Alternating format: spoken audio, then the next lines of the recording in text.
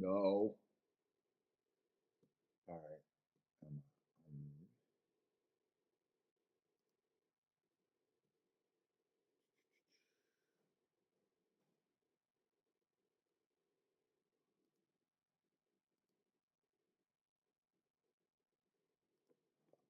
What's up, everybody? Welcome to the Shake Up. Oh boy, I said I wasn't going to be on, but I'm here. What the fuck?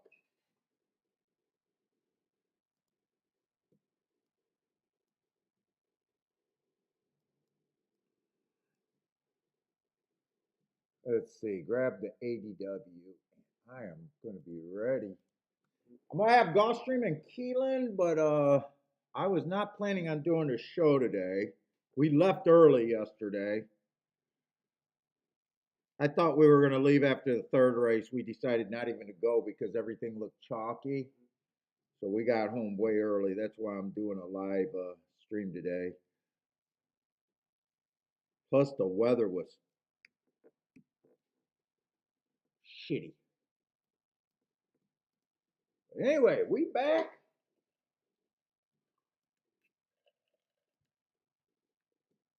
We back and ready to play. What's up, Anthony, Marco Lube, Robert? What's up?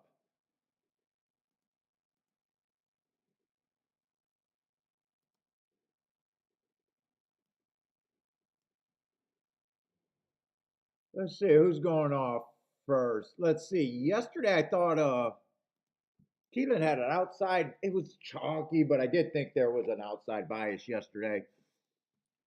We'll see, but Gulfstream I got pretty much done. Keelan I might have more gaps. Let me just get set up like I always do.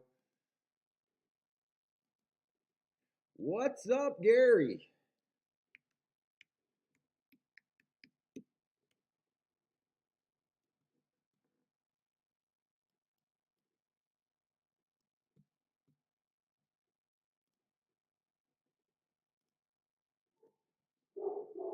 What's up, buy stocks? Oh, I got so disheartened when I was at Keelan. I had some good things to say and some bad things to say. When I was just talking to people in the crowd and just looking at people in the crowd, saying that, oh my God, just listening to people. Oh my God. It was so bad. I think that everyone on the grandstand and in the bleachers just aren't who I'm trying to get as they were just basically there to lose.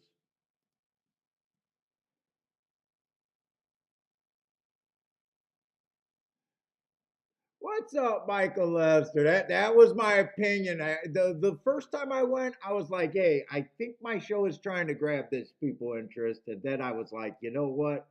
After I went the other day, I was like, "You know what? These people are just here to have a good time, drink, and do some very bad betting and just lose."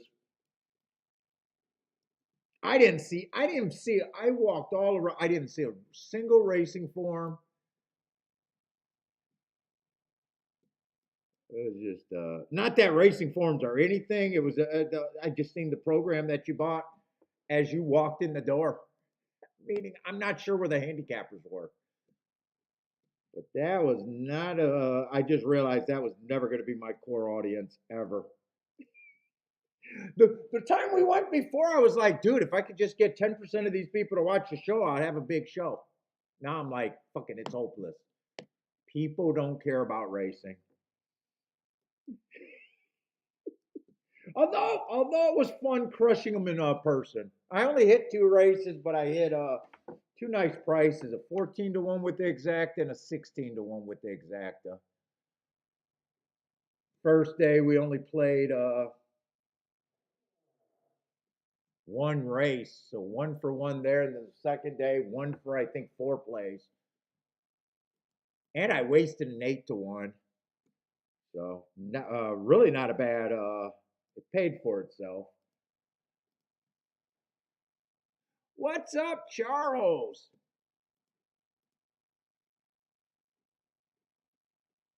Yeah, lost started, dude. Some of the guys I was talking to, it was so. And then, dude, as soon as I started talking, I could just see their eyes roll up in their head. But let me tell you, all these people arguing about takeout, and that's what's stopping it. Dude, these people wouldn't have known takeout if Jesus Christ. I mean, come on. Takeout is not what was stopping the grandstand from being interested in racing.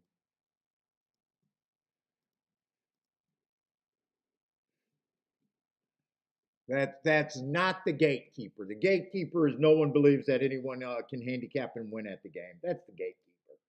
It just is.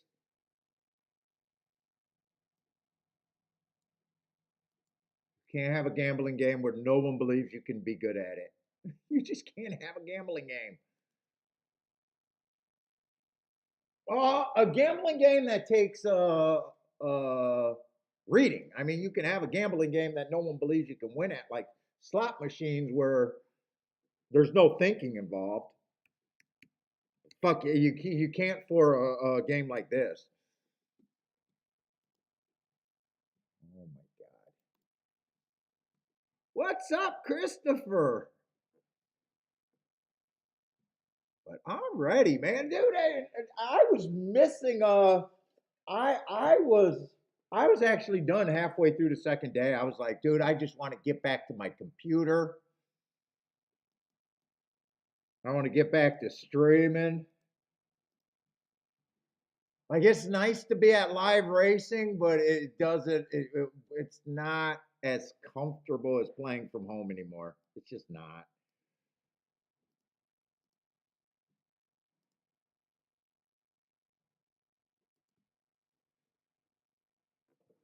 What's up? Is that Cy or I thought that was Alex. No, that's not Alex. What's up, Marco Lou? I guess I got to go with Cy. I'm not looking at Belmont. If someone can help him with the Belmont for the results, I'm just getting my stuff together right now.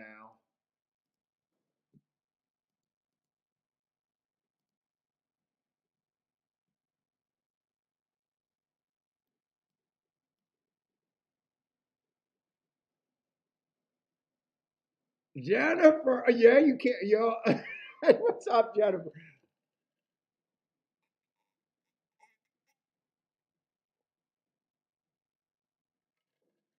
Murder. Oh, dude, we're not the murder capital. I stopped working. In my youth, we were the murder capital of the world. Detroit was, but I moved out of Detroit, so they don't have that anymore. I'm not saying I did anything, but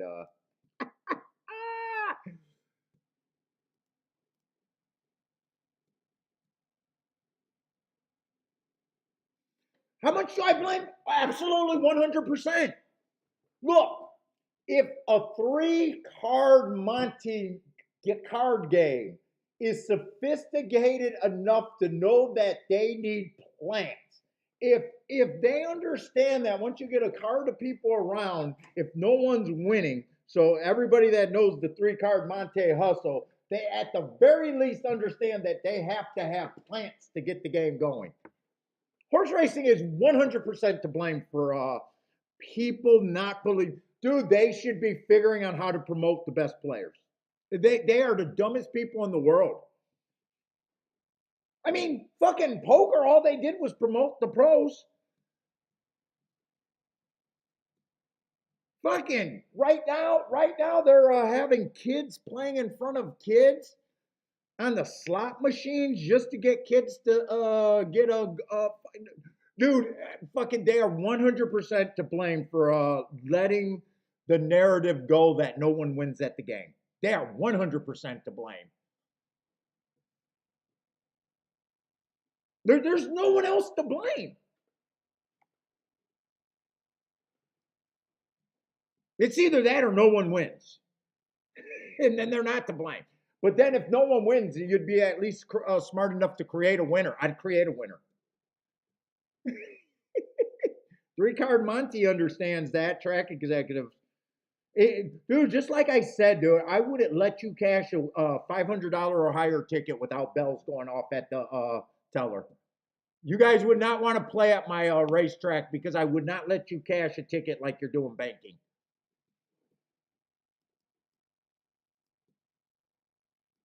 Yeah, for people to believe that no one wins at the track, that's actually the track's problem right there. Track's to blame for that.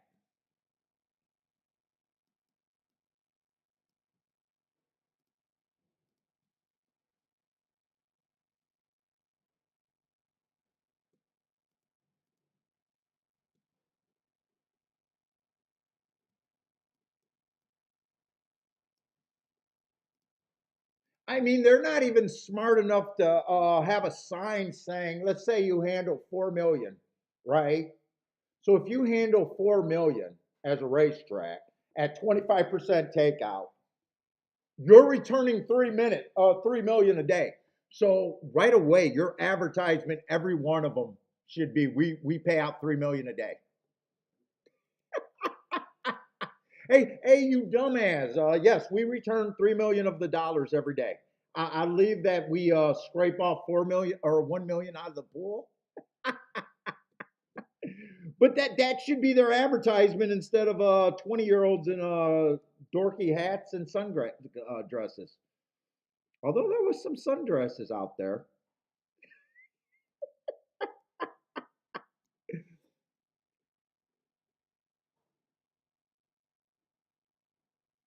Yeah, well, none of those people would have understood takeout. Not a single one of those people in the grandstand care about takeout. I guarantee that. I mean, I don't have discussions about everyone, but you could see there was not a single marked form.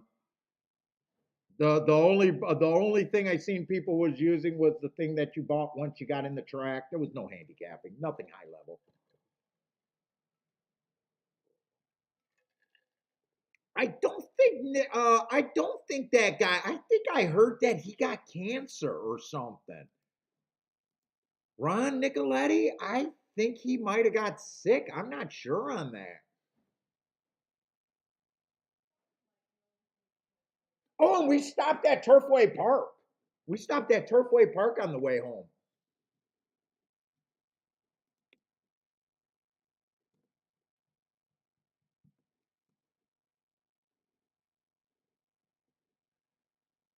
Yeah, I'm not sure. I don't know if it's a rumor though.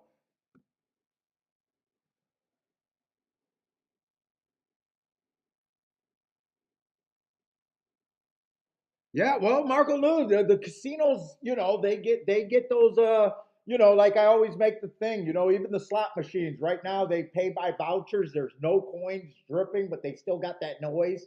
They still got the bells and whistles to get your slot machine juices running. You know what I'm saying? Like they do that for a reason. Fuck, I would not let you cash a ticket for $500 at my window if I was a track owner without a fucking bell going off. I know the old people because a lot of horse players like no one knowing their business, you know. But if you want to cash at my track, there'll be bells and whistles. I would not let you get away with it being like you're banking. That boring. Yeah, you always see the person or pictures of slot machine winners holding on those. Yeah, exactly.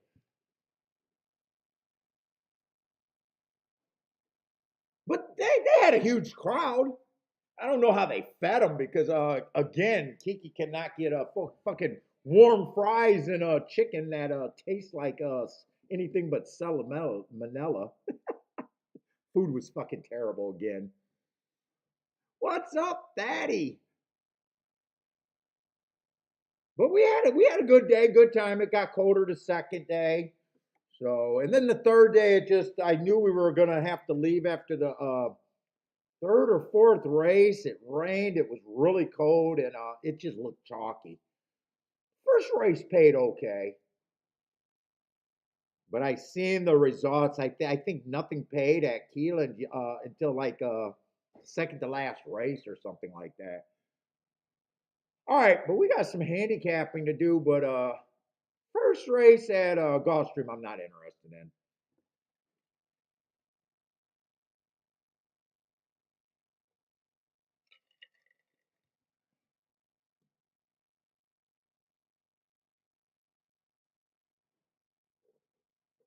Yep. Yeah. Chi-Town got Detroit beat. Oh, with the shooting, Murder City. I'm not even sure. I'm not even sure who kept them. I remember when we were little, we used to be like, "Yeah, we're the Murder City." Hey, Lloyd, you ever take part on Devil's Night back in the old days? I did. I did. I did. We have set some fire to some garages back in the old days. I did take part of that part of Detroit's history.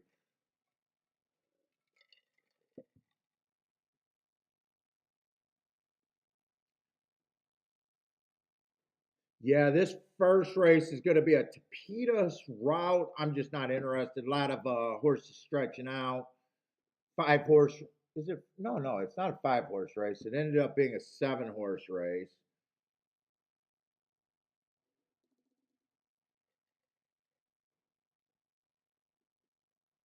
9 and 8. I don't got a problem if they win. They're okay prices. I don't think there's anything that I can make a case for that it's going to be all that outside of the box here. 6, I got no problem if he wins. Yet he's not any better price than the 8 or the 9.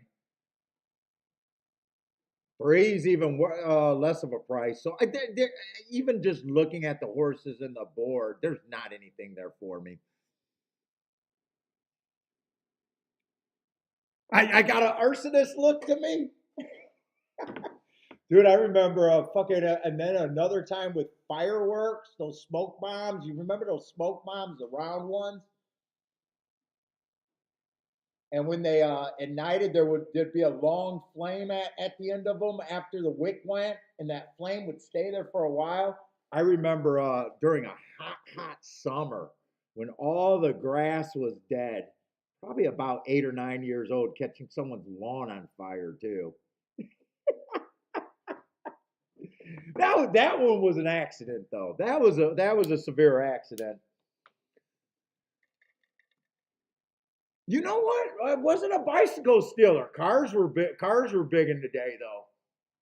They used to steal cars to our elementary school. My sister still jokes about it. It's no longer around. McKinney used to look like a prison. The playground. It was nothing but high fences with nothing but stones in it, like gravel stones. And they used to steal cars, and when they were done joyriding, they would leave them on the elementary school playground to get stripped. Or if the kids found them first, we'll joyride in the playground with them. Because it was just a huge fucking yard, and then they'd eventually get stripped. Oh, yeah, fucking. We grew up a little bit faster.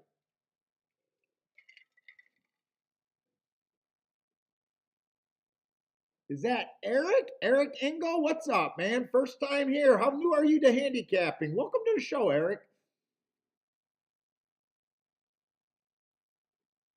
Right away, all new people, welcome to the show. Uh, I will sit out of races though. I won't have a play everywhere. I'm doing 2 tracks. Um, this is what I do full time: betting, not not streaming. So, big part of the skill is knowing where you are in races, knowing what you can and can't do, knowing what race you can play. For Christ's sake, it's called game selection. And I can't play every race. I won't have an opinion every race. When I play, I only expect to hit about 20% of the races that I play. I'm just going to do them at a price that makes me a winner at the end of the year. That's it. It's just math, and it's fairly simple. So I'm not a tout. I'm not trying to sell new people. I'm not trying to sell you anything. This is a great show to learn. I'll kick out theories. I'll talk shit. We got a bunch of really good handicappers in the room. We won't celebrate tickets that aren't good for us. But the people that learn the most will understand why we're doing something, why we're sitting out, why we're not betting our top choice and maybe betting our fourth or fifth choice because it's good for us. We also understand that obvious tickets are not good for the gambler. You know, they might be good for cashing in the race, but they're actually just making you lose slower. What's up? Is that Zane from Chile? What's up, Zane? David, what's up, David? Yeah, it wasn't a bite. Hey, JW, I got my roller skate stolen from me going up to Northland Roller Rink. I got pistol whipped. I was probably about 10 years old and got pistol whipped for my roller skates. Let's see, Gulfstream, they are just now going into the gate. So Gulfstream, we don't have a result yet.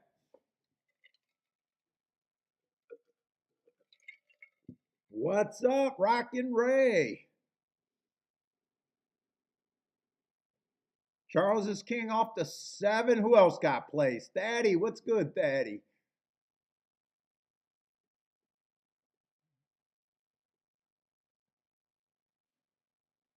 Let's see. 2 got the lead. We're curious about that first call because that first call is everything to me. 25-50 is when they can kind of start going wire to wire, and it makes sense to me there. So he's just under that 24-4. So that is the slower pace.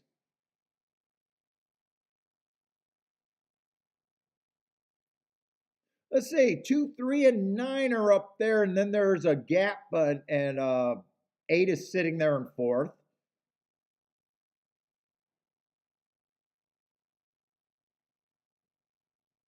2, 3, and 9 are still battling. 8's getting a little bit of closer. 6 is sitting there in fifth, getting in position. It looks like only those 5 horses got a chance to win here. We got 50 at the second call, so a slow pace, and the 8's making a serious looking run at this. He can keep that move up. He's going to be tough. 8's going to get the lead now.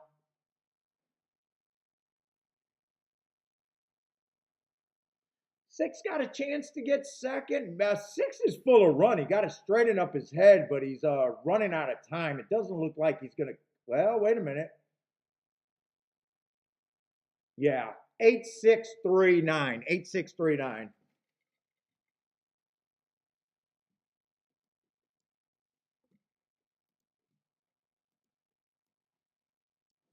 Oh, we got to change our pins today. We want the red today.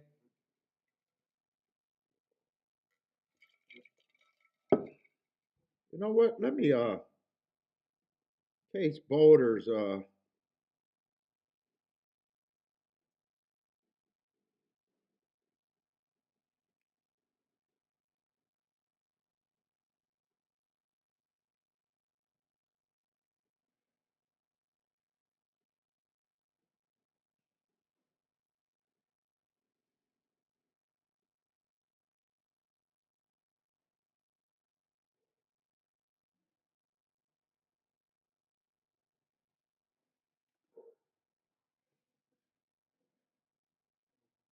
I think it was 8-6-9 at Gulfstream.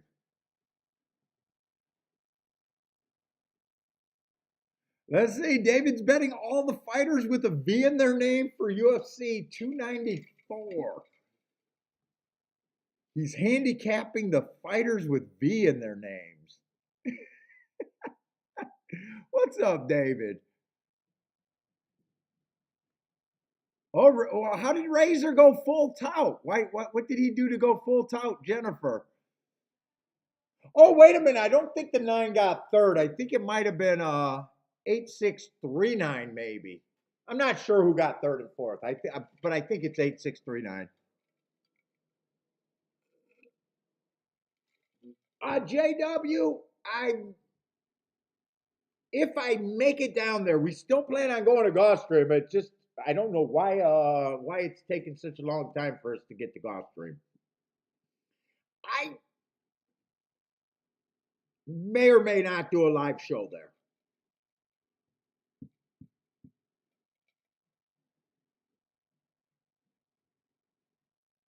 Oh, selling picks nonstop.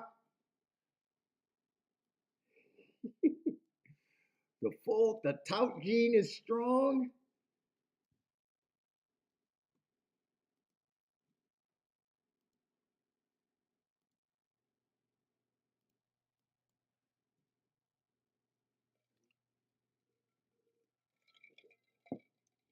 Yes, it was 8639.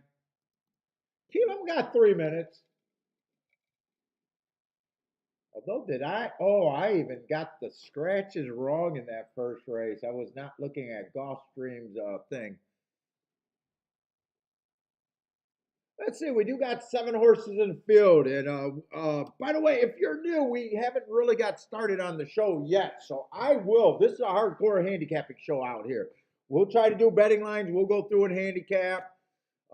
I do my own work, so it won't be just me saying, hey, look, that speed figure looks big. I'm surprised I'm the only one that's seen it. You won't hear that shit from me.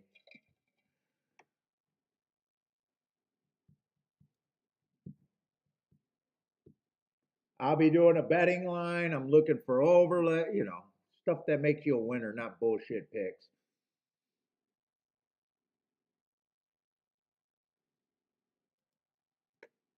I have no tout gene.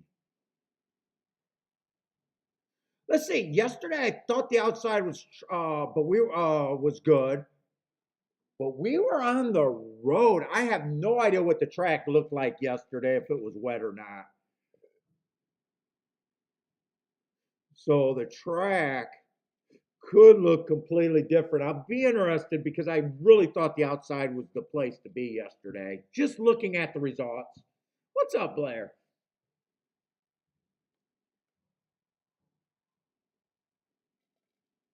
Let's see. We got a 7 horse field. We'll start with the 2 favorites. 3 I don't really have a problem with other than the price. Been going too fast to win 4 races ago. 3 races ago, I got an inside early pressing day, just average, slow while having good part of the track. 2 races ago, I got an inside stalker day, going too fast to win. I think that's a very nice second. And then last race at a route, got a little tired.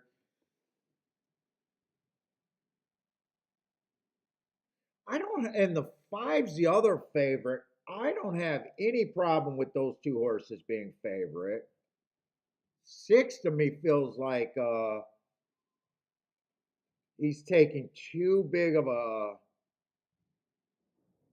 class hike. 7's coming from Canterbury. I haven't been thinking they've been doing great. I see they're loading in the gate. This just looks like another race that I'm not interested. And I do think the 2 favorites should be the 2 favorites. Now, that's not saying I think they're good bets. I just think they should be the 2 favorites.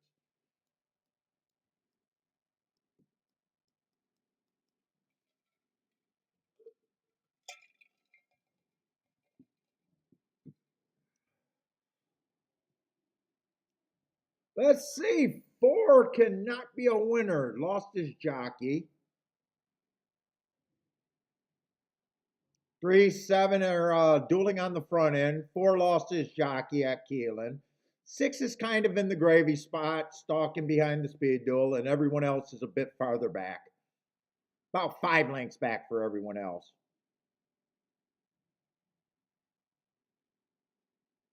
6 is making a nice move, getting in position. 3 and 7 are still dueling.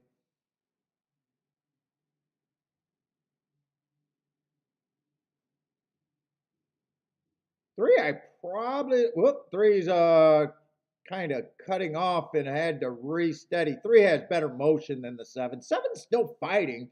6 is slowly getting to the lead.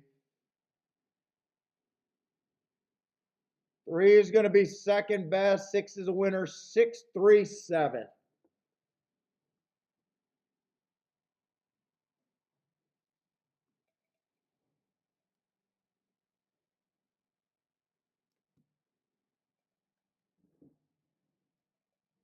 Five? I'm not sure if something happened with the 5 out of the gate. 4 lost his jockey. I wouldn't be surprised if 5 might have a little bit of an excuse there. I'll have to see the head on for that, though. Jennifer is booming right off the bat.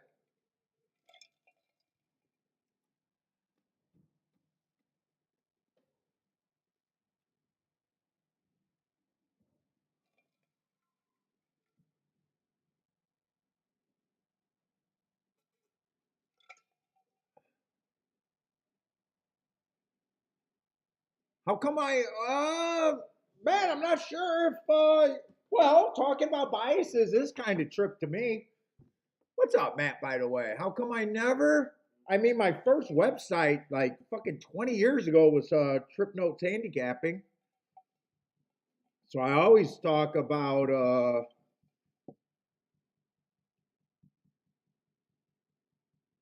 it's a good place to be.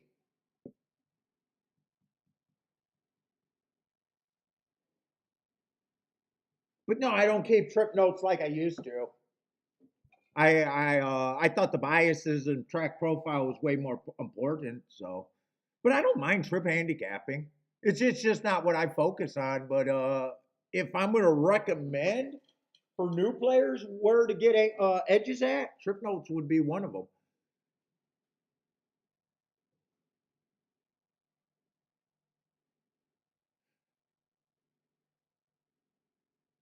Yeah, I said I thought I really didn't like the two FanDuel races. I should have looked at the Hawthorne races. As soon as I said, but I said he looked a little underclass. He'd still earned a heart.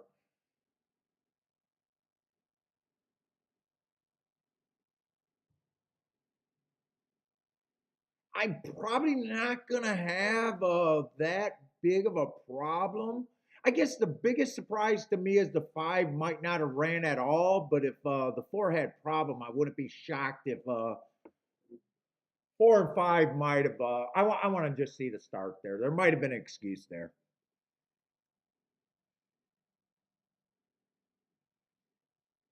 Marco Luz says looks like the four bumped the five, so that might have been his excuse. Yeah, Andy Beyer definitely said he was going to be a huge trip. Trip notes just to me take a lot of more notes than bias,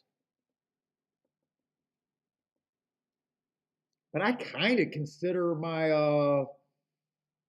you know, like when I realize that sometimes there's an outside bias. I got a problem with anyone that says that every time a horse goes wide, it's a bad trip. What if it's an outside bias? Jesus fucking Christ! Years ago at Kentucky Downs, you would have got killed if you thought the outside was bad. You would have got absolutely creamed. You would have had like two winners a year. So to me, bias, like if I was a trip guy, I'd look at trips with still my bias note.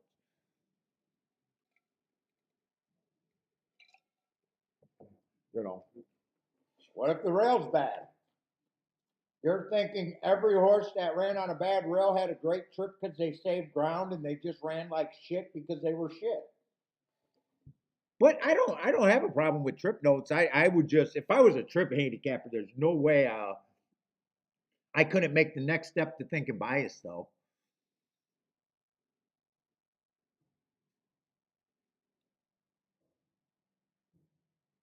But you also looking at trip two with pace. A lot of people think that just trip notes are just trouble or wide or three wide or slow breaks. You could get a bad trip because you're a prisoner of pace. You could get a bad trip because you're a prisoner of a bias. You could get a bad trip, obviously, because you got bumped or something.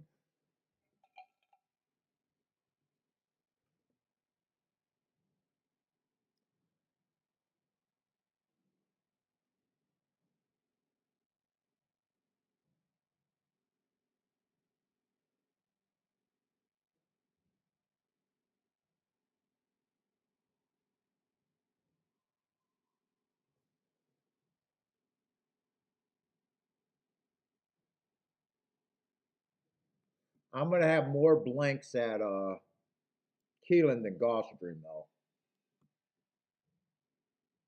Had a huge week last week at Gulfstream with those hits that I had. So I hope Gulfstream's back for a little bit longer. Come on, show me the replay. I want to see if the five had an excuse because I thought he was a legit favorite and he didn't run a lick.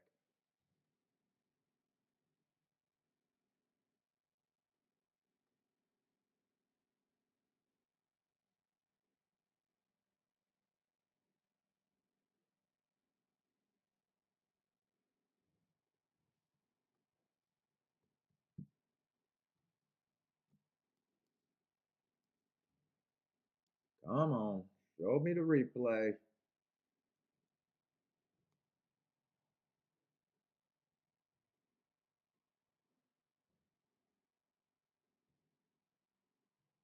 I really got to see the head on there.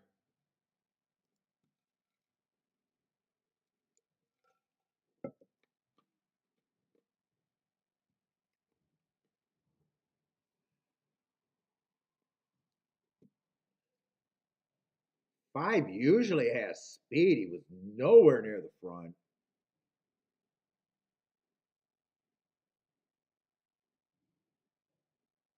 But that jockey fell right in front of him. I wouldn't be shocked if there was something there.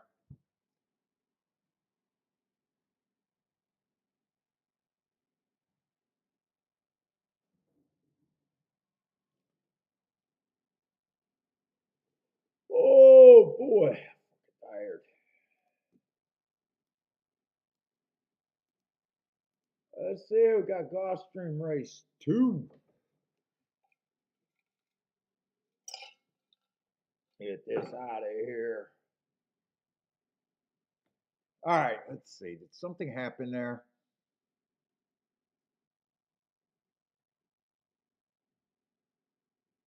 Yeah, I'm not sure the 5.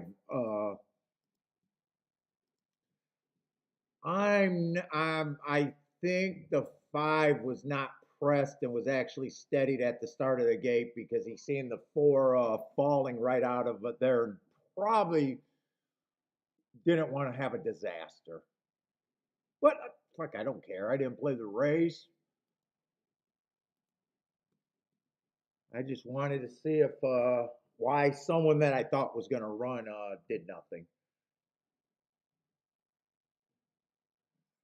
All right, we got 9 horses here. I could do a betting line. I think this is a race I can at least look at. Looking for oh, this is a dirt. Felt like the inside was back last week.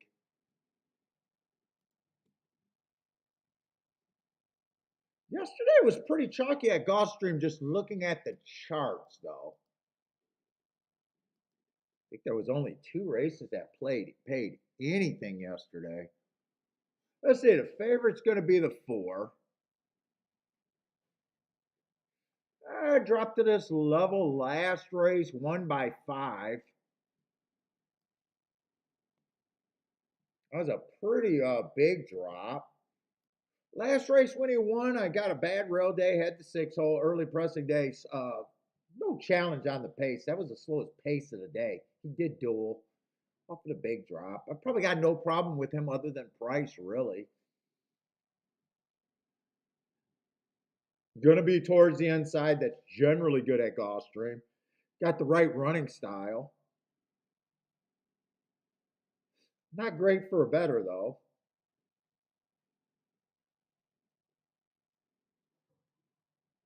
One I don't have a real problem with the 1. Fits as a stalker.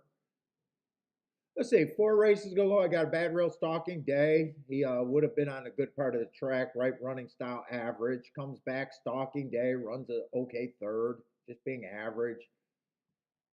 The rail's good. I wouldn't be shocked if he can be useful. Last race, I got him running against, if I'm right about the inside day, he would have been on the outside. So I like the asterisk there.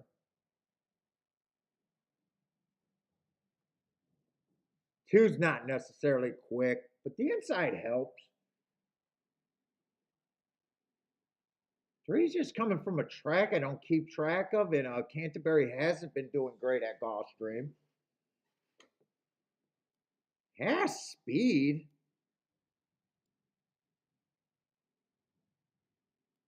I don't really like the Canterbury, but at 13-1, it's probably more right than wrong.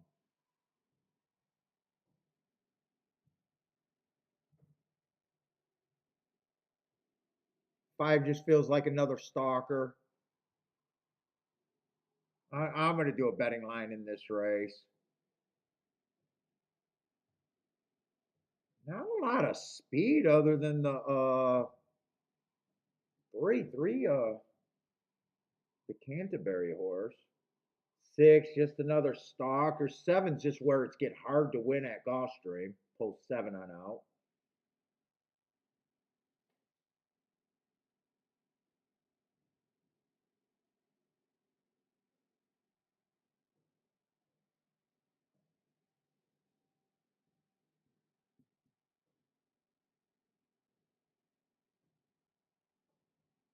I'm gonna make my betting line like I think the inside's good. And Gulfstream's just back to being Gulfstream. What's up, Blair, with the boom?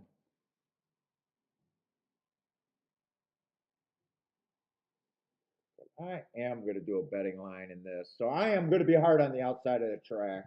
I'm nowhere near that price on the 9.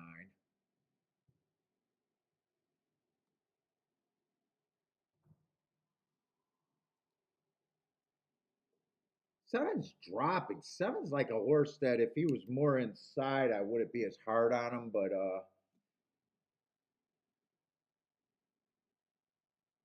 dude, I guess I'm going to have the 3 at the very least is useful.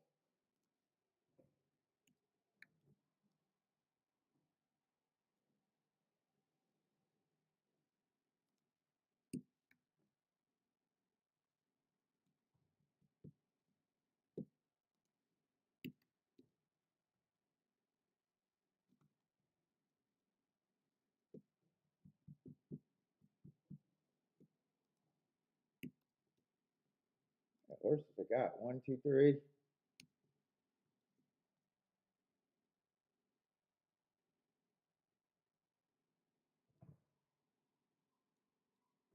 Oh, I got the 6 and the 8.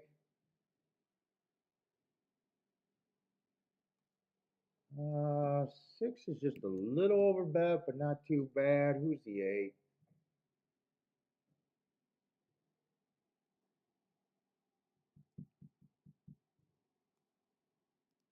8's going to be on the far outside.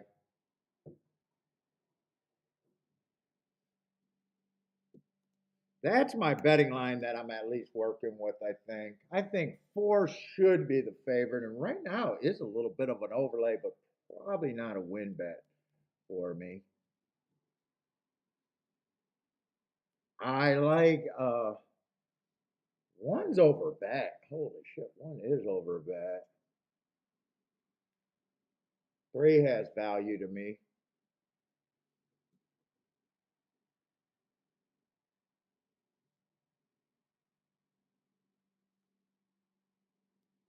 Five, I'd probably be interested, and so would the 2.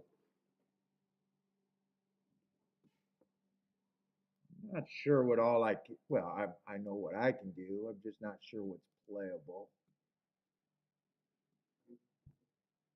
Oh, I didn't think I can play a 4-1-1-4. Actually, that's not paying bad. 24 to 1 and 31 to 1. I was surprised. Am I in the right? Yeah, I'm in the right race.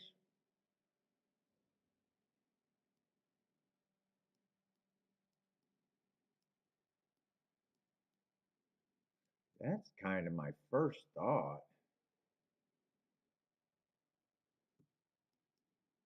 That's kind of a press.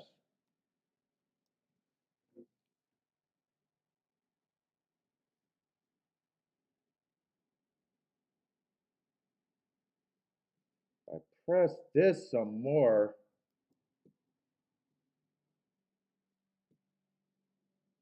Dude, I can't believe these exactas are paying. Who are they playing to make these exactas overlays?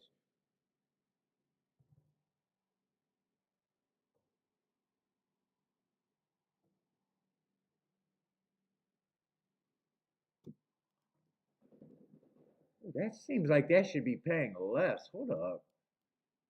Shell, oh, I'm in the right. I had to make sure I'm in the right race because I'm shocked that well, now they're going to 19 and 20 to 1. Okay, that making more sense. They are taking heat. The 4-1, the 4-1's taking heat. I would also press that. Who's the 2 and the 5 one more time?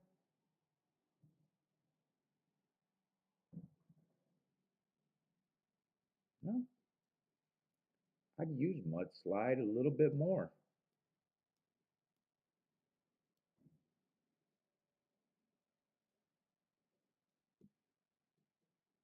In fact, I think I want the 2 a little bit with the 1 and the 3.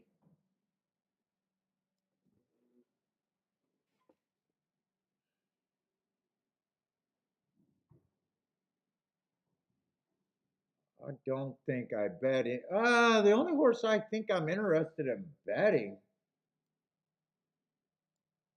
to win could be the 2 and the 3. I'm not sure if I'm doing both of those. So I'm gonna play this race, but I gotta make sure I wanna go crazy here. But I wanna hit this enough if I'm right.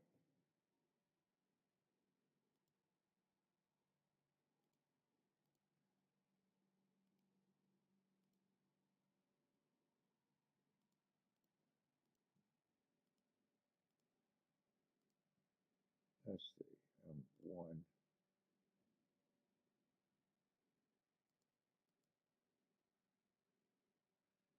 I might be a little bit worried about that 4-1 not being a good bet once 4-1 might not be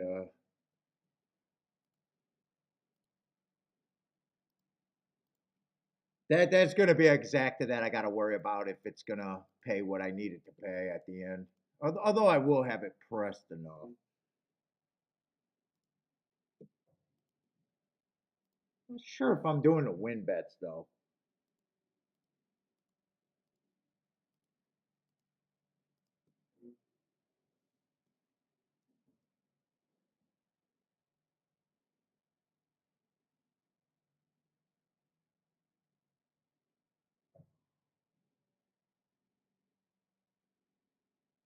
I think the 3 at 9-1, I at least gotta take that win bet.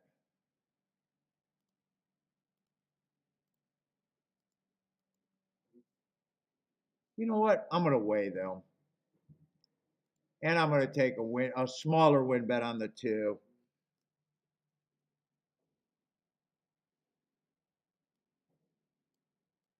Smaller win bet on the 2. What's up, Double Dog?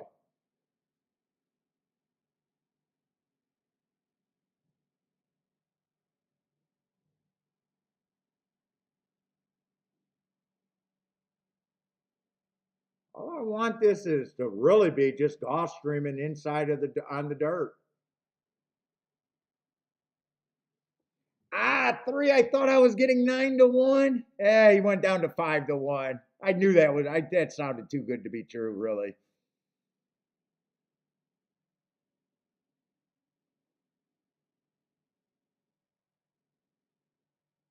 Come on, keep this 3-4, 3-1 going.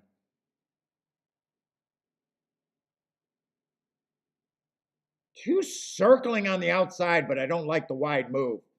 Shit, I need the 8 to go away. I need the 8 to go away. 8 looks scary. Come on, 2. Get into this 2. Get into this 2 and bring the 1. Get into the 2. Bring the 1 for second. Shit. Come on, 2. I can't squirm enough. I can't squirm enough to get the 2 home. Shit. 2 made a full outside trip. Fuck, that's going to be a huge exacta.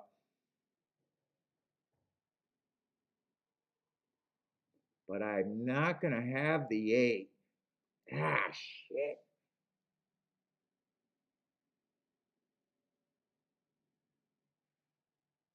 Dude, 8's outside. 2 circled on the outside. Man, I don't want to have to worry about Gulfstream not favoring the inside.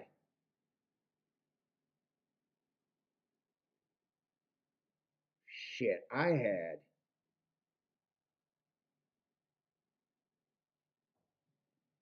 two with the 1 and 3, two with the 4, two with the 4. I had two alive with three horses where two can get first or second and just don't have it. Yeah, it came in 8-2-1-4. Ah, shit, that would have been nice if the 8 didn't run. 2-1 would have paid 107.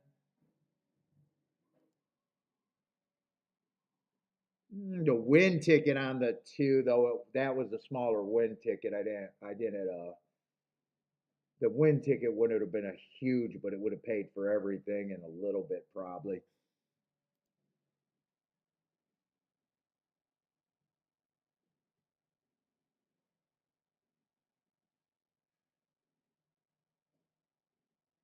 What's up? Tay fun? To fun? To gun? What's up, man? Can you write down who are your favorites? I don't do handicapping before the races. So I don't know who I'm going to like because gambling without the board is fucking nothing to me.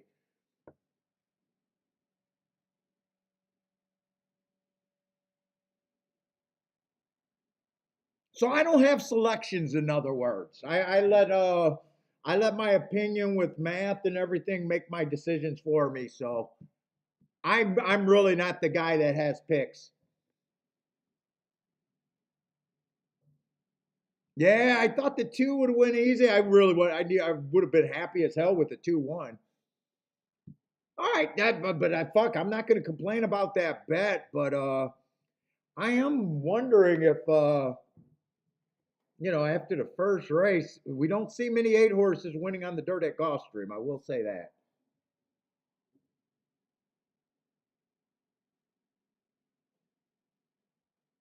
All right, but that to me is a good bet. Just bad result for me. If I get that home, I'll hit the exacta, the double. Well, if the 8 doesn't run, tickets that matter. That's all I'm trying to do. So I don't mind that those tickets at all.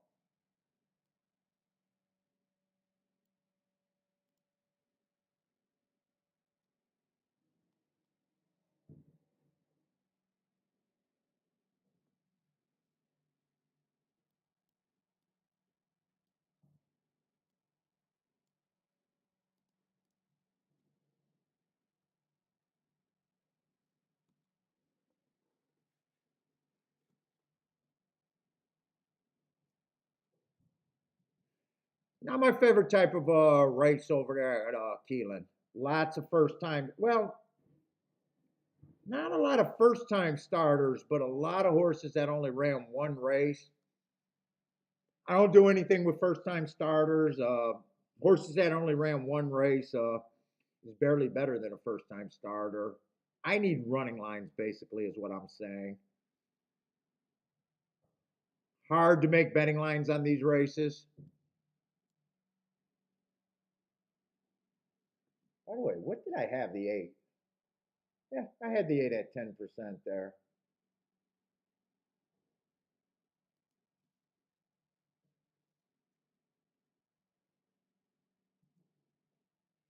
Dangerous to even guess the running style of a horse after one race.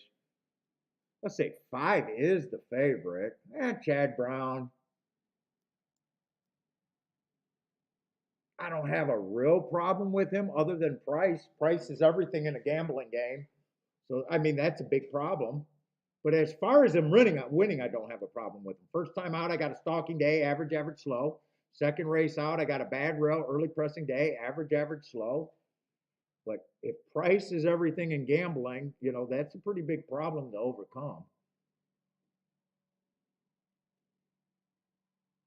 One, I don't like route to sprint, but after one race, fuck, I don't know, 34-1. If you can get there, it's better to reach for a 34-1 than it is to reach on a horse at even money. Put it that way.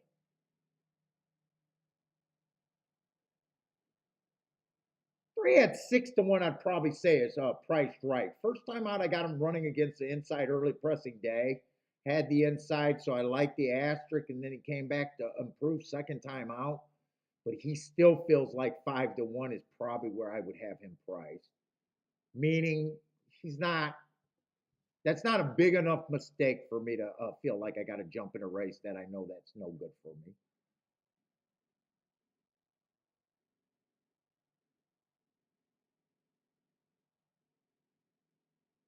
6 and 7, either of them can improve. I don't really care. Yeah, this race is just going to be a sit out. I really. Now we did have a. I'm still curious if the outsides. I thought the outside was playing extremely well yesterday.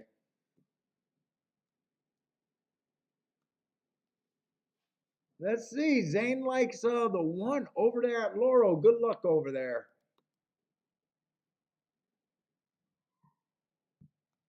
At 5 to 1. Let's see. Ominia? I probably butchered that name. Sorry if I did, but you like the 7 to 1 at Laurel? In the 7-9 box, good luck.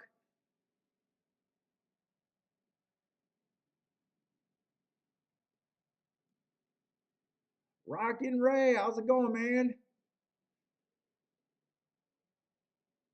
What's up? Oh, you hit. Oh, you like the 8 and used the 2. Very nicely done, man.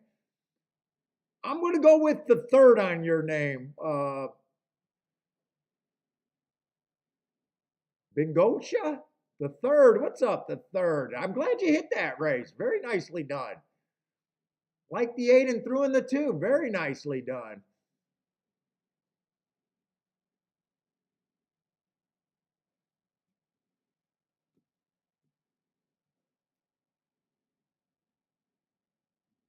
Yes, lay off the new viewers. Let the new viewers get in here and enjoy themselves. They'll learn what the chat's about. Yes, Eric. So what I do every day, I build a winning profile for a whole bunch of circuits. So part of my theory is I don't believe in comparing times on different days. If you look at a lot of races, you'll quickly realize that Jesus Christ, these times are all over the place. It's really hard for me to get a grasp.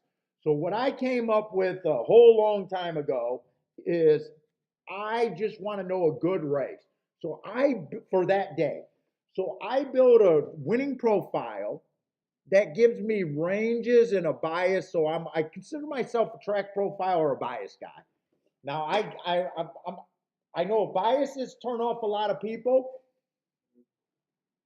but I'm going to say think of it this way: in a par mutual game, the most important thing you can do is reasonably get outside of the box, meaning look at races how the public's not looking at races. Is the first thing in horse racing, right? And I go back and I think about all my big hits. What makes me get outside of the box? And that's biases. So, I get it. A lot of people, and I don't even try to prove biases because I also say maybe I'm the most coincidence handicapper. I don't care if the bias made me the winner. As long as I get to a giant hit, I don't give a fuck, right? So, anyways, the first thing I got is basically if there's a bias, like this too, I would got early pressing day. And then I got to look up the times of the ranges for the winning track profile, and that's what these next 3 marks are. So A's are average. That just means he was ran an average in between the fastest winner of the day and the slowest winner of the day. So I got him as average, and then going too slow to win. If I got an X, that's what I call the asterisk. It used to be an asterisk back in the day, but I figured out I can I save pencil strokes by just making it an X. So that just means there's an excuse. So that day I thought there was an inside early pressing day. You could see that he had the inside of the track with the 3-hole. But my definition for closers and stalkers stalkers are within 4 lengths of the lead, and closers are within 5 lengths of the lead. He was closer to being a closer, so I gave him the asterisk for the excuse. And then circles are just slow. He was going too slow to win that day. Um, so basically, when you hear me start talking about a horse and saying that average, slow, that's just my marks, and I'm basically reading what I thought of the pace that day.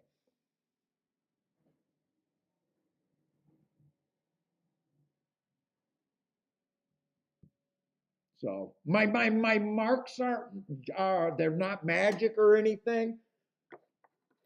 They're very good. I'm very proud of them, and they give me an edge. But I understand the par mutual game, so I can't give them to everyone, and we can't play the same horses. I'm not a tout.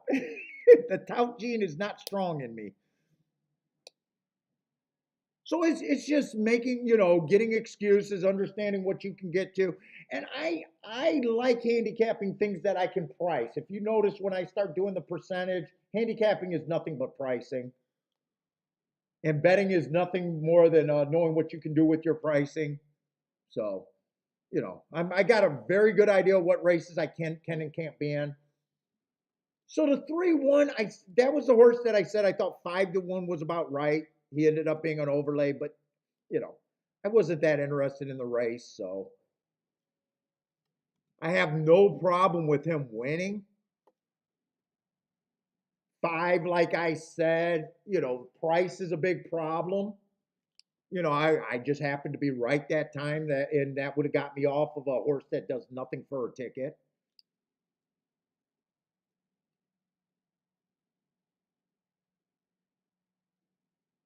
If 5 would have won, I would have had no problem with him. It's just, he starts off tickets that are just bad for a better.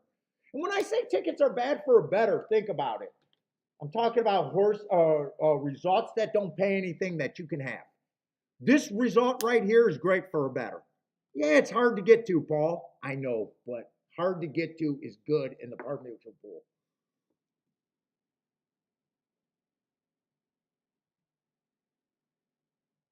By the way, new people like Eric, feel free to answer questions. This is a handicapping show and not a tout show. So if I can't answer something or express my views, the chat room, they weigh in on a lot of topics. I only will talk about the handicapping path that I went down and why, what made me be able to play this long.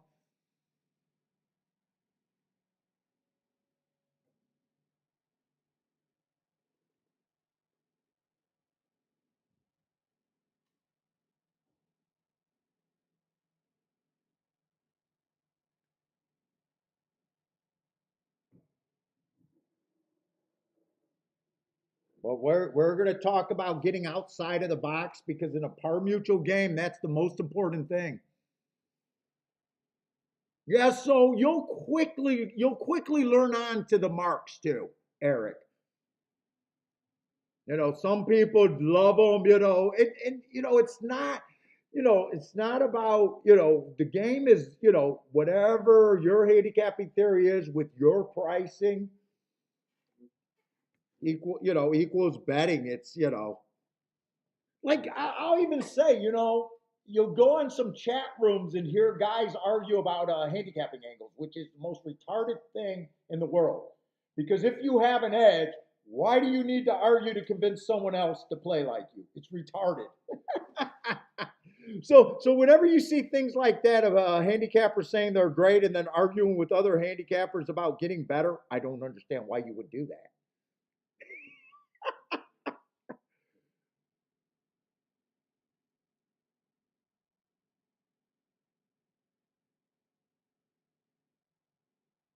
Why would you be dug into argument? It's like people come on here and say, "Hey, biases suck. You suck because you like bias." Okay, congratulations. That's a good thing.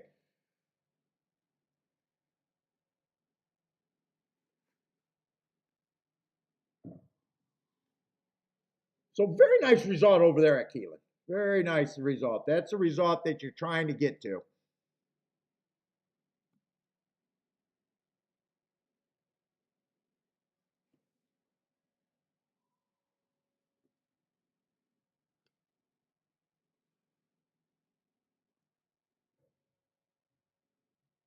Let's see. Marco Luz says he doesn't see many plays today.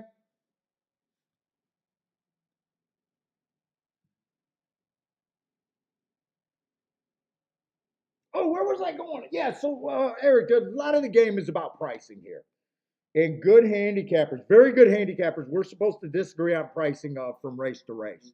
You know, sometimes we're going to land in the same spot. Other times, you know, we are supposed to really, because the whole game is pricing.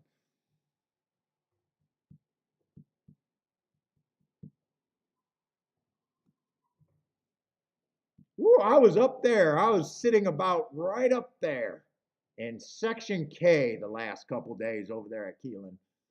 I'll be right back. I got to hit the restroom and then we'll get back to handicapping.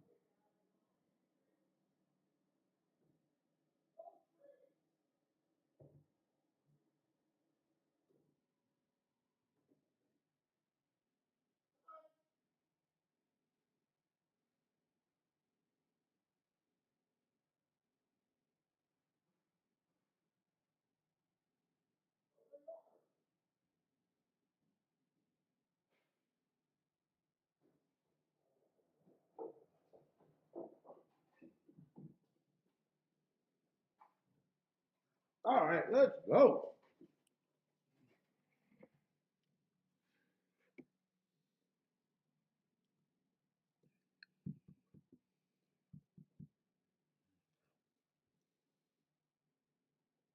Wow, didn't that exact I don't know, felt a little light if you had it, but you're also taking bigger chunks out of the pool, so sometimes when they get bigger, they're kind of hard to.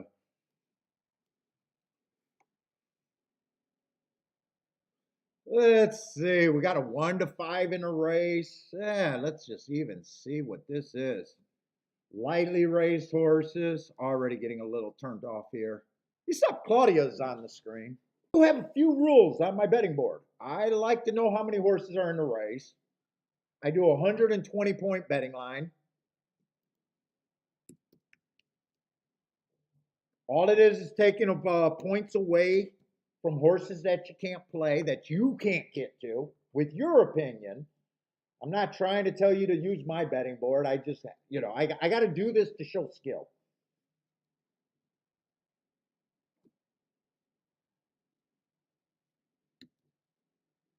You know, so I do 120 points. So with 6 horses in a race, they all start at 20%, 4 to 1. That's my baseline. If I did not know anything about fucking handicapping right now, I would know if I play these races, I got it. 4 to 1 is the lowest price that I can accept. But we can handicap. But I do have a couple rules. Every horse, no matter how bad I hate them, gets at least 1 point. And no matter how much I like a horse, they're never more than a coin flip, meaning 50%. It does me no good as a handicapper to say a horse has a 70%, 90%, 80%. Does me no good. It's too hard to beat the game being chalky. Does me no good. So once a horse just looks like, yeah, he's a huge favorite. So this 2 horse, by my definition, if I agree, and let's just say I do agree, the most I can give him is 50%, and he's severely overbet if that's his price, 3 to 5.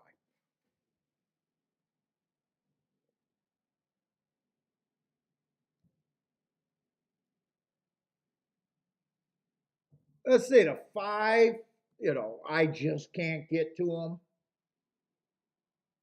I'm just gonna say, hey, I need more than 20 to 1.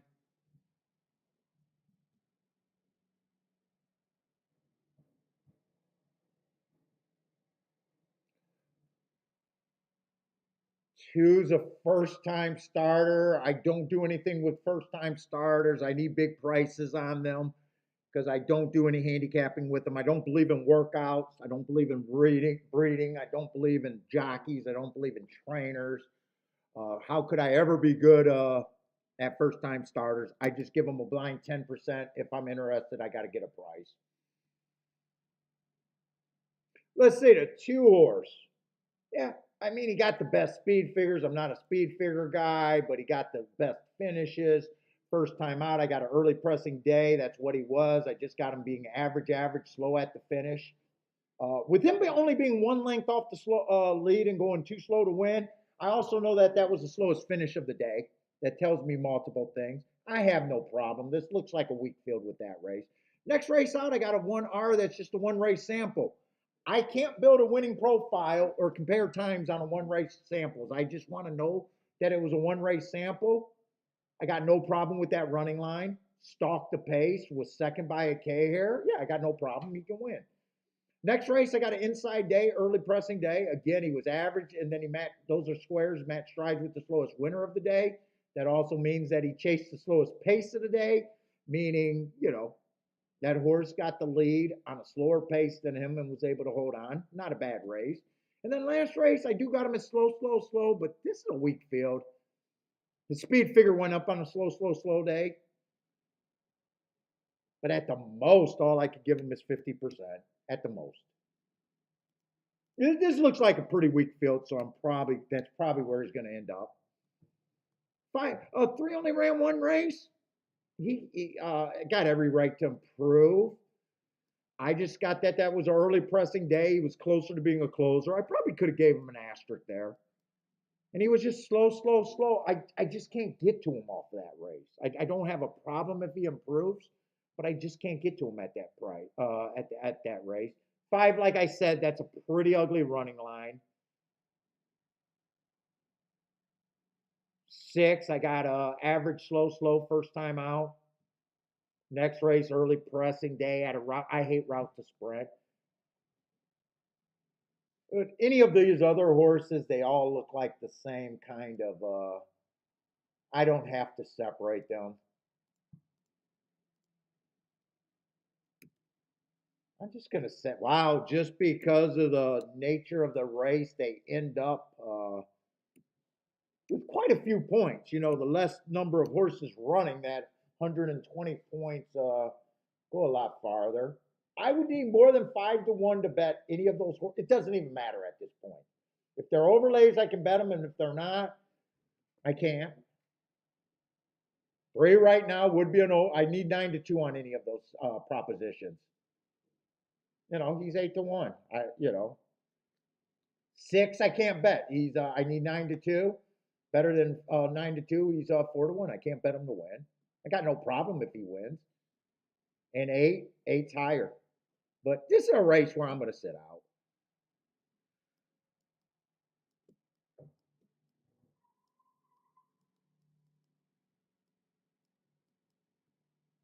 If 2 wins, there's probably nothing that can be combined in an exacta that makes sense. The highest exacta you can get to with the 2 winning is 15-1. I just don't. Those aren't good tickets for me. This is almost a race where I would say that it's sit out, which I'm going to do. Beat the 2, but no matter what, this is a race to me that would fall in a playback category at this time.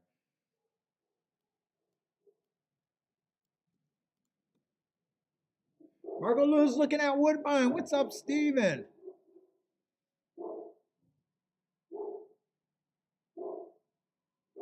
What's up, JT? I think that's what we I remember your name. I think we went with JT. I think you said that was okay.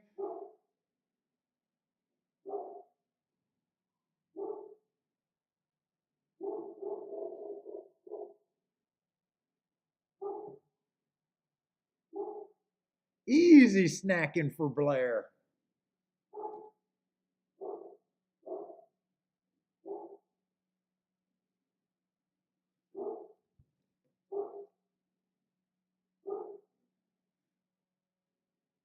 Trisha, what's up, Trisha? Ah, thank you. Yeah, we left early yesterday. It was just bad weather. We just decided to come home. I wasn't going to do a show today. Then I found out we're going to be doing a godchild's birthday party. Mila's birthday party is her birthday is today, but we're going to do a smaller get together with her. Go to David Buster's next Friday. So that kind of freed me up, and then leaving Keeneland gave me enough time to say that I'm going to mark up the form.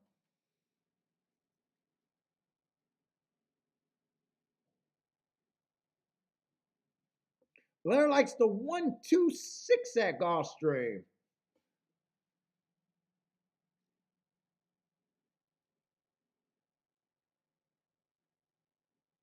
Oh, Billy did great on the trip. Went to daycare. We took him out to dinner. He ate with us at the restaurants, at our table. We had barbecue. Slept. We just put him in daycare, Camp Bow Wow, and then we picked him up every night, so he stayed in the hotel with us. Yeah, he's happy to be back home though. He's definitely happy. Get back to his routine.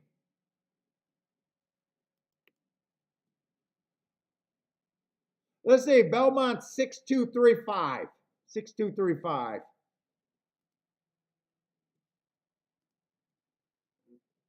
He did not christen the hotel room. Smoked a bunch of cigars. The hotel had a nice ass fire pit that was really nice the first night. Went down, smoked a cigar.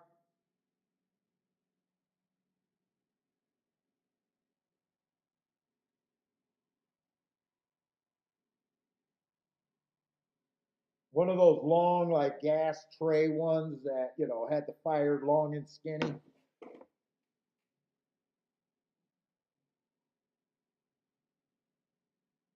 Let's see, 2 and 3 are up on the lead right now.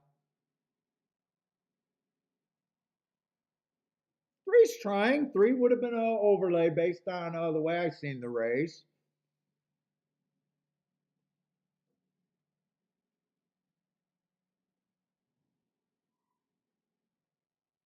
Two put the three away.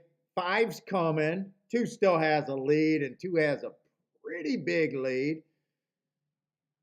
He'd have to really fall apart, or the five would have to really change leads to catch him. Nah, two's responding. Five, I checked that exacta and said it wasn't playable. It was 25-1, or I'm sorry, 15-1 at the time. If that went up, that could have ended up being playable, but at the time that I checked it, I wasn't interested. I'm curious if that went up because I think the five was not 25-1 at the time. Let's see what that exact is paying. The exacta went up 22-1. So that would have been, I would have said that would have been acceptable. And that would have been the only exacta you could have played. The only thing over 20-1. So I don't really have a problem with that. Two's over bet. Made a betting line. Actually, my betting line is pretty good there. But just not a play.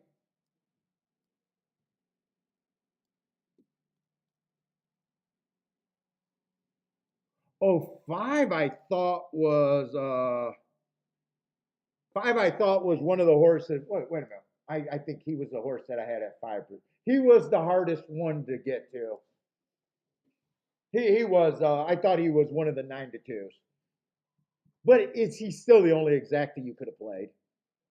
Or I could have played at 20-1. You could play horses that you don't like if the exacta pays enough.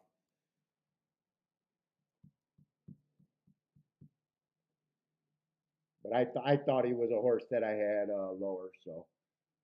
But still, no play for me there.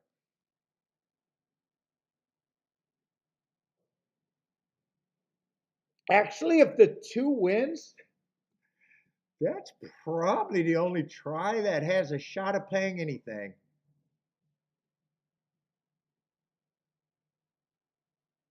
With the 8 getting third, that try might be okay there.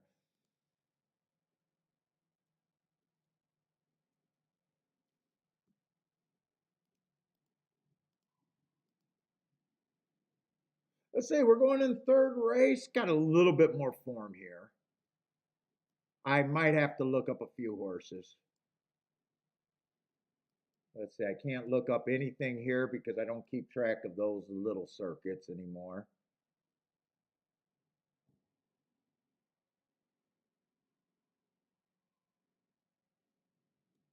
Yeah, I can look up that race there.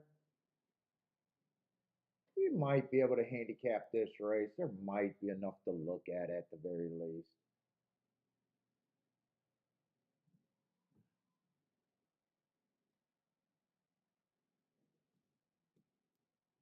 And two, we definitely want to look up because he's a favorite. Let's see, Oklahoma Park.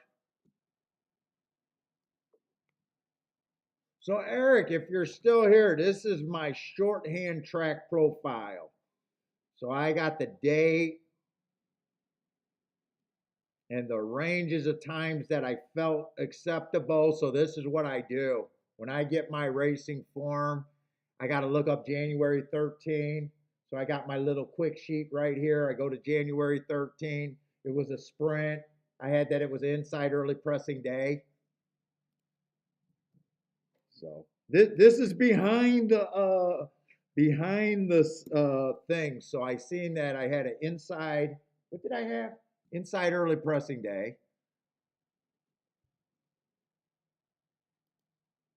So I just put that on the form.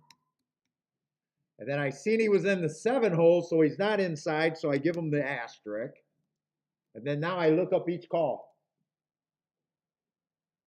23 and 4, he did not fall between my acceptable times, so that would have just been a slow that day.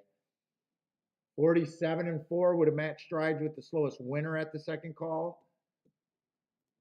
And then 71 and 4 would have just been average, and I do that for, if I can, the last 4 races. Not super glamorous. You do what you got. I mean, that's how gambling works. I mean, it's a fucking tough shit. You got to do. I got to dig to have an edge.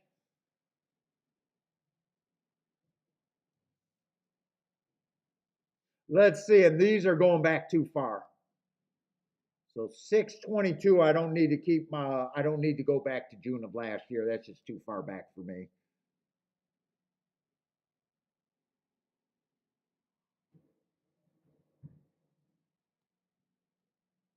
And right here, I go. Now I open up. I keep track of Kentucky. So boom, it's just the same thing. I can do it. By the way, it's not this brutal when I'm doing it by myself. I do it on a tablet with my fingers, so I'm able to do it a lot quicker. But yeah, it's not glamorous. Tried. And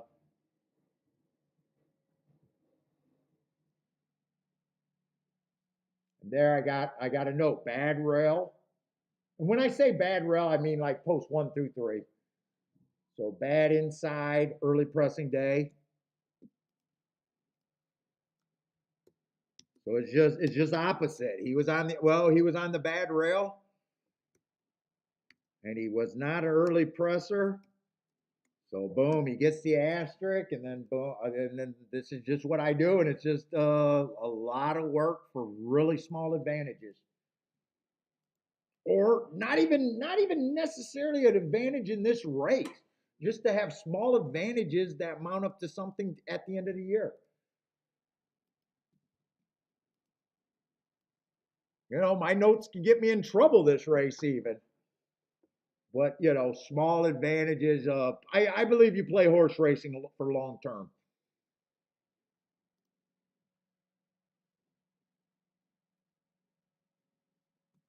And we'll try to do a betting line here. The lightly raced horse is harder for me to do a betting line. And all first time starters to me, because I can't put a price on cum shots, it's impossible for me to price out first time starters.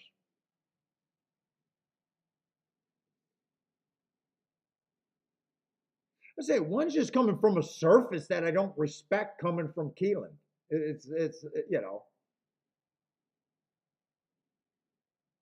looks like he has speed. I just don't keep track of any of those circuits, so I'm just looking at the running style.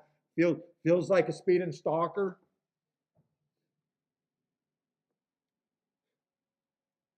Let's see, I'm gonna have 11 horses, so the more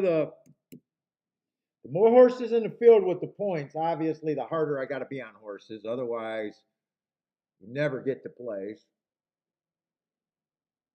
I'm just going to see what other horses look like before I mark him. Let's see, the two, I only got one mark, and he's coming off a long layoff. I just got him running against the inside early pressing day. Let's say that's probably not a bad race off of the layoff. But is that worth 5-2? It would be my question as a better. And 5-2, even if he is, 5-2 is not great for a better. Let's see.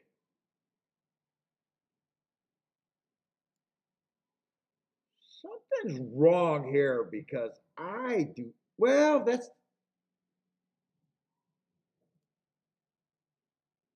No, I don't. This horse should not have been marked on the 3. I don't keep track of press style, and that landed on press style, so I don't know where that mark came from.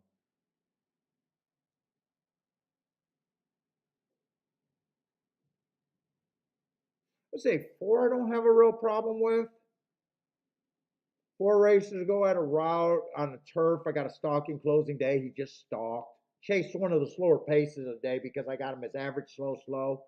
And he was like only 1 length back at the time where I got him slow.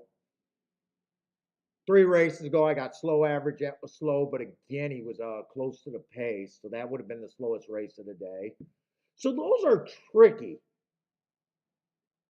because if he's chasing the slowest pace at a time, and you don't believe of the day, and you don't believe he's a front runner, which I don't believe he's a front runner, that could have been paces that he couldn't have made up ground, and those are tricky races. Let's see, 2 races ago, I got a bad rail stalking closing day.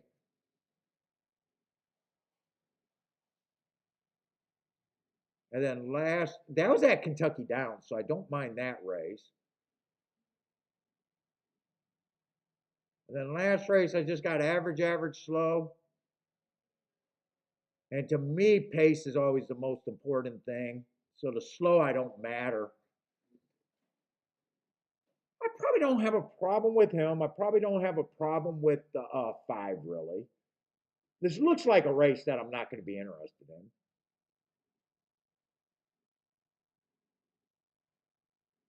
6 should be long, but I don't think he should be 37-1 long. So I think that's a long shot that has a little bit of value.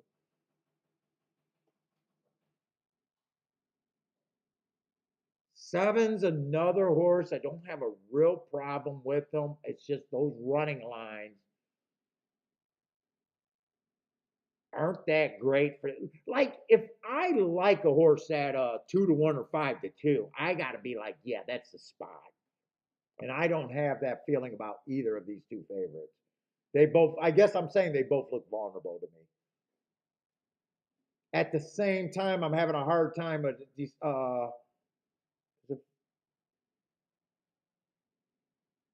11 got good marks. I just don't like route to sprint.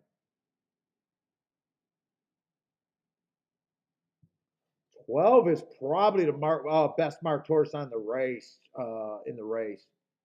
I do not mind that first race out, average, slow. 12 at 6-1. I think 12 should be getting just as much respect as the two favorites.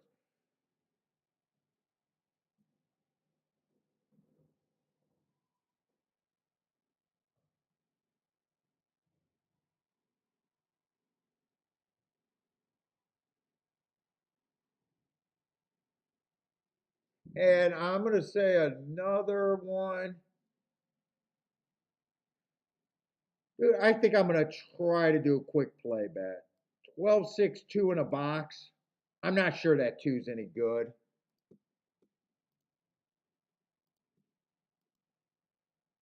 I don't think the six should be that price.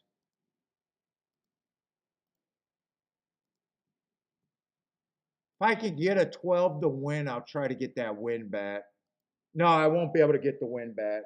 So I just made a play bet here.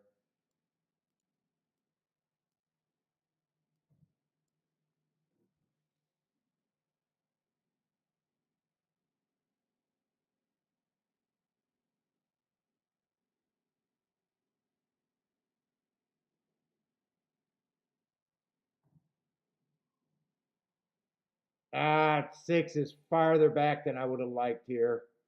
Way farther back. 12 and 2 is sitting there in third and fourth, right behind the pace. 12, I would have liked to get that win bet in, whether he wins or loses from here. Six is making a move, but he feels too far back and he's going to have a ton of traffic. But if he can continue that move, I don't think he can, though.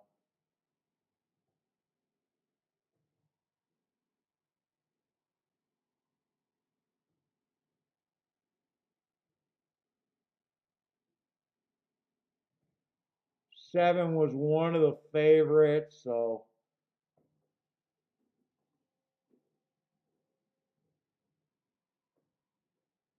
7-4-5.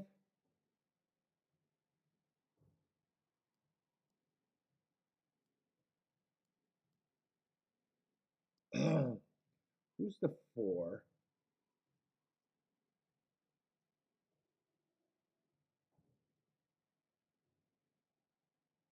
So all kind of middle of the track.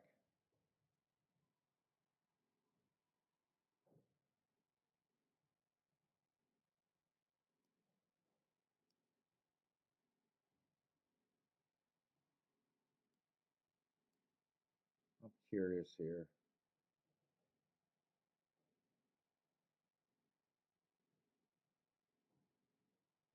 Okay. That's my second race that I played today. With just a play bet for me.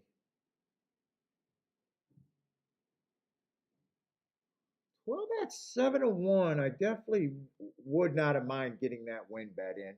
And I'm saying I don't mind getting a loser bet in after I know the result. And the three horse box bet for a minimum price, I definitely don't mind doing there.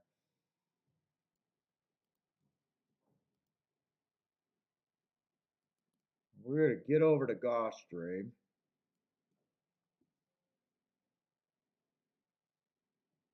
We got a Tapeta Sprint.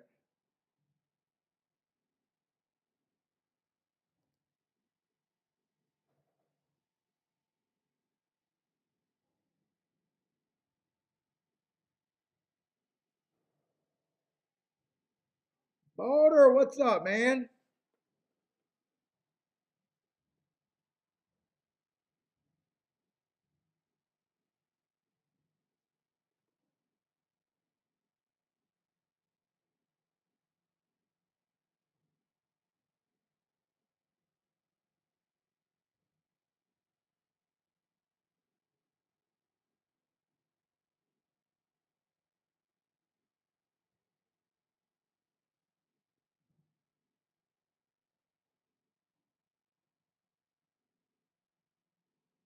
This is your marks. Let's skip over to three horse. Wait a minute. What?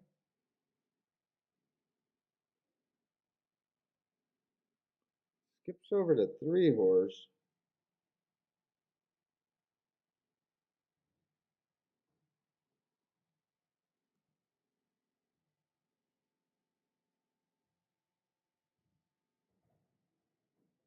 Oh, it cut it off? Huh. Oh, I see what you're saying. Yeah, I don't know why that happened today. I see what you're saying. It kind of cut off.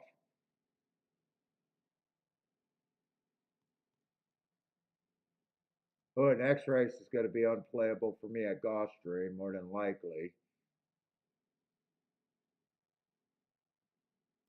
Well, you know what? It's a dirt race.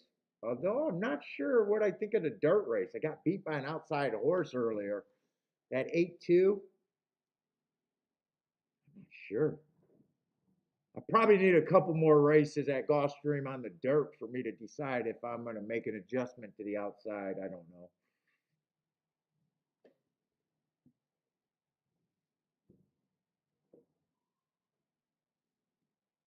All I want to do is make betting lines today. And so far, I put in tickets, bet two races, and so far I am happy with both of my races tickets.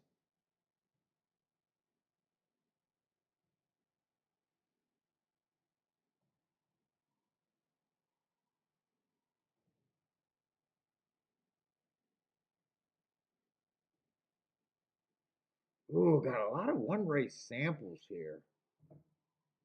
All right, who's the favorite? Let's see. We got some lukewarm favorites. We got a lot of favorites. We got four horses between 3-1 and 4-1. Yeah, we don't have to start with the favorites here.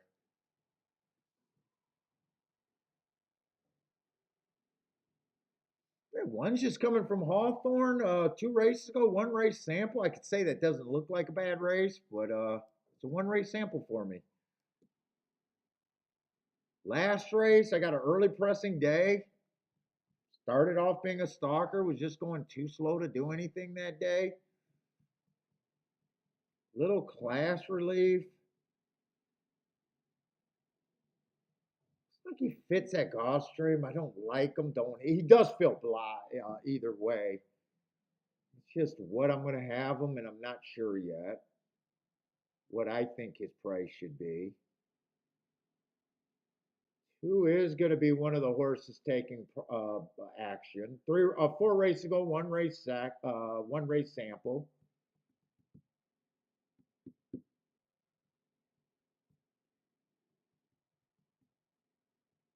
Comes back, wins early pressing day, just average, average, average.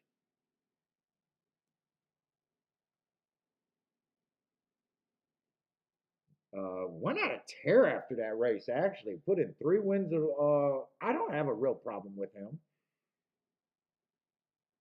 Feels like a speeder stalker.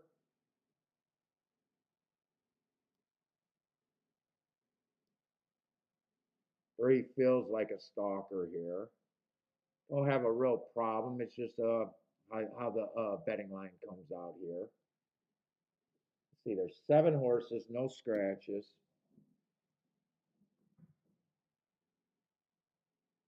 Not crazy about the race because I got a whole lot of one race samples here. That 4 doesn't look bad. It's all going to come down to price. Well, most races are. You're like 5's last race. He was going too fast to win. My best mark with that heart. 6, fastest winner of the day 3 races ago. He then runs on a speed favoring track in the stakes. Does nothing there. Comes back, wins off of that asterisk. I don't have a problem with his sequence. Boy, when you're saying you don't have a problem with most of the contenders, unless this is a race where unless they make a crazy mistake with their which they're not really. I have a hard time deciding. Let's see, 7. I'm going to use my notes to be hard on the 7. I got him winning last race, but I thought it was an inside early pressing day. He had the inside. He runs a top on a day that I thought the bias was there. I'm going to use that inside bias to think. Plus, he's stepping up. I'm going to say I need a better than 9-1. For me making betting lines, a lot of times it's easier for me to start with what I don't feel I can bet. I'm going to agree with the public that the one should be long. Feels like he still has to do better. Not such a small chance that he'd surprise me, or I feel like it's ridiculous if he improves. Just feels like he should be over a 9-1 to me. Two, I don't have a problem with two taking quite a bit of points.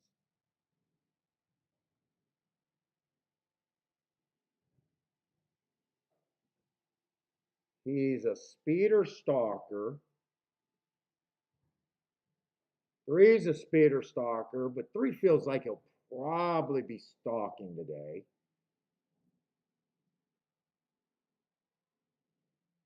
Four is a speeder stalker. I can go either way. I think five's going to be the fastest early. And then six is another speeder. None of them really eliminate themselves. And I do think they're all about the same proposition to me. I don't have to find plays here. I'm just going to say all three of those are the same or all that group is all the same price. And let math dictate if I got a bet here.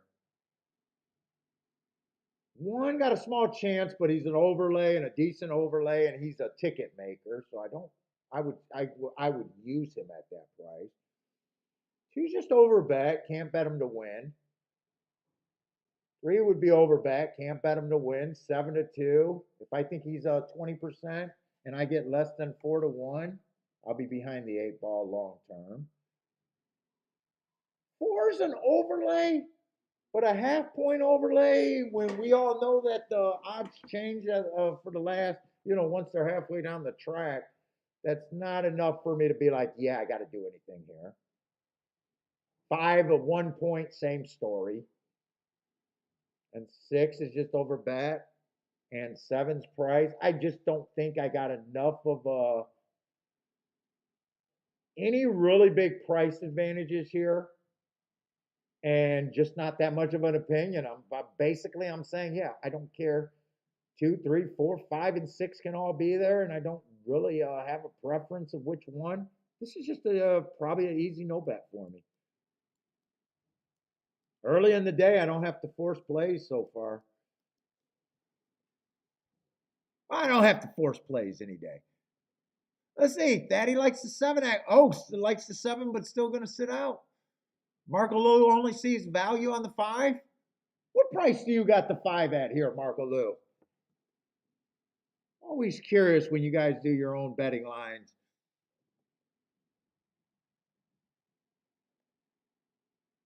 Steven Jules taking a shot with the 1-2-5.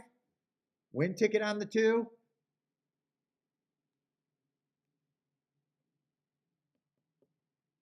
I usually start with speed. I usually prefer speed horses.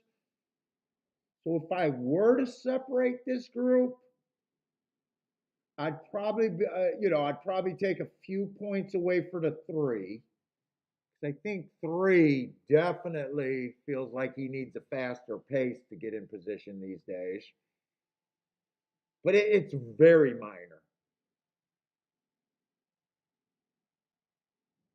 5, I wouldn't mind giving a little bit more to, but he's already an overlay, and it's not like all of us. I can't give him enough to make him the mandatory overlay.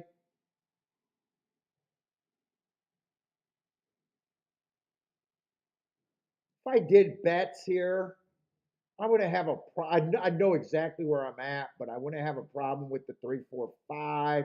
I wouldn't have a problem with the 1 being wheeled first and second with all the horses at 20%. I wouldn't have a problem king the 4 and the 5 with all the horses at 20%, or picking one of the two. But right now, it's just a no bet for me. Now, I would have a problem betting the 2 and the 6. I'd be out of line betting the 2 and the 6 and the 6 and the 2. Both of them are underpriced according to the way I see the race. You can't combine 2 underlays to make it an overlay. That's not going to work.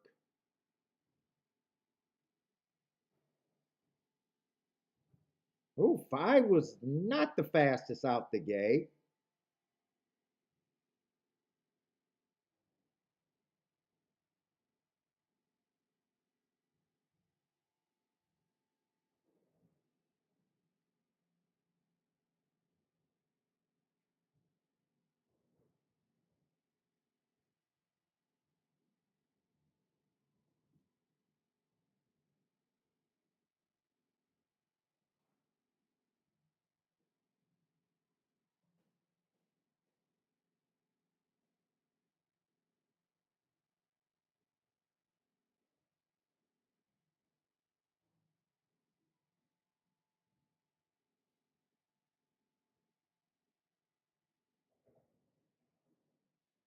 This is going to be 6-3,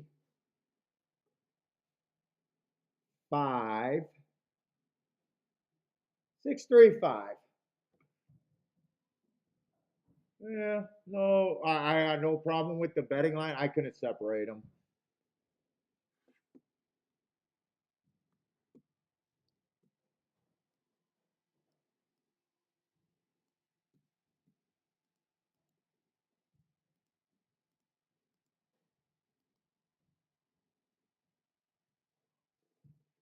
Let's see. I want to do it. I want to get my tic tac toe board. Let's see. Wait, what was that?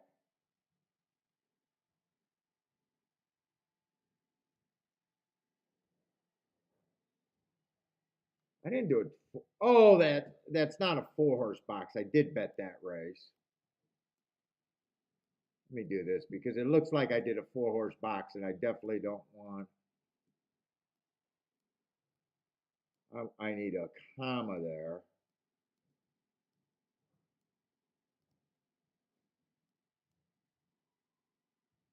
Ah, that's not enough room, anyways. Oh, right here. That's a perfect spot because I'm probably not going to play that race.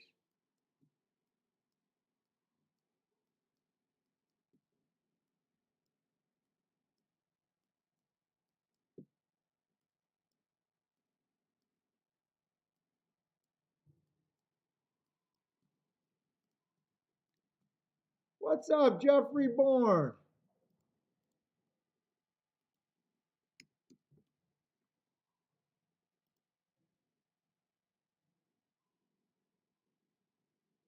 What am I trying to see? Keeneland.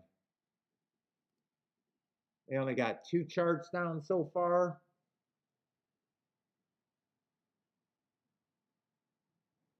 First race, the 6-horse stalked. Nice price. Oh, they've been nice prices today.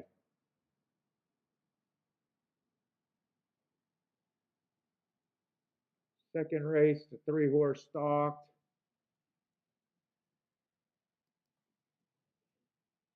What was the third race's result?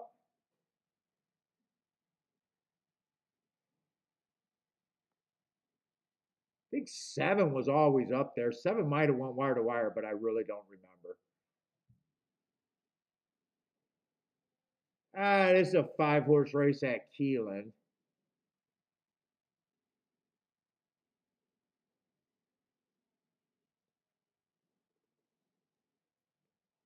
I mean, this race right here, we got a 5-horse race with 3 horses. Kind of are not any order of 2, 3, and 4 are probably not great.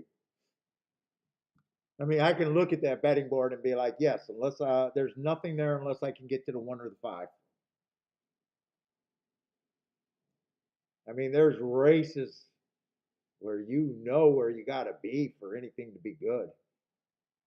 Any order of 1, 3, 5 exactas are probably crap for the player. Elaine, how's it going, Elaine?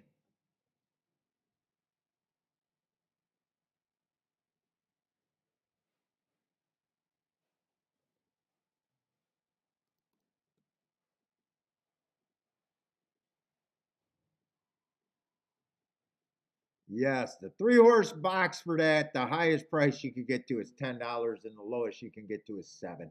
Crap.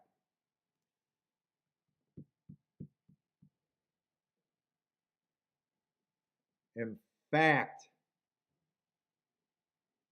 well, 5 in second if you like either the 2 or the 3 are like 19 to 1. Obviously, 1 and 5, 5 and 1 is the best ticket you can get to as an exacta player.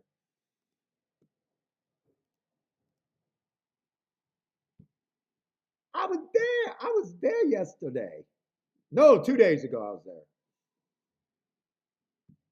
Look at all these fucking people with programs. Oh my God. All the shit that you heard at the racetrack. Good luck. Thank you.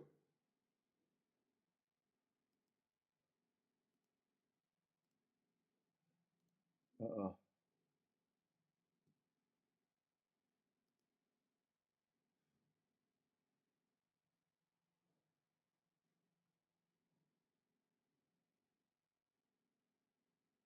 Yeah, nice prices so far at Keeneland, but just I haven't really been able to make real plays there. I think I only played 2 races today, and I've been happy with both of them, but one of them was severely a play bet, and the other one was a moderate play bet, I guess.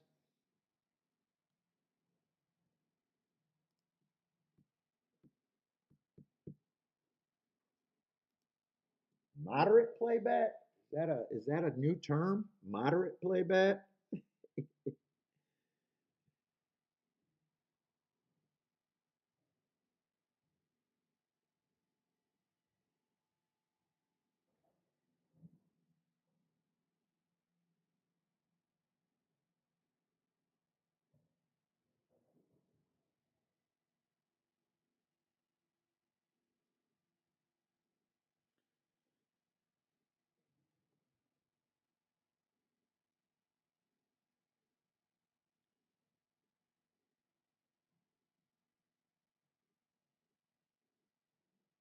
And almost had a big one at Gulfstream.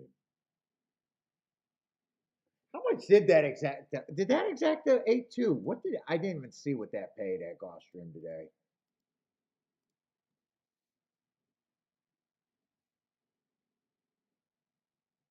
What race was that? The second race? Was that the second or third race? It was the second race, I think. Yeah, 136 to 1. Mm.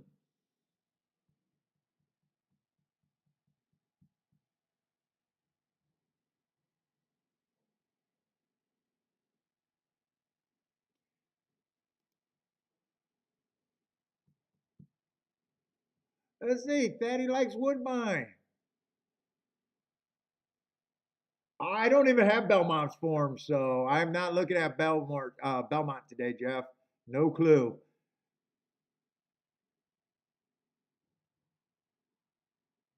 Let's see. I can give you a clue about pricing.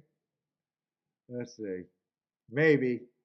Yeah, 12 to 1. Oh, Devil's Clay? Well, 12 to 1 is a price that I'm trying to get to. I was hoping that he'd be a big favorite, and I'll be like, nope.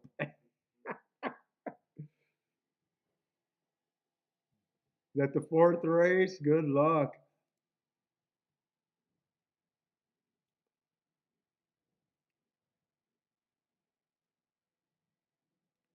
Fran, what's up, Fran? 269 for Fran.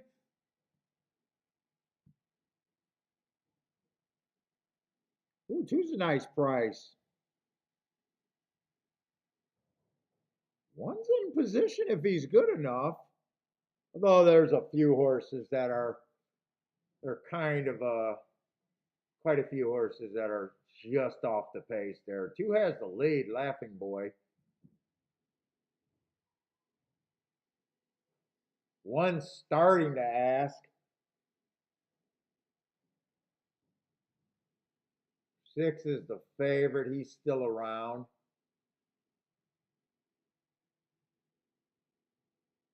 He's still interested on the front end. He just got a hold of these horses off.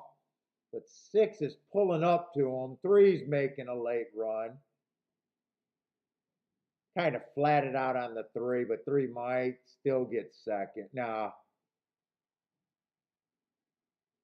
2 held on for second. 6-2. 6-2-3.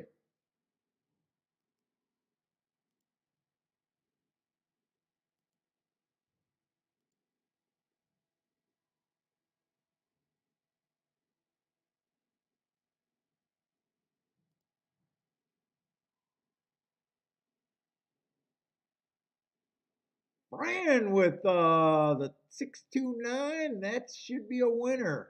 And the 2 is the winning place horse.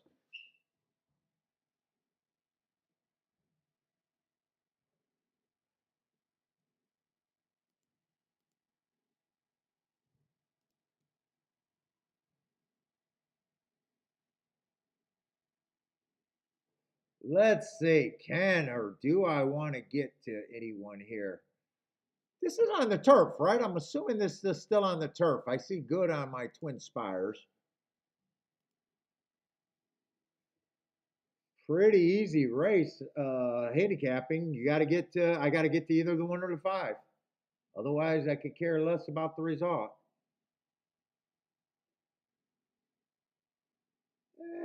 I can get to the 5. Oh, wait a minute. It's a turf race at a mile.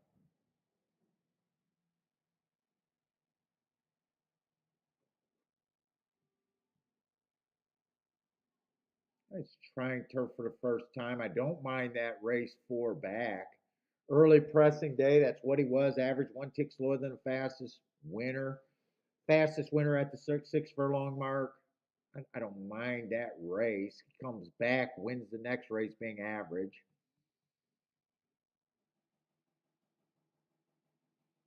I sworn I looked up that Saratoga race. But really don't know what he is on the turf.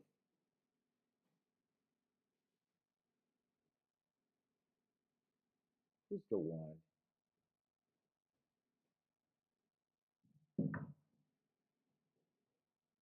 1 feels like speed. Questionable to know what he is on the turf too.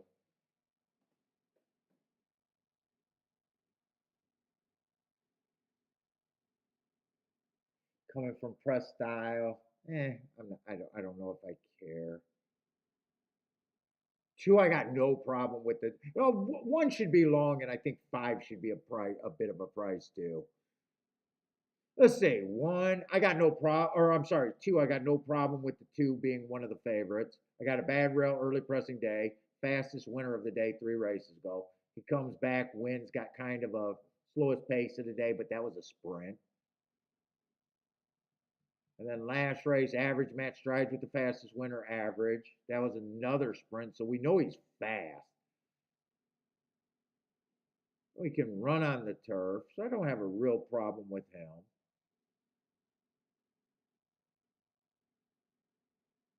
3 has some great 3, been going too fast to win in 3 of the last 4 races. Too fast. The hearts are my best, are my favorite marks, my best marks. That's why they're hearts. So I would have no problem with him. Other than I think that Keeneland's turf been backing up, but this is just a 5-horse field. I mean, if this was a bigger field, I'd probably be like, I think I want to be off the pace. But a small field, I don't care.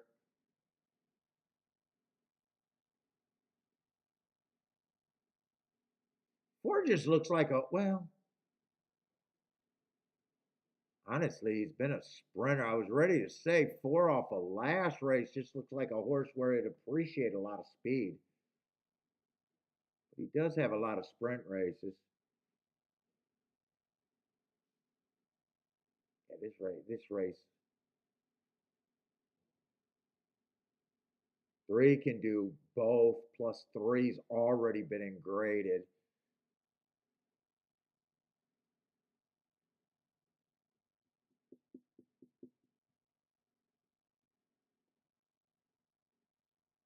They're settling on 4. I wouldn't even separate the 3 and the 4 here. I have no problem if either of them win. Those are the 2 that feels like they should be the favorite, but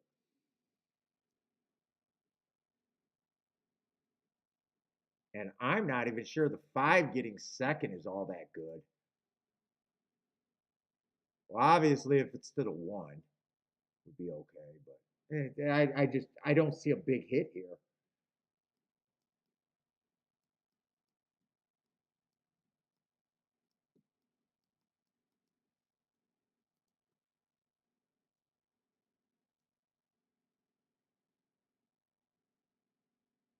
I gotta go to the restroom real quick and grab 2 chips. You gotta get 2 chips.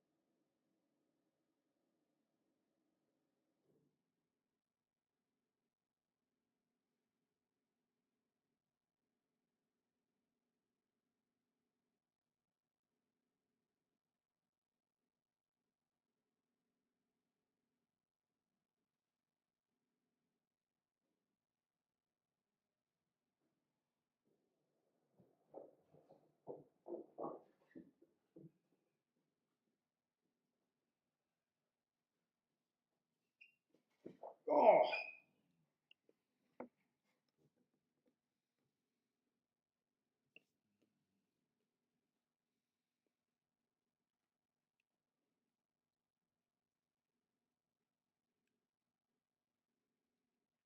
and I think Gulfstream's just a bad race.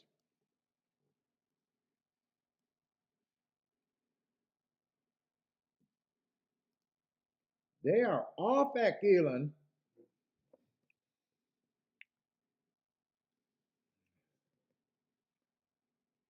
Let's see, 1 did get the lead over to 3.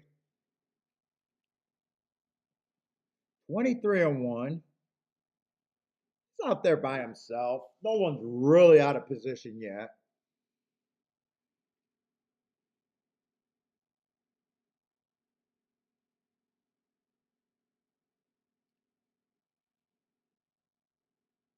To me, 1 or 5 has to get first or second. And really just the 1 can get first or second for the tickets to be anything great.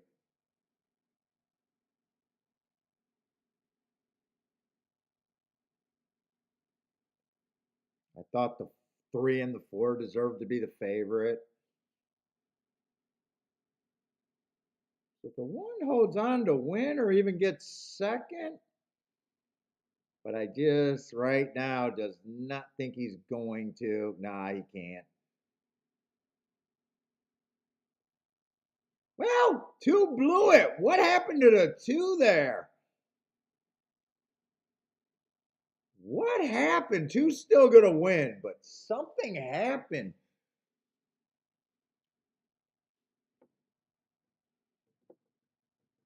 Two, three, one. 2-3-1. 1 tried to make a ticket. 1 tried to make the ticket, and 2, something happened where the 2, and it wasn't caused by anything. Did 2 lose a stir, or did he just respond badly from the whip? Well, I think he just responded badly from the whip, I think.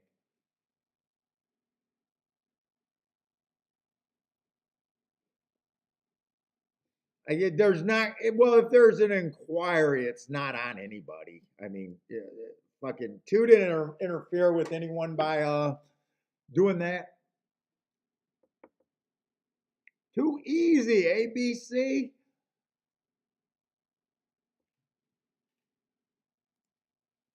Trisha with the easy pizza money.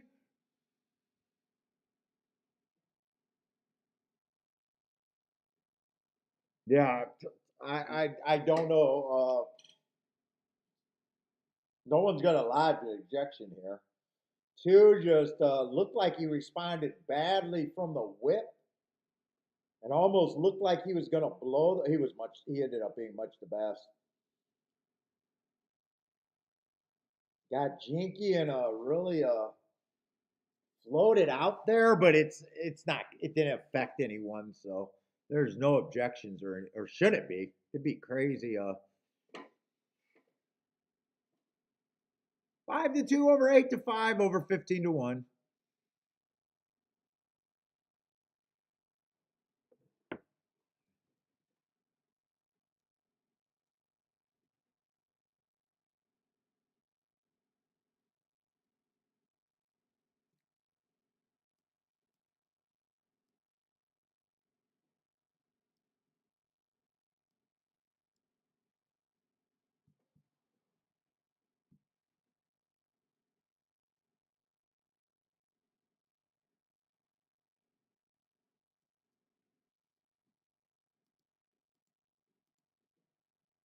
Come on, I want some plays if they're out there.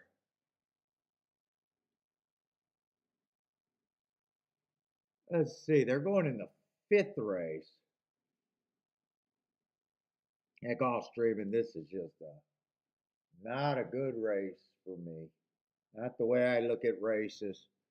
Three, I got no problem if he's the favorite. He's the only horse that I could have looked up something. Everybody's a first time starter. I think this is just the second dirt race of the day. Usually we want to be on the inside. I did get beat by an outside horse in the first dirt race of the day. Oh, wait a minute. There was multiple dirt races already. Who won the first race? I did not realize that was a dirt race too. When did that first race come in? Five won that race?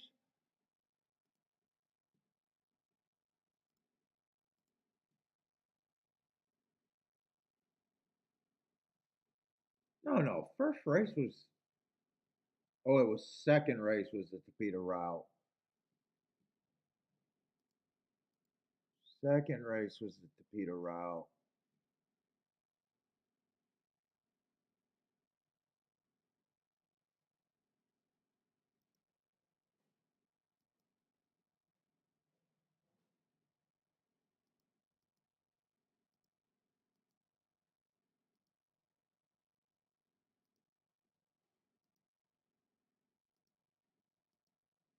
Uh, oh, I see. I think I'm going crazy. It's for some reason my ADW is not letting me look at the results of the first race.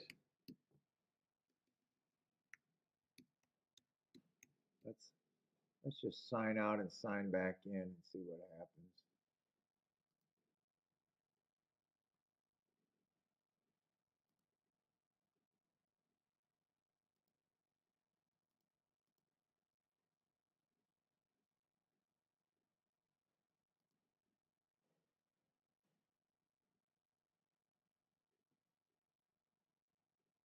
Oh, I'm looking at Keelan's form. Jesus. Okay, so I was looking at Keelan's form, thinking it was Gulfstream and losing my mind.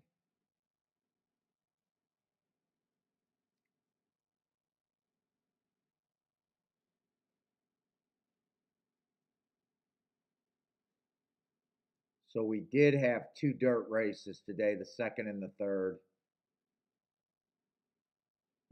A third race was that freaking big time favorite on the inside, and the five got second from the four hole. There was a scratch inside of them, so they did run inside a race.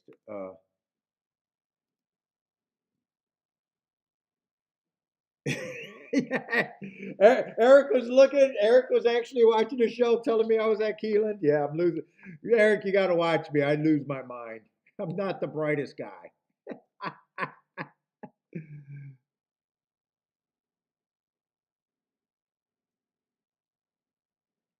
I'm a half blind. Yeah, but this is a race that's just not going to be for me. Every once in a while, if I was really like Gulfstream is Gulfstream, where the inside's great. Although this would not be a good race to do it. Like if the inside is if Gulfstream is Gulfstream right now, and the inside is the advantage place to be. Just looking in game theory and seeing the three at even money, the one at 5-2 or 3-1, that's second choice.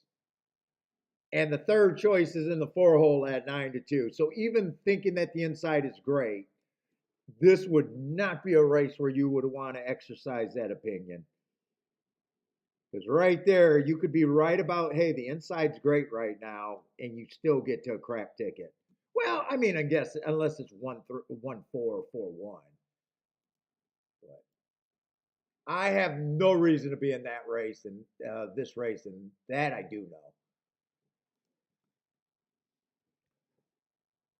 And by the way, I do this. I know we got some new people, and it is kind of boring watching someone sit out, but it's the only way I know how to play this game.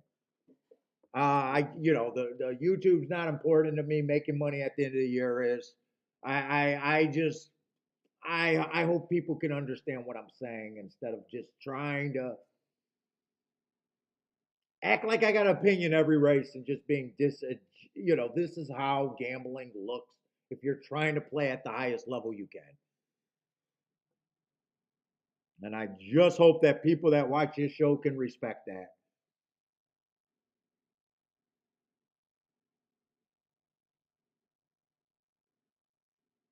Let's see, Christopher looking at the 4-1-2. Now, two getting first and second in that group helps the ticket. Got a little bit of the inside look there. If he's right about the two, that could be a really good ticket.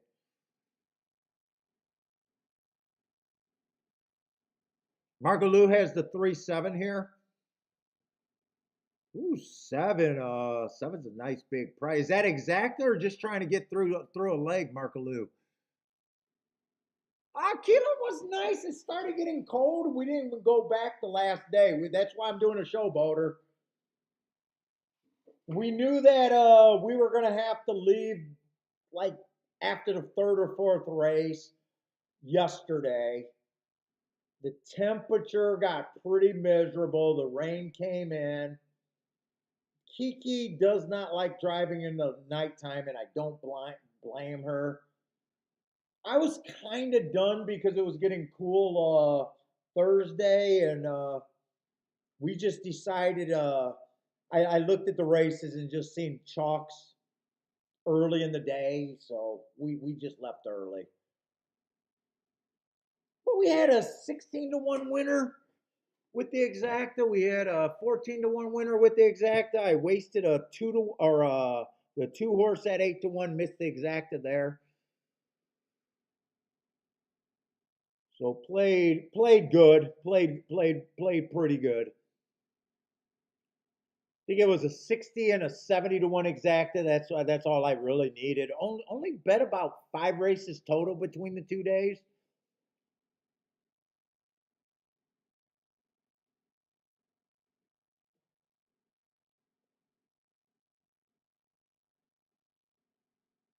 This looks fairly much like Gulfstream, where the inside horses seem to have the advantage.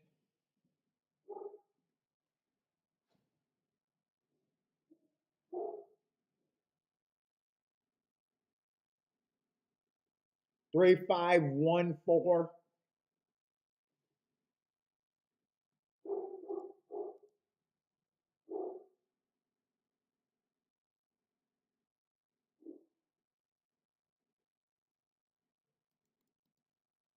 I was back on the first race. I didn't. I Oh, and they both ended up being the. Oh, one ended up being a co-favorite. Let's see. Does 3 and 5 make that exact to do a little bit of something? 18-1. Borderline. If you don't got that many combinations, could be useful. In a dangerous race for me, that's not where I can be.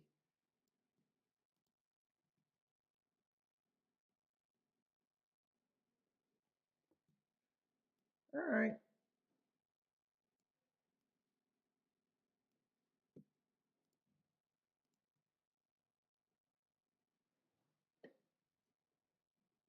Camoosh.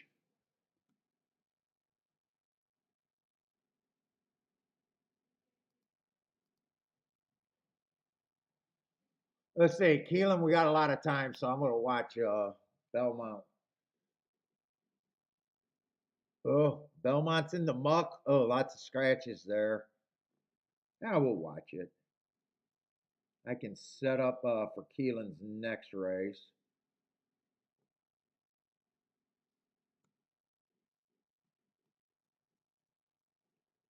Keelan's next race is just like Gulfstream's last race. It's just not for me. It's just not for me.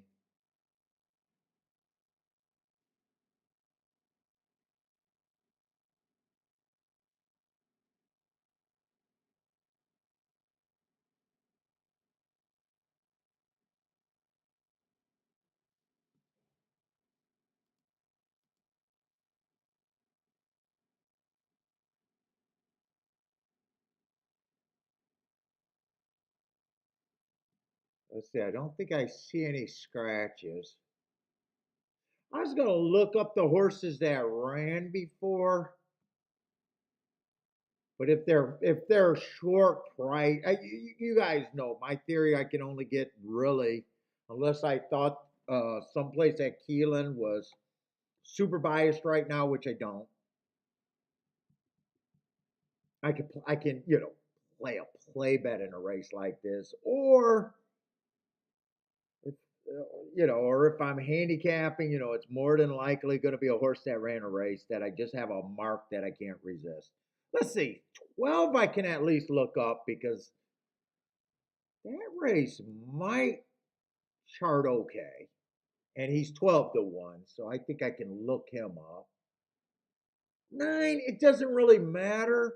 I'd say, I could look him up, but let's just say, even if he looked great, would I take 3-1 in a race full of unknowns? No. Like trying to get to 12-1 in a race full of unknowns, sure.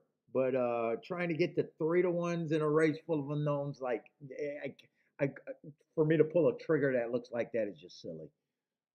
Let's see, 5 I can look at up because game theory trying to get to 30-1 is that if you can reach there even in a dangerous race. 3 at 6-1, probably not worth looking up because 6-1 just common, useful, decent price mid-range horses that aren't anything special. To find a it's almost like playing the Kentucky Derby. You landed on a 5-1 he won, and it's like in a Kentucky Derby, it's almost like playing the chalk. It drives me nuts.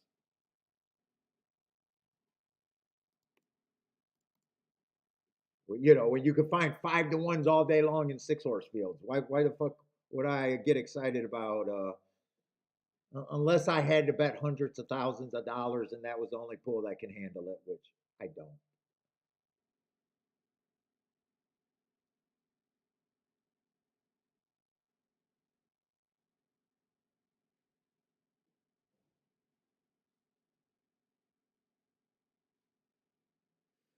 Let's see. I do got a nice excuse, but I got to be right about the excuse.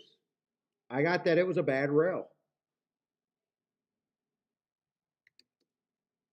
Early pressing day, meaning he had a running style running against in wrong part of the track and still ran decent. But he's 5-1. I don't think that's a giant mistake, but I would have no problem if he won. Let's see, 9. Now 5's coming out of the same race, so he would not have got the asterisk at the very least.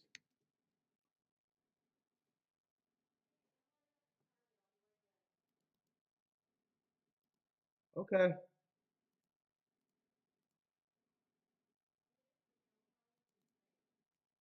You're gonna buy me Spanx? You gonna give Fat Daddy some Spanx?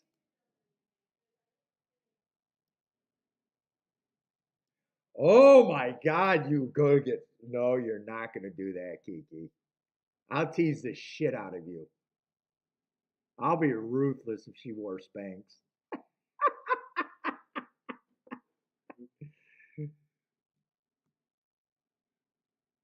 Let's see, what does 9 look like now? Oh, they're all coming out of that same race.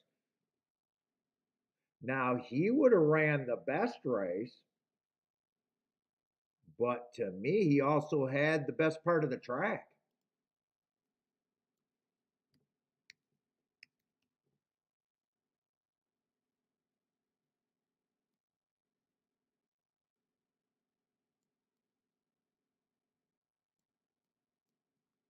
And I mean, just that 3-1. So I would, the way I use my note, but these are sort of lightly raced horses. But in my head, I'm downgrading the 9 and upgrading the 3 at least, to basing it just on that race.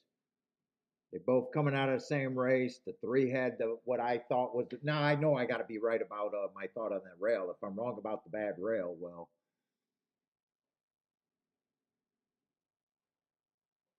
but I don't play this race, and all of them were only ran one race, so I also have enough experience to know after one race I still have no idea what you are, but I do know what I can get to at this time. No, no, I don't think there's a big enough mistake anywhere in there for make me want to jump. And then 12, I got Matt Strides with the fastest winner average, and Stop the Clock is the slowest winner of the day. Not a bad race. Can definitely take a step forward off of that.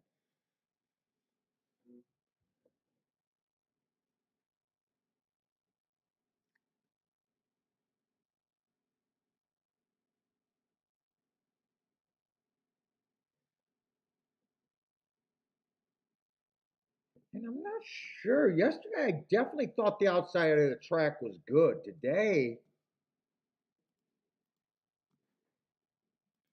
I don't really have a thought about Keeneland one way or another. In fact, I'm going to try to get caught up on the betting tic-tac-toe board. Say we started out with nice prices to start off the day. Can't really bitch about the early prices. That 7 did go wire to wire from the outside. He was under 2-1, so I just want to remind myself that he was a prize. 5 and yeah.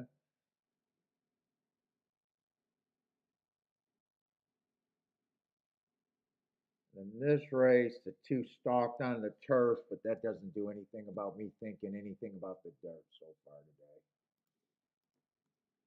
What's up, Joshua? How's it going, man? We need to chat after the show? Maybe. You gonna call me on the party line?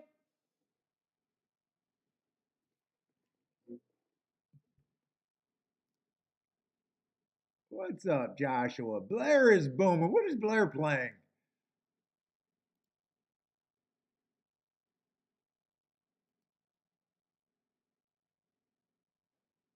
No, we're not broken up. Buy stocks likes the 137 over there at Woodbine.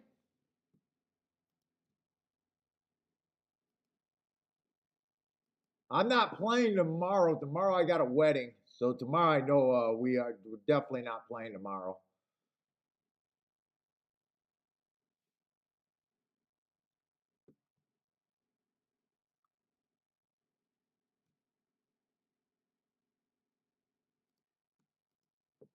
Hopefully next race at by the way, who's the favorite over here? Probably a first time starter if it's the 8.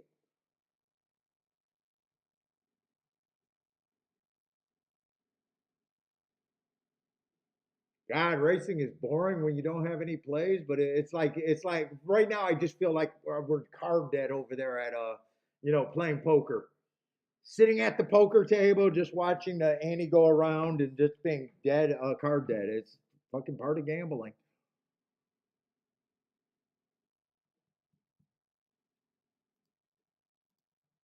Though I'd rather it be like this than just feeling like there's a ton of vulnerable chalks and you're firing and getting beat by obvious results because you hate the obvious results. I'd rather just have the races be very easy to sit in and out.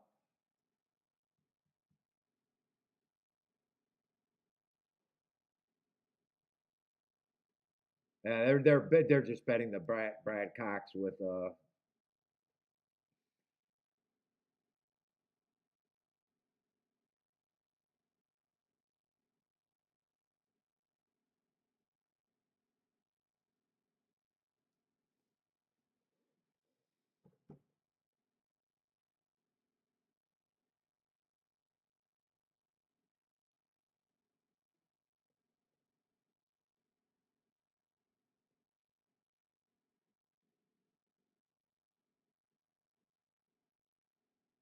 I wish I would have got her to make me another coffee.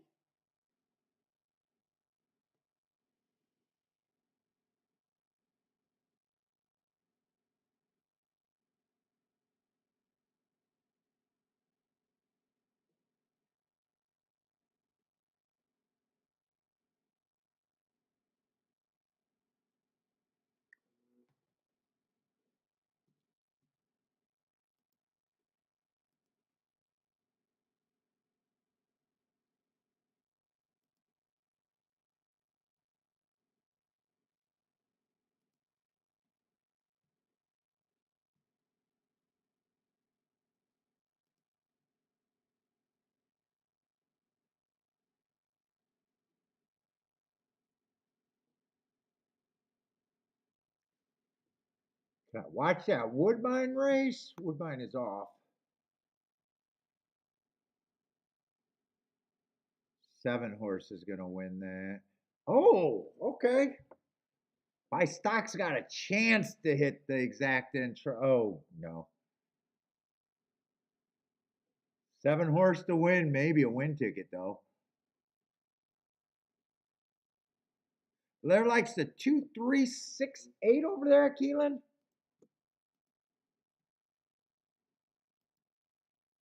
Let's see, if I was trying to get really antsy, which I'm not, what could I do here?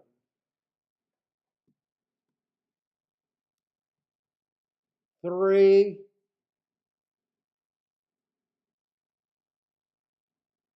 Well, I can only get to 4 different spots.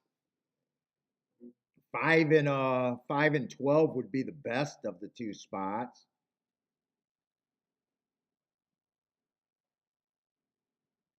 Basically, just the 4 horses that ran.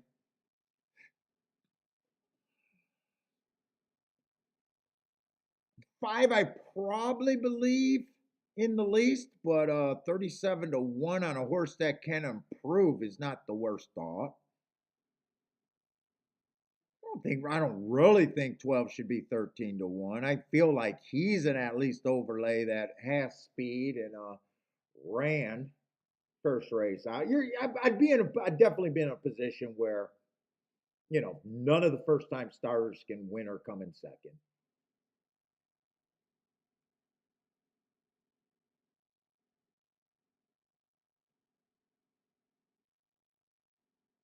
3, if I'm just looking at matchups, 3, 5, and 9's coming off the same race, except 3 I gave an asterisk. And that doesn't mean that 3's necessarily going to end up being better. It's just the way that I look at it. He had an excuse last time where, well, they all got a built in excuse. It was the first time out. They all got a built in excuse. Let's see. Christopher likes the 7 with the 3-4. Mike, what's up, Mike?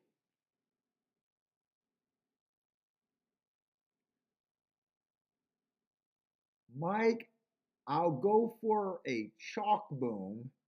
Oh, for a chalk boom. 2389. 2 3. Oh, okay. With the 8 and the 9.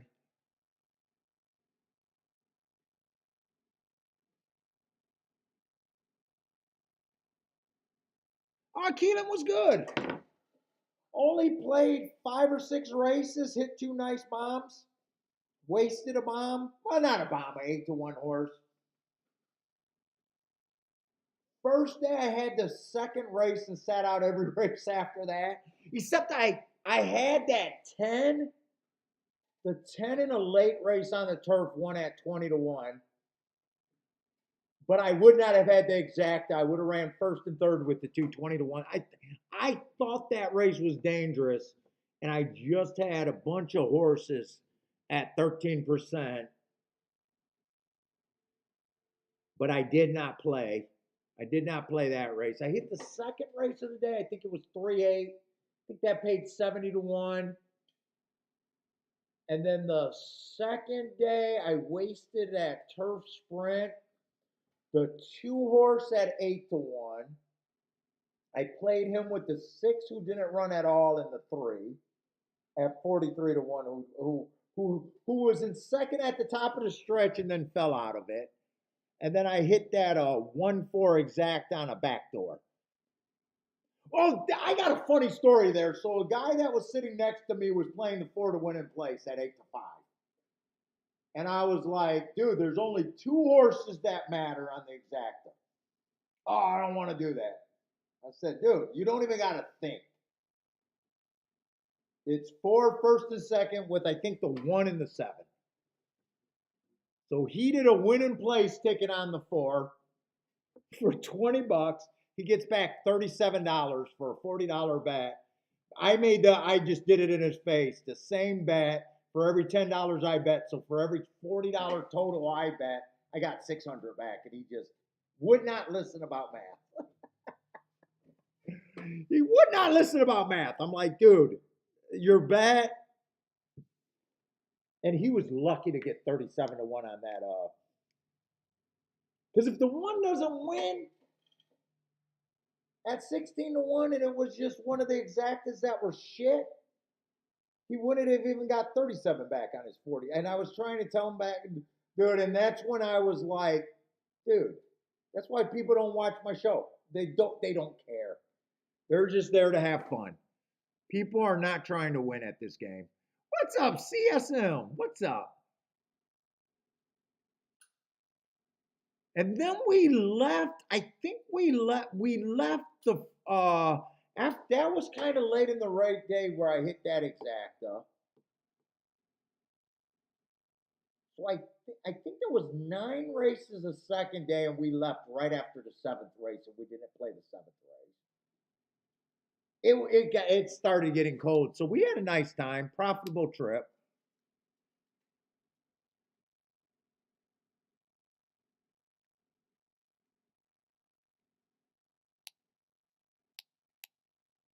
But dude, like talking to people or listening to people bet, oh my God, it was just, they either reeked with there was nothing there or I'm just desperately want to cash a win ticket. Oh my God, it was like they should have me do a seminar every fucking day.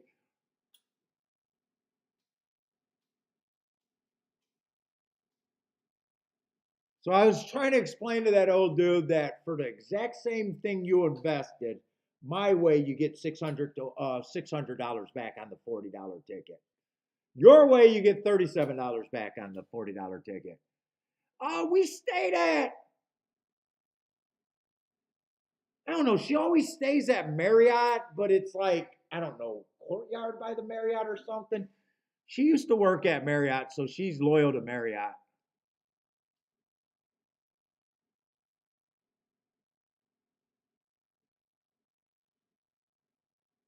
Then he was like kept asking me, well, how did you handicap that one? And I'm like, it's not really handicapping. I thought the 4 horse was the legit horse, and it was just what can I put with them that made sense. Like if the 4 would have won, it was a 37 to 1 exact. And if the 4 would have won and the 7 got second, it was a 42 to 1 exacta. And then all the other exactas were under 10 to 1.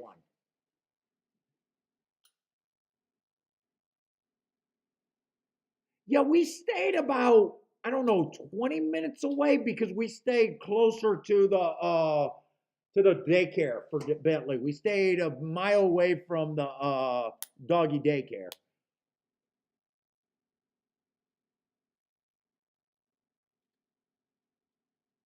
So if he's a first time comer, he's going to be like, hey, I came there, I hit a place bet, I won the ticket, and I lost money. And if he just had betting fundamentals, he could have, for $40, I think most people would say turning $40 into 600 is a little bit of a score. For the same fucking opinion. Put your balls in your purse and play a ticket that you can get to that makes some sense. Let's see, the 8 is on the front end. He's getting pressed. That might be I can't really make out these numbers. The 10? So 2 first-time starters are on the front end. 12 couldn't get the lead. He's sitting there in 30s all out. 5 is making a run. Look, I don't like the 5. I just know you can get to him, and right now he's live in the stretch at a big number. I don't like him. You can just get to him. He shouldn't be 37 to 1. I don't know if he's going to win the race.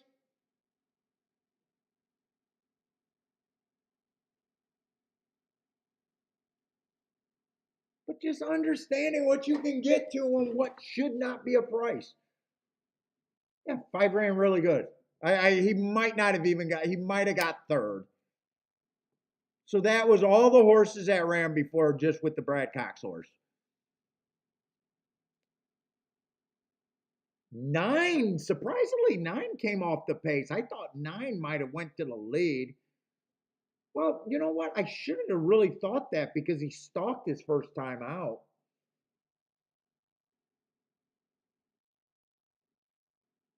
I thought 3 could have ended up being better than the 9, but they were all close. Yeah, I would have had fun if 5 would have got second. If 5 would have got second, I would have had some fun there. I don't know if 8 or 9 won the race. 8 ran good. I mean, it's just a Brad Cox first time starter that I just can't put a number on. God, if he doesn't win, this is nothing but 9, 5, and 3, and fucking that would be a great ticket.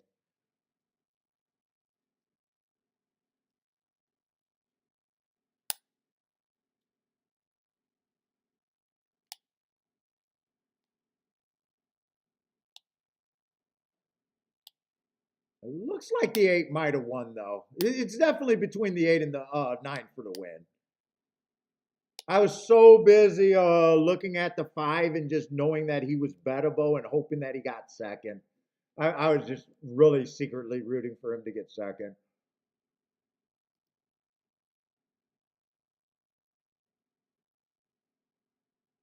For chalk try, I mean, fuck, if you had to take the 8 and the 9, game theory is there's only a few horses in the exacta that can help you. I'd say anything over 20 to 1. The 1, the 4, the 5, the 7, the 10, and the 11. That's not that expensive to beef up a exacta that's going to pay $7. Using 5 horses in third, all of the 20 to 1s, because you can't have anything less than 20 to 1 to boost up that exacta. Yeah, try should pay. I'm rooting for the try right here, but I was really hoping that the 5 horse got second. But just Dude, people act like you can't find those horses. You find reasons to get to horses like that. Not that I played the race or anything. It's just, I said he should not be that price. He's the best thing you could get to. Him and the 8 horse. There's tickets that could be designed with him. Wouldn't have worked out there, but he ran awfully damn good.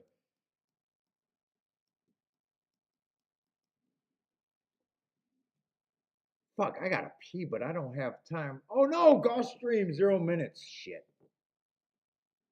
Let's see, Gulfstream I do want to look at.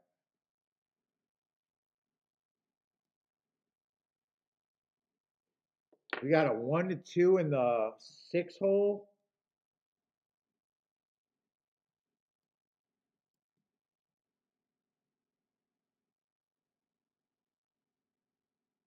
Yeah, 1 to 2s generally look good, but if this is Gulfstream, the inside's been running pretty good.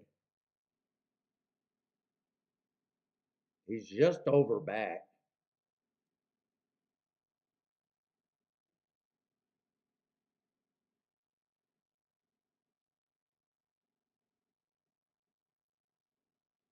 Two horse, I got a good note running on a bad rail last race.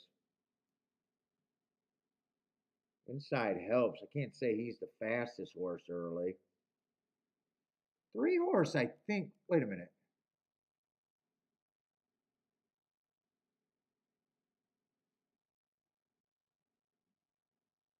I need someone to keep this 7 from getting towards the inside. And I still think I'm going to try to play this bet. And I think I'm going to try to keep not even really even handicapping at this point.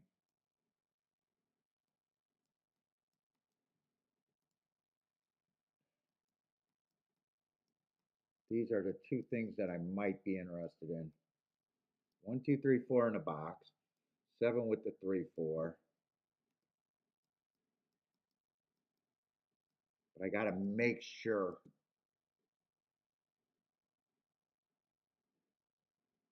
You know what? 7 with the 3, 4. Honestly, the biggest ticket there is 18 to 1 with the 7 on top. I think with these low payouts, it's just even better just to beat the 7 completely if I can.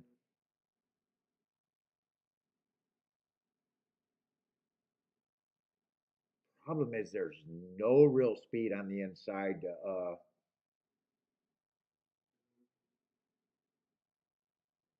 keep the 7 honest. 7, I wouldn't be shocked to get to the inside. I think I'm going to be more creative than this.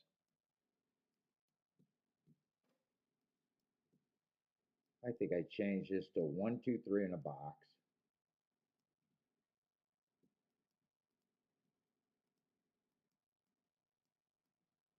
And price out 1 to 3 just on top of the 7.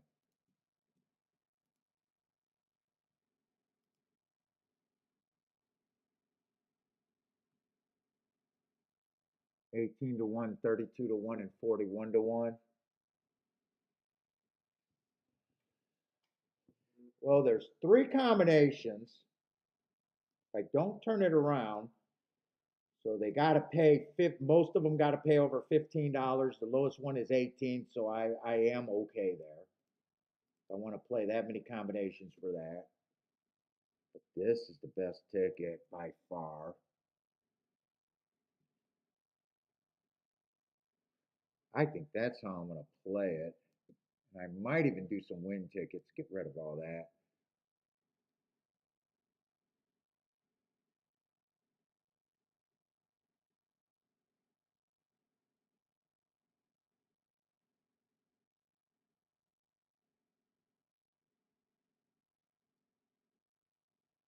Two and three are the better win tickets, but I probably like the one better. Let me do the exactus first. I don't want to get shut out while I'm thinking about these win tickets.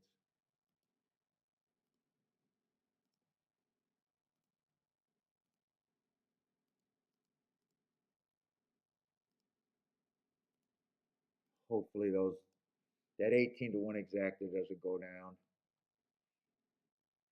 Let's see. 7 loses if the outside of the track hurts him. If he runs too fast or if the inside of, well, that's the same.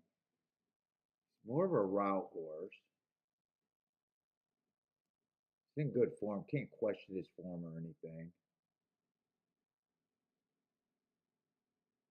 Four got speed. I was going to use the 4, but I'm not on Canterbury.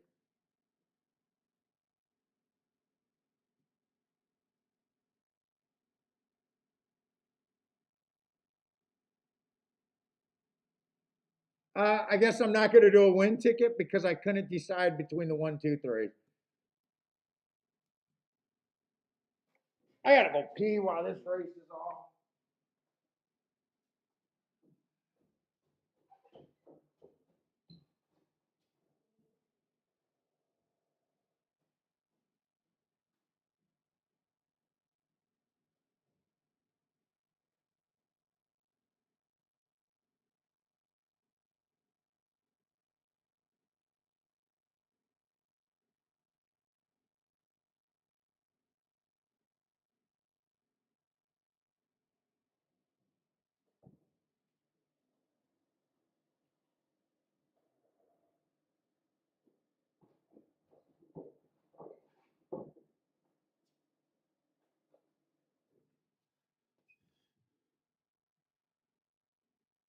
Yeah, I needed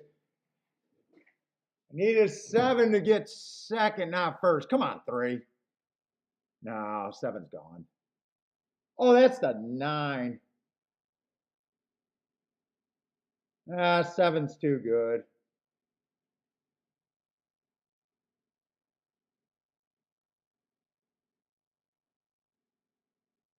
Seven's just too good.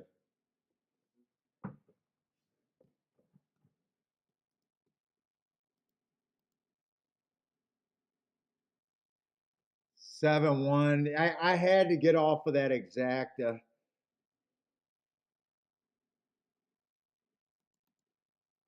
I was paying $8. I priced them, but yeah.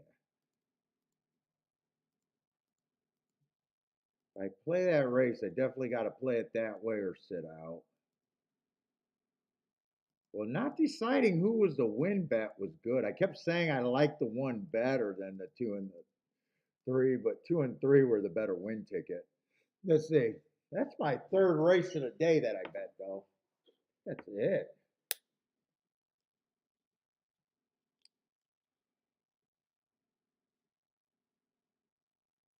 Did one and one 7 did hold up at 20 to 1. So yeah, that's how I had to bet it if I played.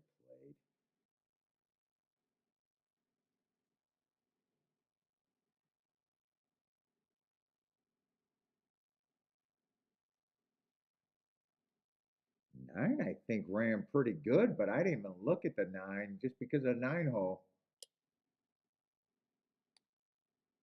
Oh, 9 had some pretty nice marks.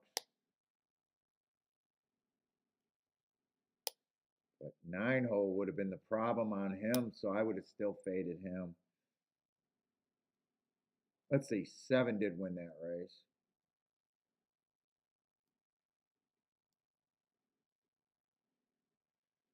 Blair with the easy money.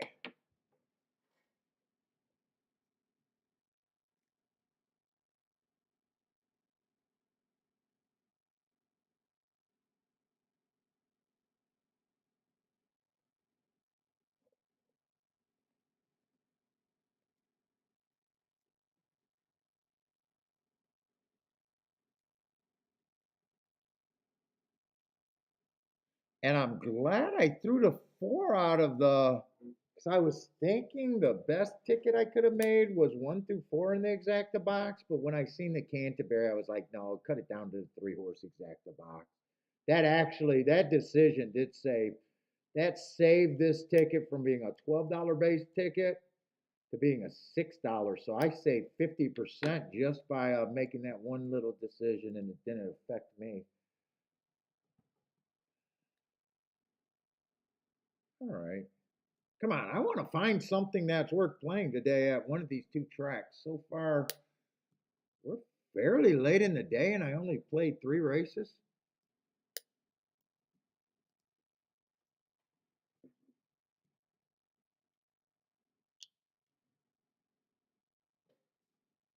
So just that many plays. What did that try pay over there at Keeneland?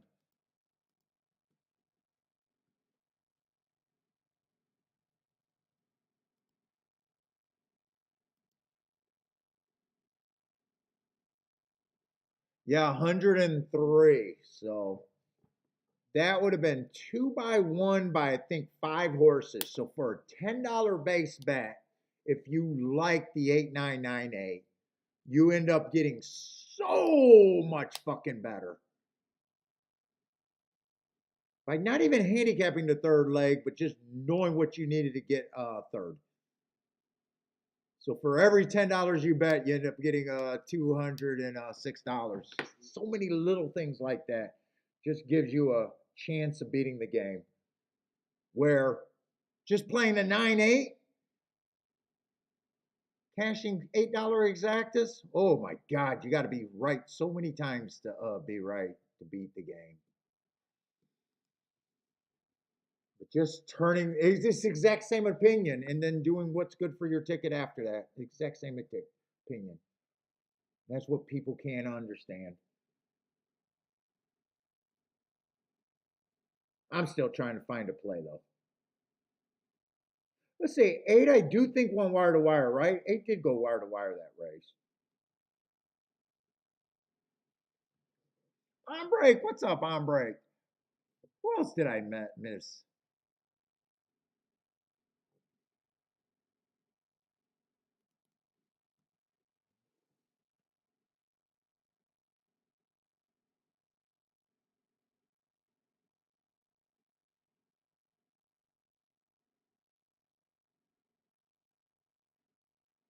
Has anyone got? I see some. Oh,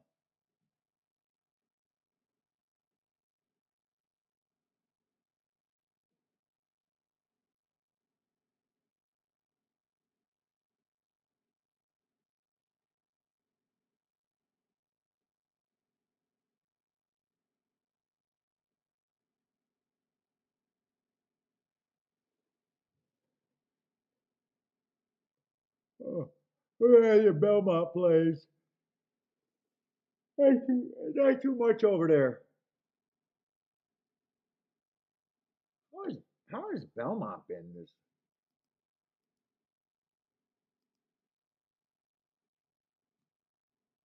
How's Belmont been paying today?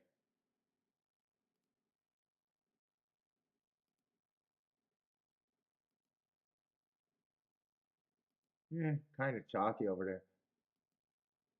By the way, how has Gulfstream been paying? I mean, I haven't played many races. I don't think there was any missed spots. How's Gulfstream been today, actually? First race, I had no problem with that first result today. 968 looked like, they were all like, I think it was 9863 were all just horses that looked like you could get to, and 25 to 1 exacta, just a useful exacta, but sat out.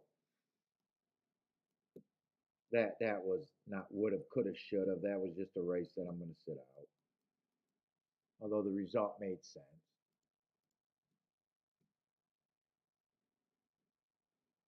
Second race, I like that ticket there.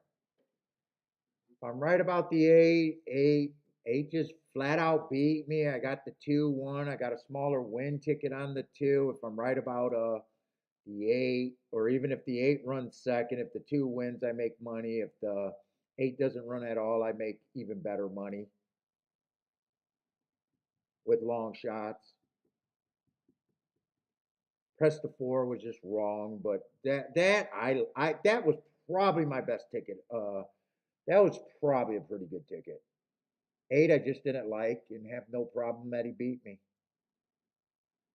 Then we got a no bet, but I don't even think. Yeah, that was a severe chalk no bet. The exact ended up being useful, but when I checked it, it was like 15 to 1 when I said, but it did go up a little bit more. Fourth race. This was that was a race where I had 5 horses all at 20%. That was the exact to try and everything, but nothing paid, and that would not have been a good place to bet. So that's a good sit out. This is an easy sit out.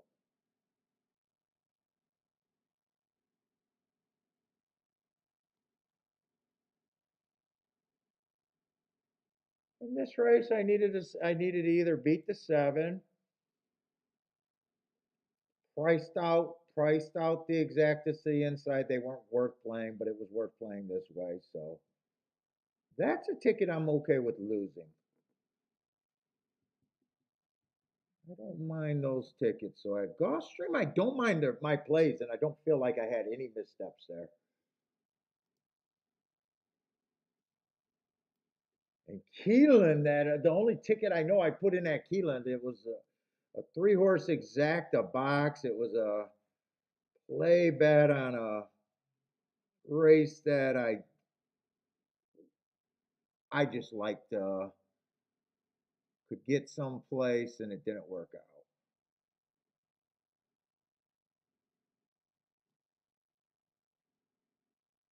Didn't cost me much. I think that's the only play. First and second race were nice prices, but they were races that I was not involved and didn't want to be involved.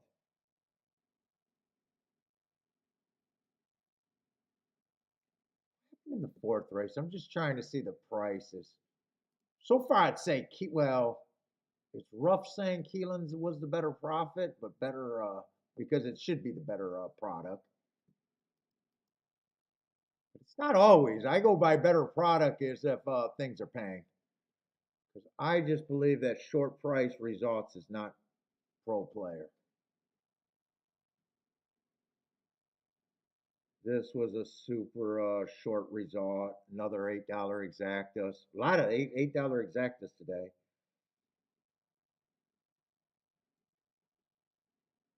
This was just a fun race, but no bet. And I don't have a thought about inside outside or anything so far, or even running style bias right now at Keeneland. I'm just taking Keeneland like it's straight up. All right, but we got a 6 horse field. We got who is verifying? Why should I know who that horse is? Is that a Derby contender? Verifying. He was a Derby contender. Let's see. 4 races ago, I got a bad rail early pressing day. I like the excuse that he had a bad rail, so I like the asterisk there. And then he runs a top off of that excuse. Just not good enough. No shame in that race. Then he wins the Indiana Derby. No shame. He wins the Indiana Derby. Why am I saying no shame? That was just a 1 race sample, I guess is what I wanted to say. And I don't, I look at 1 race samples like everyone else does. Yeah, he stalked, he pounced, and he won. And he barely held on at 60 cents on a dollar, but other than that, he handled the business. And then last race, I got an inside early pressing day. He had the right running style on the inside. It was just average, average, average. Ran second, just wasn't good enough. I don't have a problem with him. Going to be a short price horse. Actually, he's being offered at a bigger price than his morning line, but I got to see what the other horses look like. Confident game hasn't been back since the Derby.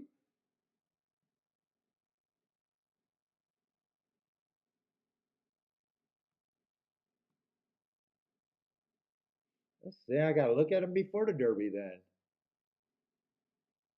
4 races ago, he runs a top on a bad rail early pressing day, fastest winner of the day. Had the 5 holes, so shouldn't have been. Wasn't hurt by the bad rail.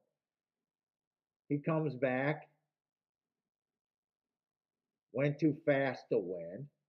I like that race. He comes back, puts up a new top. Win. Oh, we had this horse. I remember that confidence game in the Rebel at 18-1.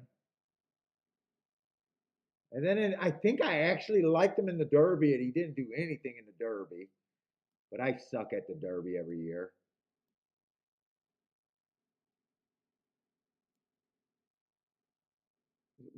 His biggest drawback, honestly, is just the long layoff. Might need one. 9-1 is I'm gonna have to see where I think I got him.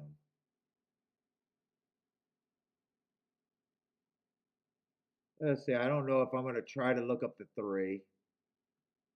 All he's doing is cruising through. Well, he's really cruising through conditions.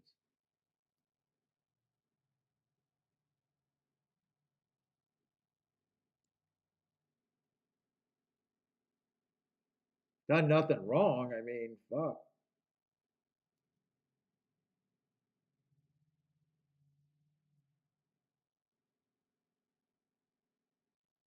Raising Cane. He's been doing nothing, coming off the pace a little bit at RP, Mountaineer, Indiana.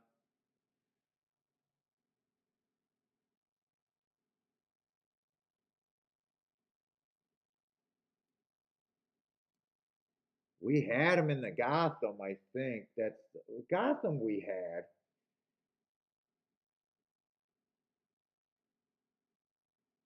That was the day with Darth Vader. Right after Darth Vader, I fucked up Darth Vader at 45-1, and then I come back and hit him at 25-1. Let's see. Five's coming from the West Coast. All he did was win 2 races impressively, but he's any type of horse. I guess I couldn't get to him at 6-5. I got no problem if he wins, but fuck, not for me at 6-5. All he did, I mean, who knows what he beat there? I don't keep track of the West Coast.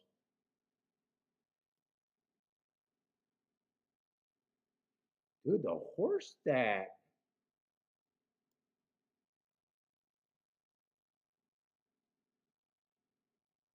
let's see if there's is there 6 or 7. I want to do a betting line here. Still not sure if I like the race. They're all going to start at 20%.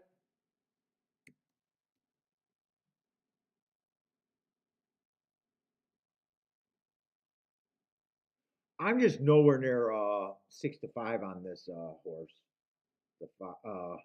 I have no problem if he wins, but I am nowhere near that price.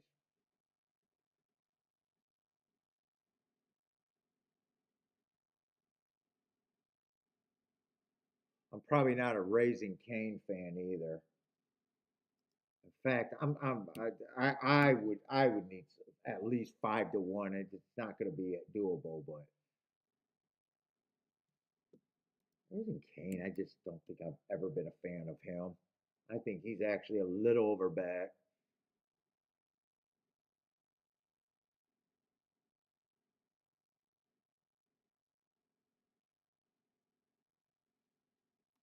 I think two's def. I don't even question that. I think two is an overlay in my head.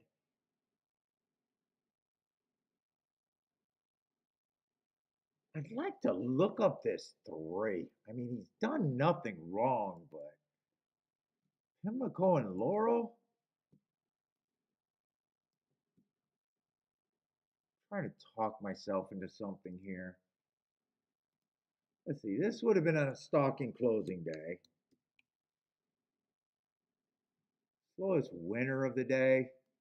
I mean, well, slowest at the 2 pace calls, fastest winner at the finish, so it did get a little bit better.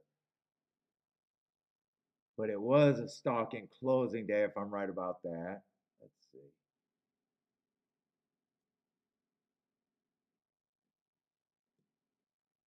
This I got an inside day.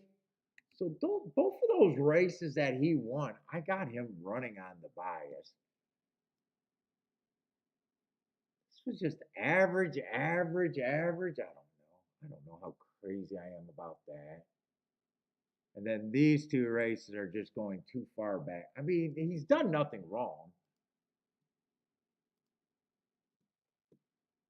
Well, you know what? I only got three horses.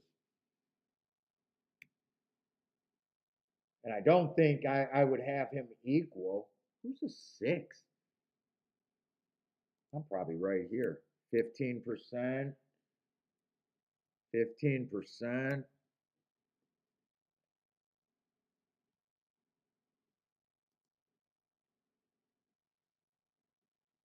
That leaves me with 50%. I do not think he's a coin flip. I'm priced in on the two. Fuck that. I'm priced in. If I'm getting 11 to 1, I play the two horse here.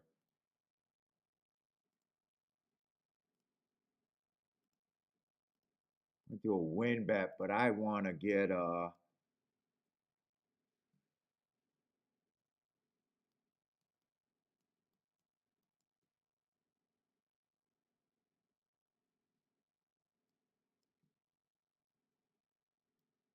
first and second. I want a shot at exacta too.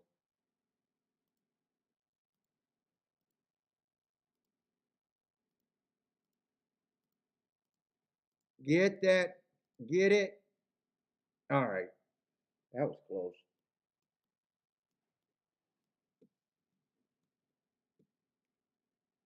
Still didn't go crazy here. But thought it was worth a play. Oh, I do not like that the one and the two are unless this pace is on the slower side.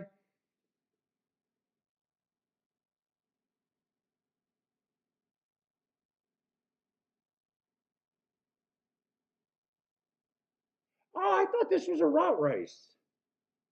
Doesn't really change my opinion of the race though, but I was thinking this was a route race.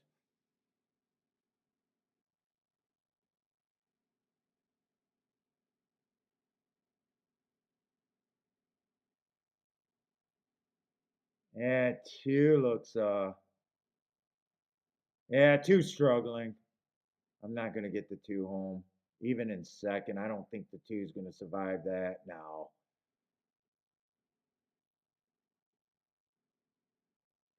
Who's the four? Four? I liked by far the least.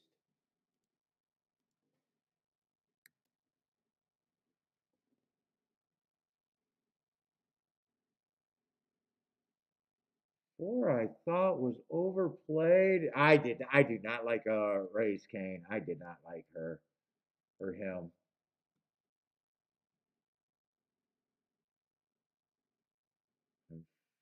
I think five got sec was yeah, it was five that got second.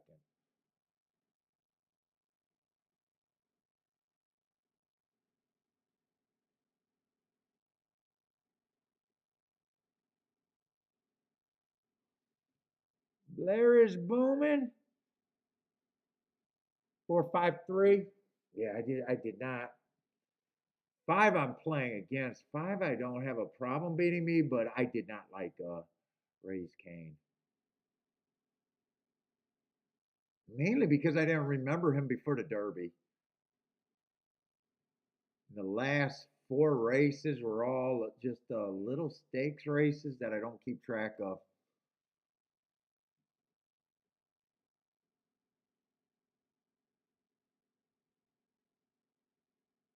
One and two.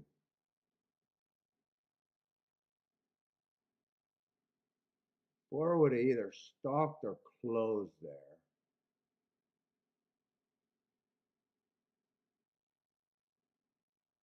Stalked or closed.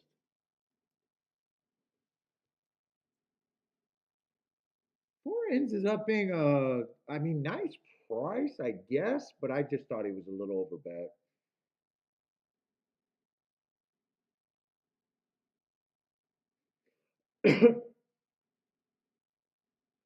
One and two, I didn't think would both duel on the front end. I was hoping, I don't know, I really didn't see those two horses dueling. I was kind of surprised to see that. I don't know what I was expecting because who else were going to get the lead?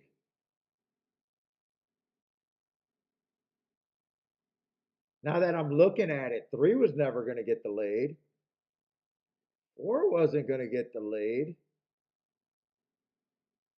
Five has every right to be on the lead or not be on the lead, just like the one and the two to me. Six ran enough races. I don't know why I was shocked to see them both on the lead because I don't know who I would have made a kick. I probably should have looked at the pace a little bit better, really. I mean, yeah, they've been at the on the lead before, but they've been at the on the lead at routes. I probably should have looked at that. Jennifer did not like the one. I got you noted on that one. I knew you did not like the one.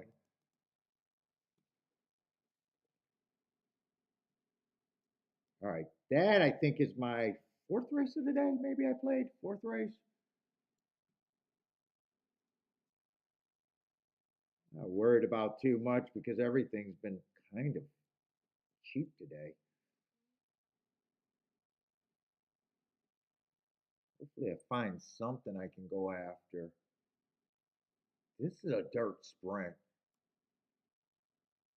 And it would be good on this board to think that the inside of the track is at least okay.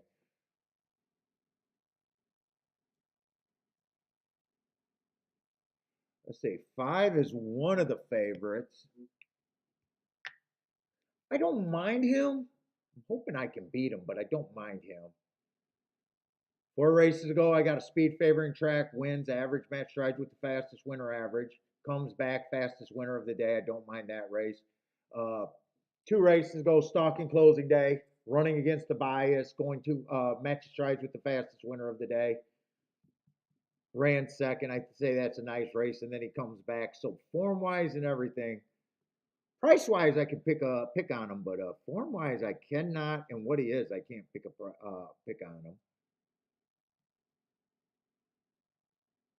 He might be stepping up a little bit, but towards the inside actually helps him. But he's just at a price where he's not great for a better. Definitely don't think he's an overlay where I can consider win betting. Nine, I'll be against. Wow. Nine, I don't want to see this much class, but I hate route to sprint. I also hate seeing grade ones and grade threes. I do hate seeing that, but I would try to beat him.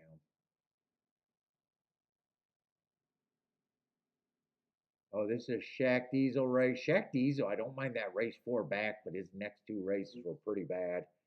Well, I guess two races ago I got a bad rail day, and he had the bad rail. So it's really, and last race, well, he's probably not a sprinter, slow, slow, slow, but then this is a sprint.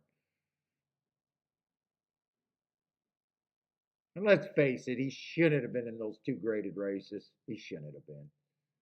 Is there anything I can get to on the inside? So the courses that got the most classes are definitely on the outside. Damn. I mean, without me thinking that the inside of the track might be generally good there.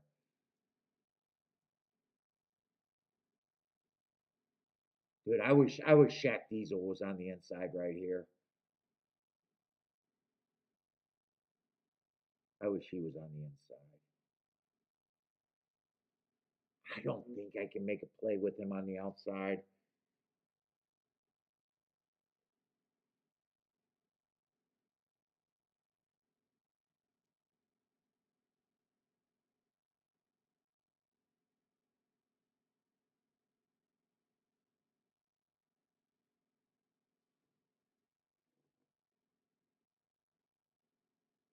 Well, I definitely want to do a little bit with the three, without a doubt.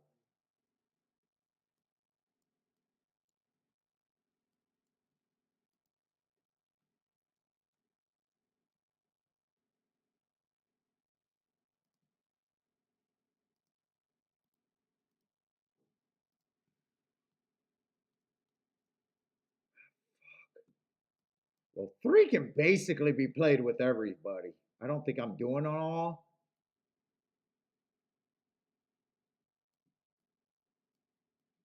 Play that ticket.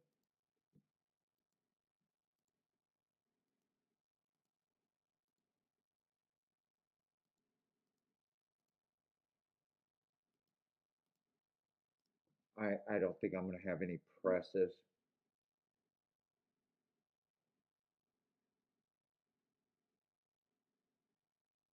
And I'm going to do a smaller one, two, three in a box. I can't press anything here. And actually, I can't really even go for this race all that much.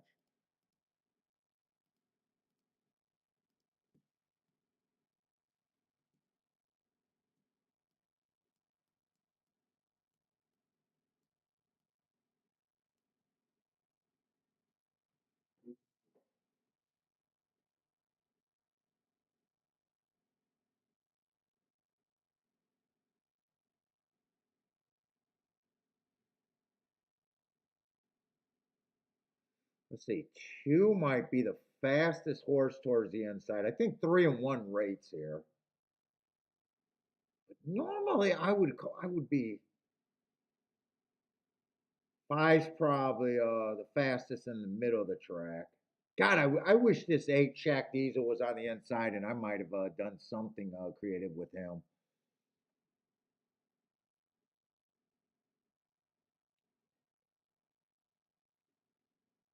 Shit, if Classic Car Wash is already this close, ooh, I was not expecting him to be that close. Well, the class on him might actually matters. Come on, I need this three not to give up, but I'm not feeling good about a three-horse speed duel. Come on, three, don't give up. Just work for me, work for me, work for me.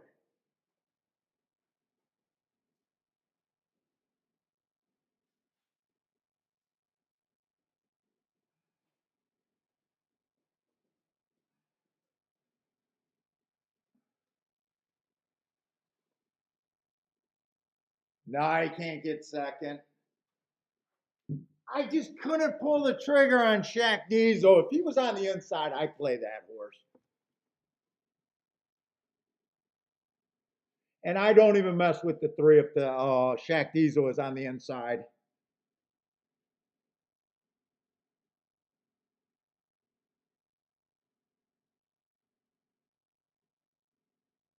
Nine. As soon as a nine was that close, I knew I was in trouble.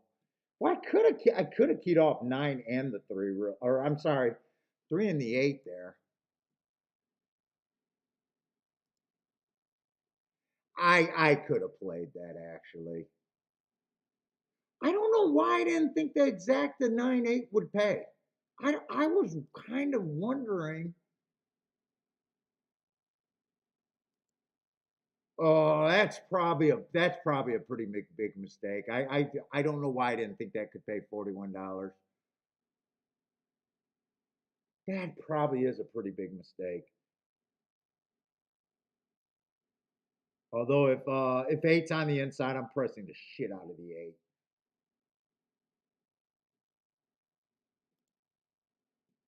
If I'm on the outside, I can actually see why I get a little leery about because it is Gulfstream. I mean, if he's if he's five posts or closer, I tee off on him.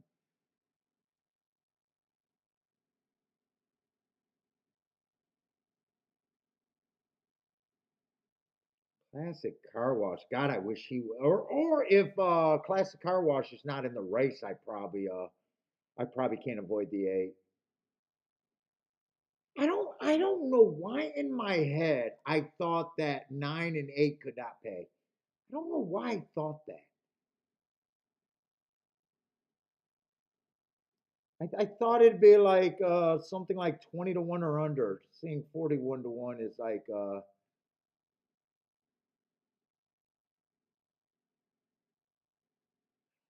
thought that couldn't pay. I don't know why I didn't look it up really.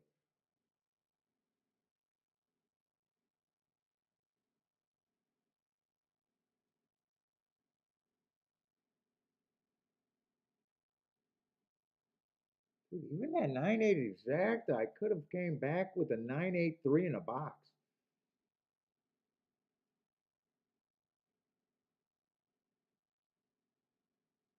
Yeah, 41 to 1 is huge. I don't know why it was maybe when he was 16 to 1, I didn't think it would be as big of a press. He was 16 to 1 a minute to post and then he went up. Maybe I was thinking that they come down. I got no excuse for not checking that though.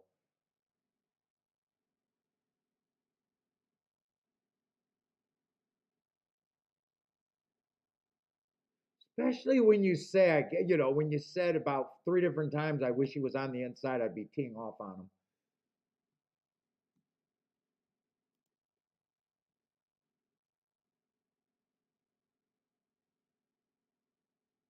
Yeah, I probably made a bit of mistake there.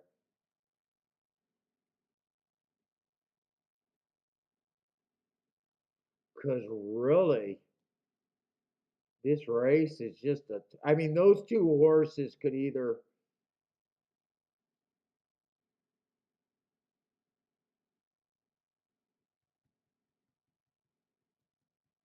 I'm not keying off the 9 because I'm hoping that they can beat the 9 from that post. And I don't like route to sprint, but I still had to respect the graded races, and everybody else is just $25,000 or less claimer. Fuck. That feels like I guess maybe I thought that the public would see the two graded races and just naturally put them together. I don't know why I never checked that. I knew the 393 was paying 68 to 1.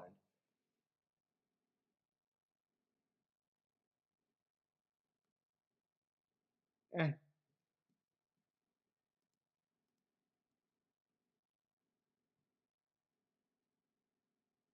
Scott at the exacta for 28 bucks. Little boom, nice.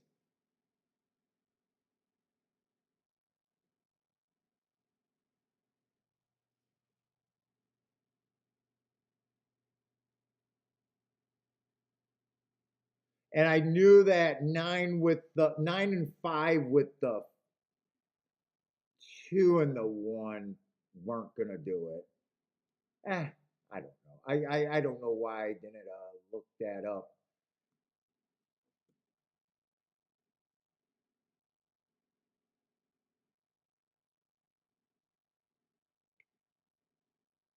Shaq Diesel ran good.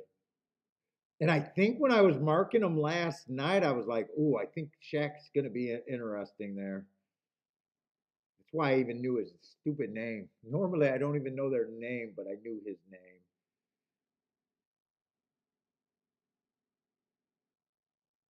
All right, I gotta find a little something though today. What we got left?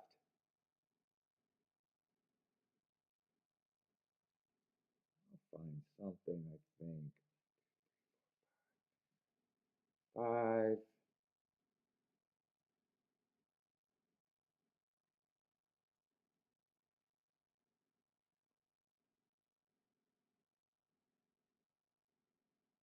Oh, we're missing raising Cane.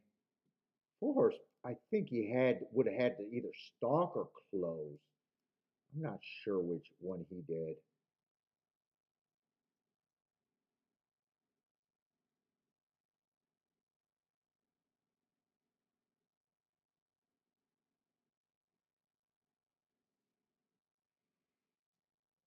And on the dirt today, I think it's just been straight speed and stalkers. Maybe towards the outside.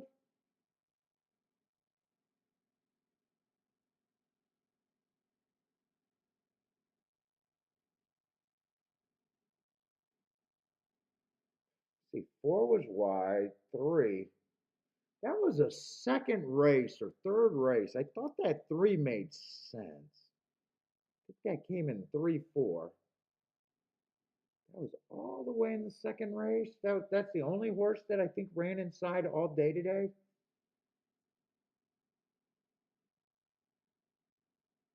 Yesterday, I definitely thought it was an outside bias. Today, I'm not sure one way or another. Let's see, last race, the one and the two dueled. I thought both of them were players, and neither of them hit the board. But they were horses that neither of them. I was kind of shocked that they were dueling, and I wouldn't have liked that run out of neither of them. Even though I'm not sure who else could have got the lead there. Did they go away because of the pace, or did they go away because of the inside, or both? No, I don't play Santa Anita, but I'm gonna do it for the Breeders' Cup. I got to scramble to get the Breeders' Cup Santa Anita's track profile for Breeders' Cup Day. But no, I don't do the West Coast, but I will have to for that. Shit, that's coming up. I'm running out of time. I got to get to work.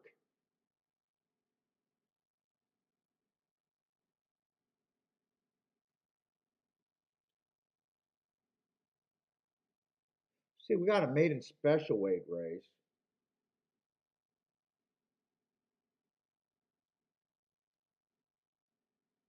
We definitely got some horses on the inside with interesting marks. This three horse, both races, he's been on the fast side. And last race, I got him running against an inside day. If I'm right about that, that's probably a good race. And then to make it even better, I got him going too fast to win.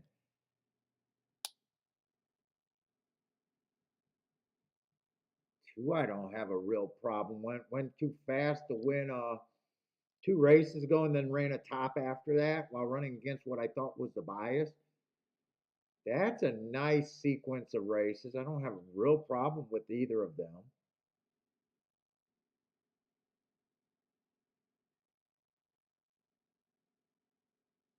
Fuck, I gotta look up the five if I feel like I need to. Let's see, six only ran one race. Would have been one of the slower races of the day. He was just behind a slow pace. Average at the finish. None of that makes me want to say, "Oh yeah, I'm there at that price." But he's so lightly raced. It's not like I would have a problem if he wins. It's just fucking not at that price. And who's coming out of that same race? I'm hoping the horse that came out of that same race. Let's see, four's coming out of that same race. Didn't do any better. And that's a running line where if I like the six, I would say I gotta like the four because four was actually just as well ran at the first three calls. And to me, I don't know about you, but trying to figure out a way to get a 44-1 is better than getting to a 5-2. I mean, there's no difference in those two running lines. There's no difference, especially on the pace.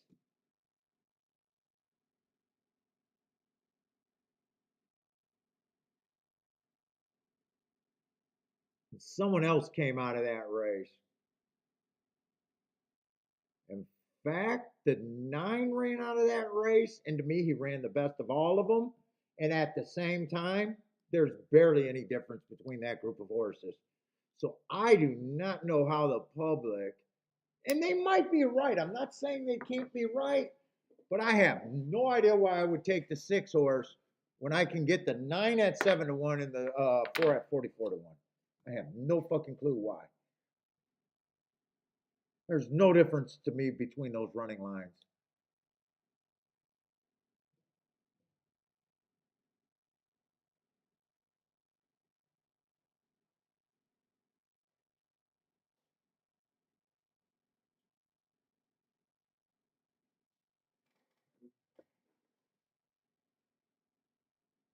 And I'm not even sure that's the best race or the best group. Let's see, 7, I'm just not. That Tampa Bay layoff is just huge, and then he goes to Indiana. I'm just not anywhere near him.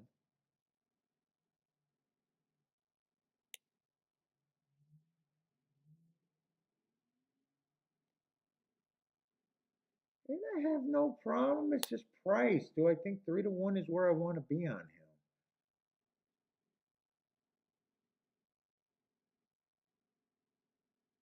10 just feels like a horse, not at this time at all.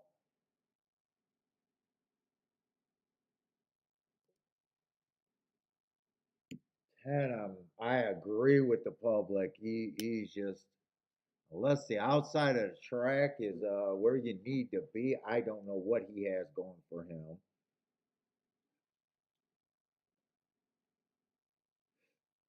12 earns. 12 just puts more pace in the mixture.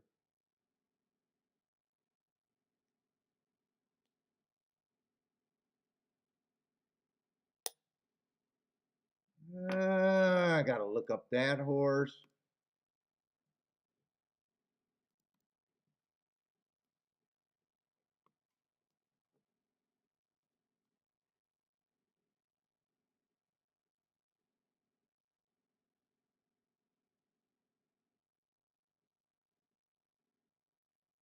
Come on, I'm stalling. Yeah, Stalker Day. That's exactly what he was. You know what? Not bad. Not bad on the pace side of things.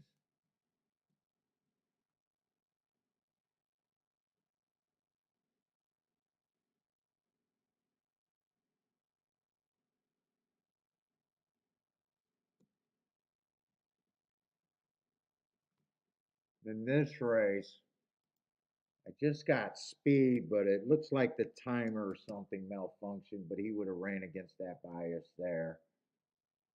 I'm right about the bias. I'm absolutely nowhere near 5-2 on the 6.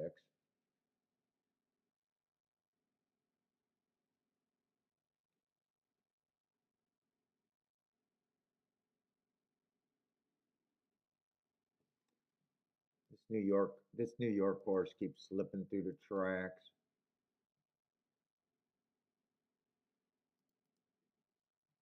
Trying to find something here.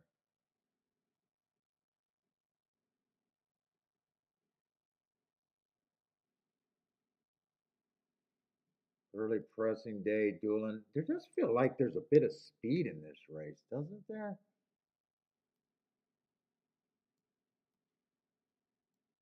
That's a decent race.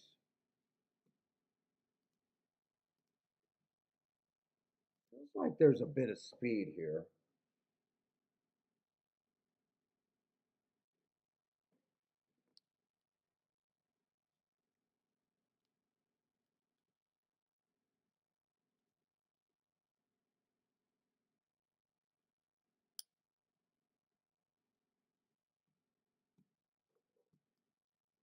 Let's see. 4 is going to be one of those horses that I think should be a price. That's going to be an overlay. That I actually probably think he got a little bit better of a chance than that.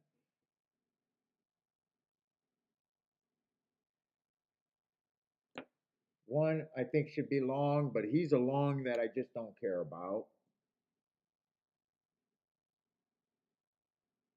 2 and 3, I do think gets points. 5, there's going to be a lot of speed. I probably just like him a little bit less. 6, I'm nowhere near 5-2, but he gets points. But I'm just nowhere near 5-2. 7, I think should be long.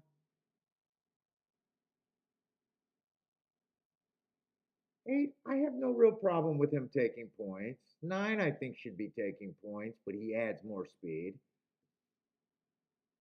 10, I think is long. 11 gets points. And 12 is more speed. So there's a ton of. I think there's actually a lot of speed here.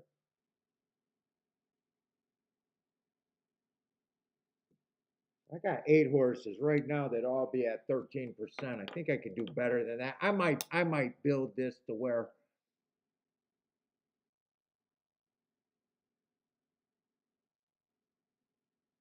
two I think would benefit if the pace is fast. Three I don't know. I think four could benefit if the pace is fast, but he's still already took it four. I think five gets hurt if the pace is fast, so I'm gonna go 10%. I think 12 gets hurt if the pace is fast. So I'm leaning towards this could be a fast pace.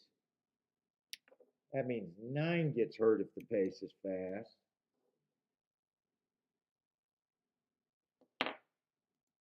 Let's get this. It frees up a few extra points and move them to 15%. I think two is a pretty legit player if the pace is fast. I like his excuses. I just don't think I'd ever get him down to that price.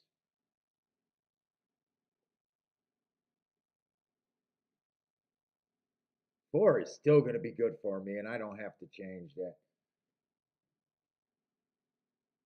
Six, I can put him at 15%. It just still says that I'm off of him. I don't know if I really believe that. Eight, I do think would. You know what? Six, I'm still not interested at 15%. I think the eight and the two gets quite a bit of points. I think the 11 benefits. Three of three stalks. I think he gets a good trip running against the bias. I think he gets a maybe. Let's just see where we're at.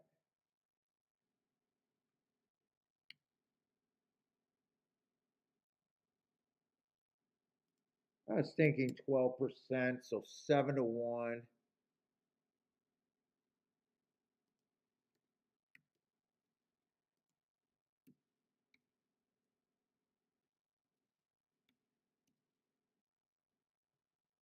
I don't remember what the nine is. He's 18. Dude, I would key the four. They're loading in the gate. I would key the four with all the horses that I gave a decent chance to. And could either even do him to everything.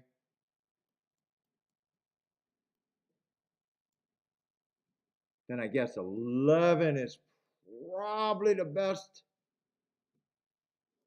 I'm gonna have to do this low because it took me so long to get where I'm at.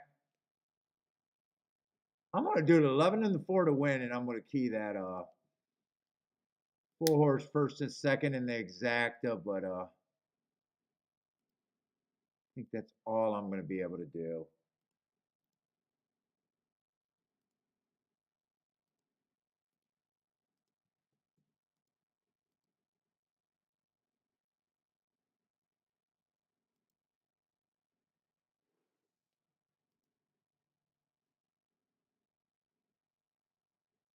And I lost Keeneland, it looks like.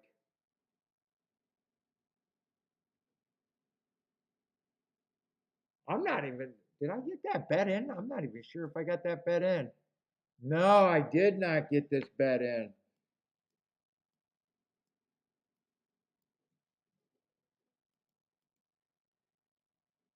It was close. I didn't get it in though. So all I got is the 11 to win.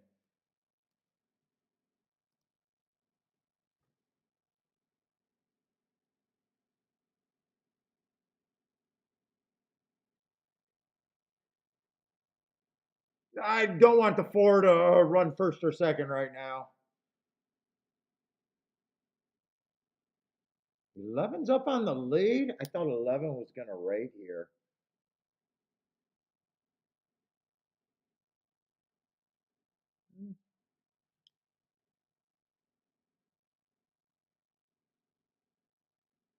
Okay, 4's not going to be first or second, but can I get this 11 home?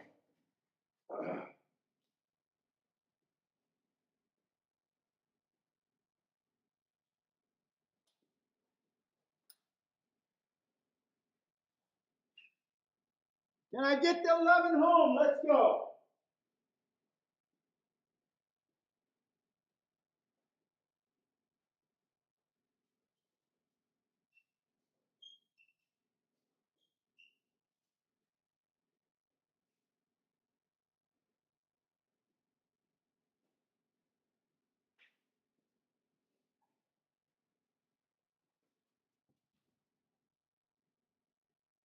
Ah, did the 2 run them down or are they showing the 11 there?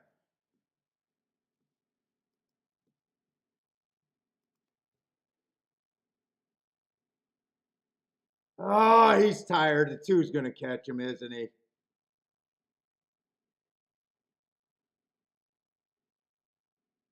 Oh, don't tell me I got beat like that, though.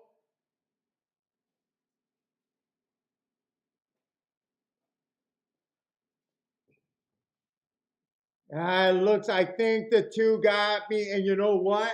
11's 18 to 1. I probably should have had the exacta anyways, but I wouldn't have got the exacta in.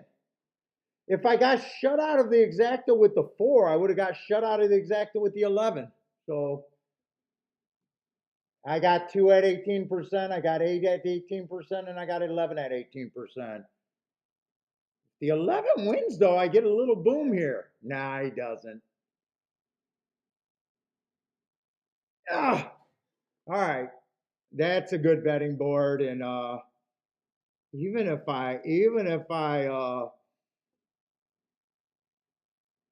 ran out of time. I probably actually come back and hit that though.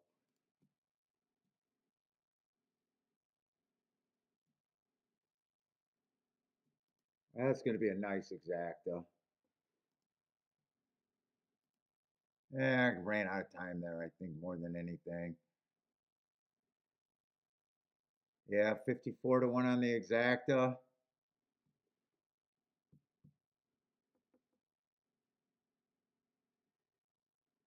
In fact, I handicapped that perfectly, except I like the 4.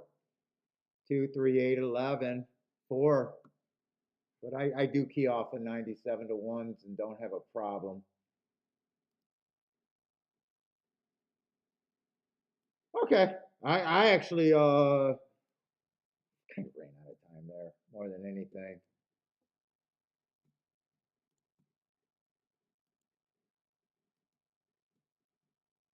I feel like I'm handicapping all right. I feel like there's going to be a big hit, but we'll see. See, Gulfstream 8th race, 2-year-olds, but we got 2-year-olds with some form.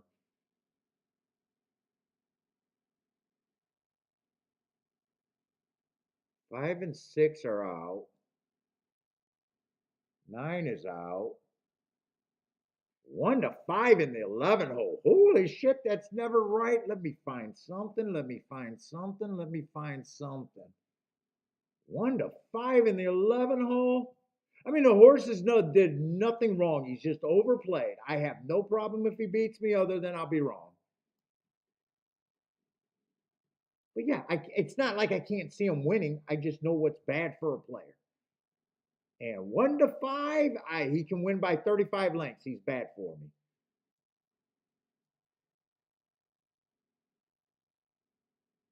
Ah, shit, but who's good for me? Who's good for me? Who's good for me?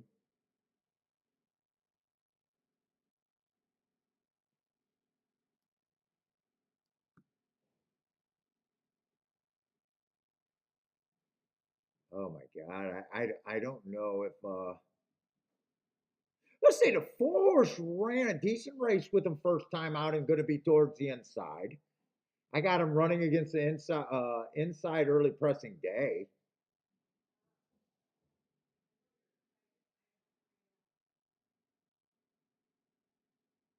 Oh my God, this race is so good if you could beat the 11 on the outside.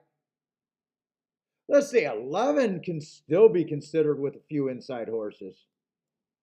And I probably will do that. 1, 3, and 4, but I definitely got to check these. Actually, they're not as good. 11, 4 got to be left alone. Although 1, 3, and 4 with the 11 are good.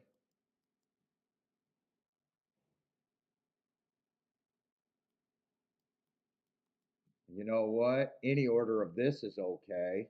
1 through 4. Shit, I'm running out of time.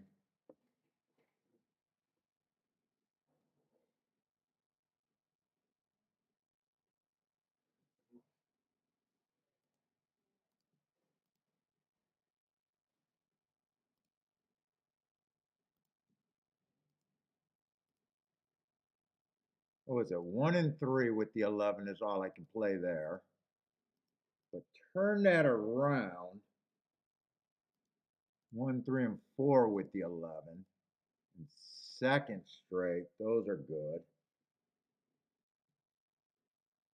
I don't even have to check the combinations 1 through 4. I'll play that less, but that's still the best thing.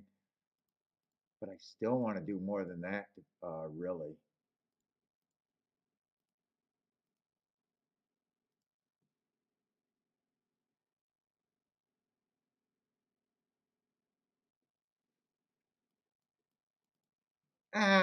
I was gonna play 11 with the 3, 4 with the 1 and 3 in second, but I really think I'd rather try to beat the 11.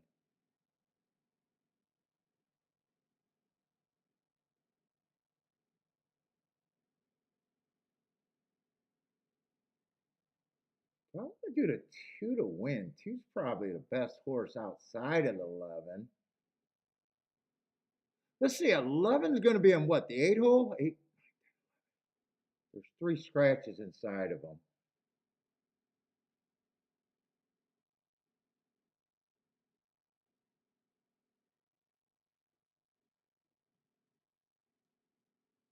I want 2 to win.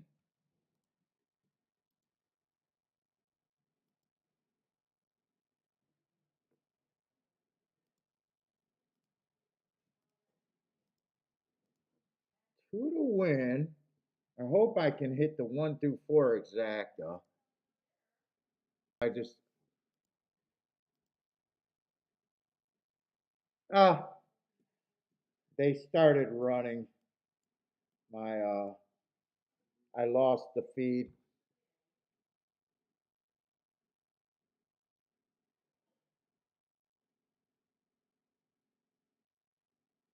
I need who do I need? 1 or 3 to get second? Yeah, 1 or 3 to get second if the 11 just draws off the win. Yeah, 1 or 3. I don't 1 and 3 is not even running. It's all outside here.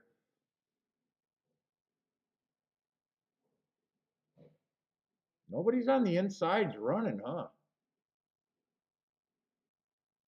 Yeah, this does not look like I have a shot in hell here. All outside.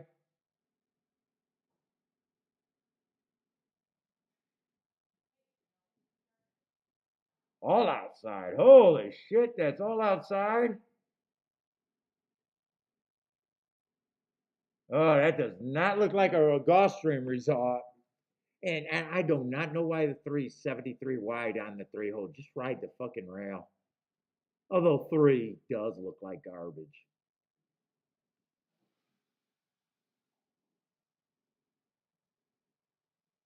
3 does look pretty bad.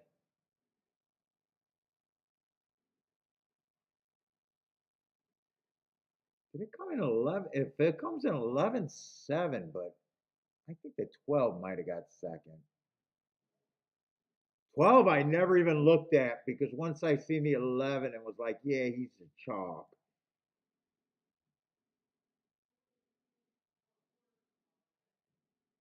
That was a pretty big failed experiment right there. 11-12 is going to be exacta from hell, though.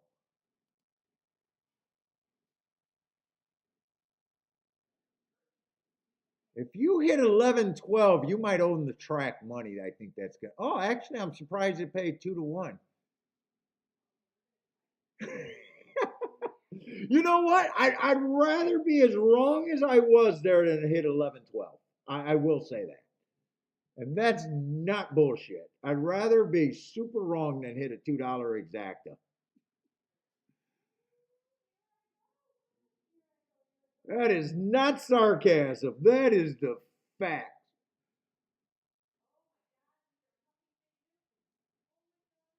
Dude, $2 exacta. Too bad the seven didn't hold on for second. If people did play the 11-7, that was paying 37 to 1. That's a nice bet right there. In fact, seven with the two scratches would have drew inside. Ooh, would have got a few post over. He wasn't really the seven hole. I kind of missed that. Did he look good? That would have just been heartbreak if you had the 11-7 kind of. That's a nice bet if you had the 11-7.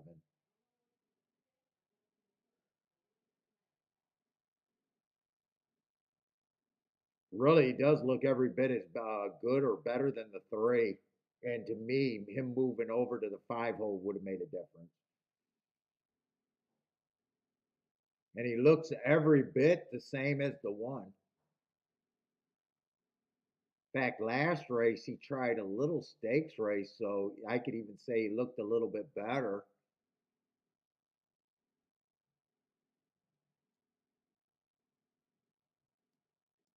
He doesn't look necessarily better than the two. He just ran good against the two, but two got the better of him. Yes, seven. Seven probably should have been, and I'm arguing about a losing bet. I honestly would have felt like I was sharp if I would have played the 11-7 and it lost.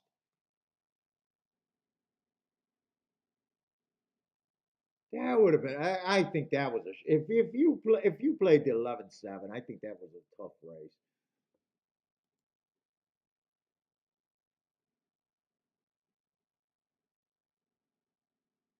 Oh no, Lloyd, I just seen sarcasm and said I was not. I'd rather not ever own the 11-12. No, no, I don't take that as offense or anything. I just seen it. I didn't even see who said it, but it fucking I play off the chat room, so it's not a problem. Dude, who played the 11-7? I actually think that's a smart bet right there.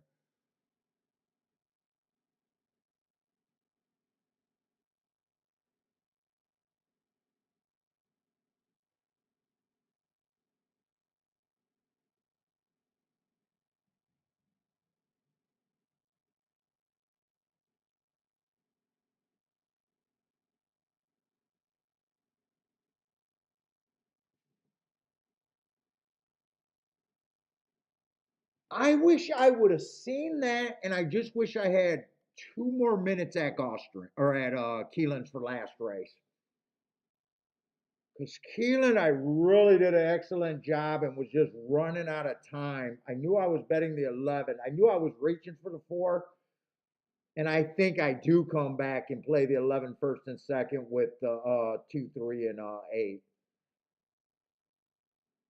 That to me was not, that does not fall in would have, could have, should have, because you can't get time back.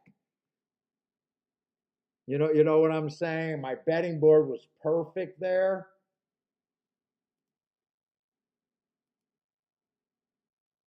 And then I just wish that I realized the scratches, because I think 11-7 was a sharp play. That was a loser, but I think that was a sharp play.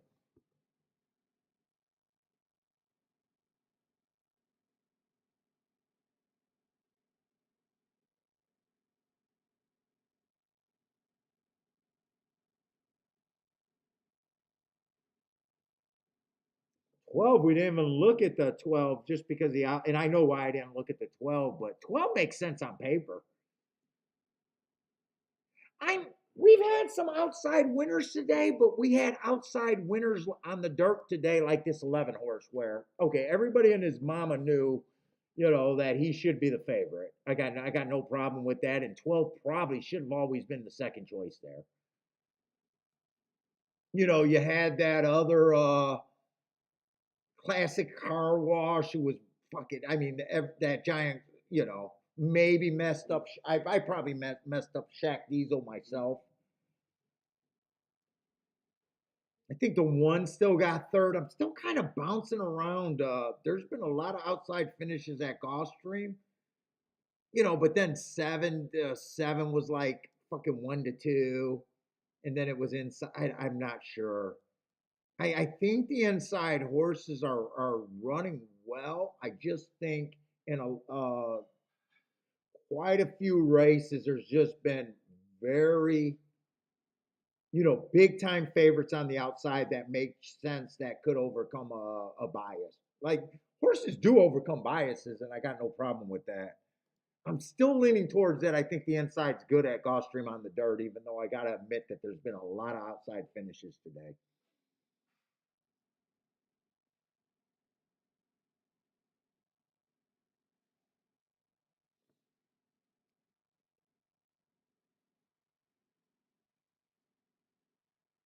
And overall, I do feel like I know where I'm at, and I'm happy with most of my bets.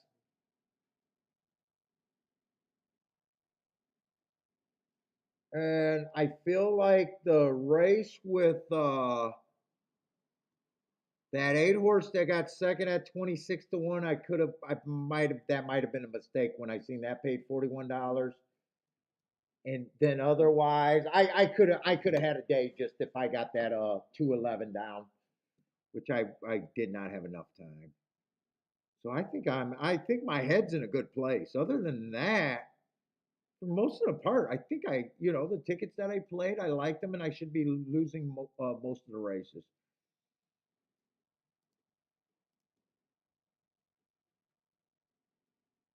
And to me, that's actually important. To me, that's actually important, to feel like there was spots. I can't cry about a race that even if I was making the right move, I would have got shut out with at Keeneland.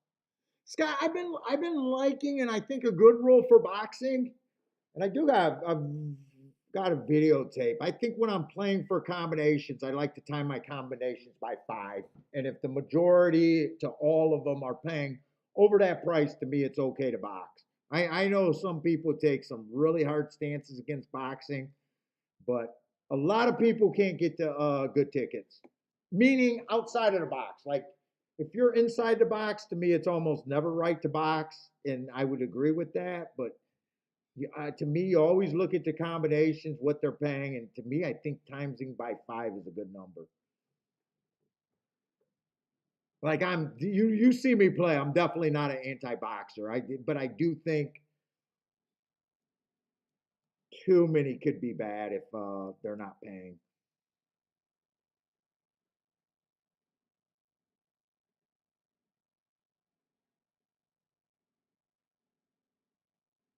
That's for exactas and doubles where I can see the payout. Now tries, you just got to have a thing to know if it's worth however much that ticket costs. Tries super. If you're talking about the high five there, I don't even know what that costs. If you got a ticket, if you think you got a bunch of tickets that could probably take down the whole high five, then boxes are okay. If you got contenders that can't take down a high five, boxes probably aren't okay, would be my opinion there.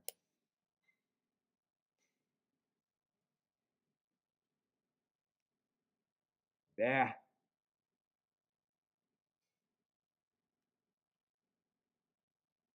Yeah, it's also the same rule about just betting theories. The more you're inside the box, you'll notice most of your bad players think that that's the time to go after something. Oh, I agree with the public. This is easy. Taking. You know what I'm saying? Where really it's the opposite. When you agree with the public, probably there's nothing there for you, or at the very least, understand that it forces you to bet the public. And the more outside the boxes you are, fucking, yeah, there's more rules you can break, more that can be done.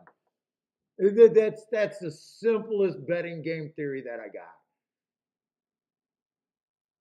got. So basically, it's get to your contenders, and your contenders' odds will tell you what you can do, right?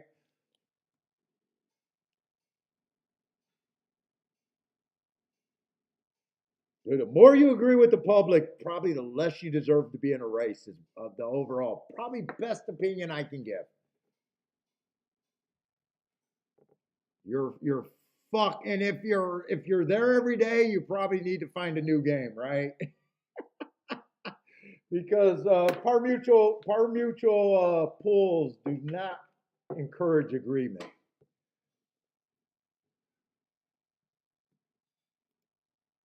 They might make you feel like you can talk great and feel like you are smart amongst your friends. But we don't want that at the show. I don't want you to be able to communicate with your friends. I want your friends to look at you like their eyes are rolling around like marbles and they can't even comprehend. I, I want you to be better than your friends. I can't do that. Oh, but it won. I can't do that. It's crack for me.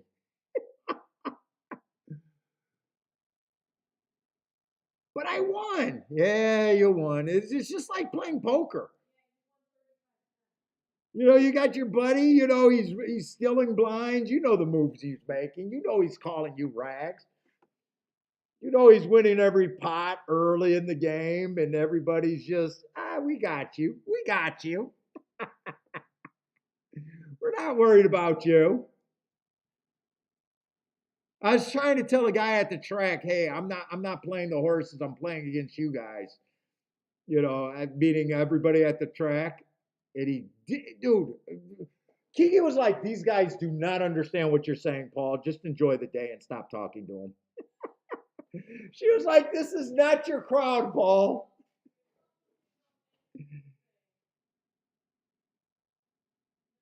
She was like, don't just stop it. The guy got $37 on a $40 bet. He didn't lose everything. He's happy, Paul. Stop trying to say that you did the same bet and got 600 for the same bet.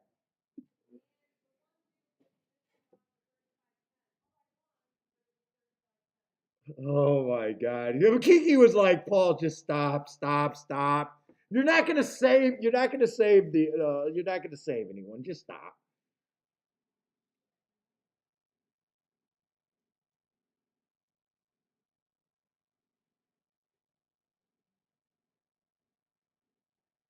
Let's see. We want to find some. I still want to find something. I'm a happy loser so far today. If you're new to the show, and I really have no problem with that.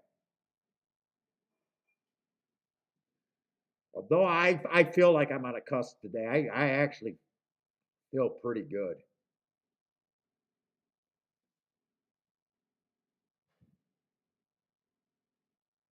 Although is this race on the dirt or is this race still on? Wait a minute. I got to find out. Are we on the turf at Keeneland? I did not pay attention to that.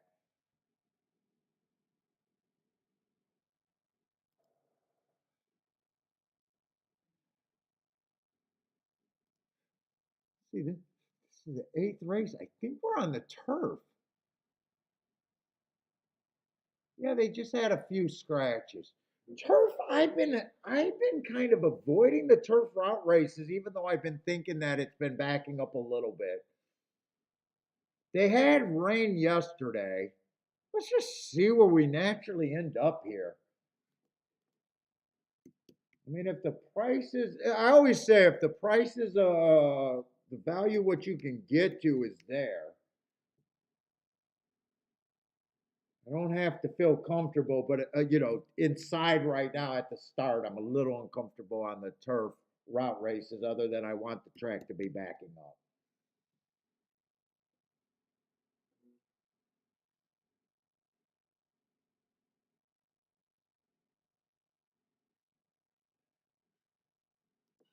Still got a decent sized field of 9. Okay, it looks like I got the scratches in.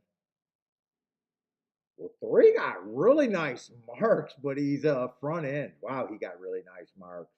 4 races ago, fastest winner of the day. Okay, no problem with that race. 3 races ago, I got a bad rail, had the bad rail, and was going too fast to win. Absolutely love that race. Came back, stalking day again, running against the bias, going too fast to win. I would say I absolutely love that race.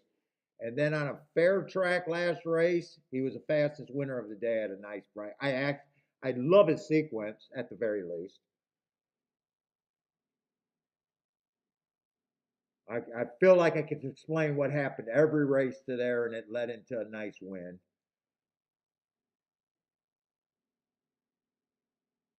Now I'm since I like the sequence on him, I'm quickly trying to see if there's other speed because I started saying I kind of wanting to be hard on speed.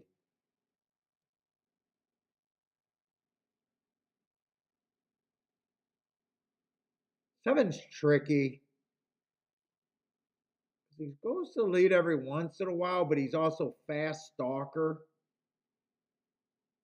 Fastest winner of the day, 3 back, comes back, goes too fast to win last race. Love those. You know, if you're new and was asking about the hearts, hearts are my best mark. And we don't mind regression, but we expect horses to come back, runs new tops, or come back to win within 3 races. I love the heart so much.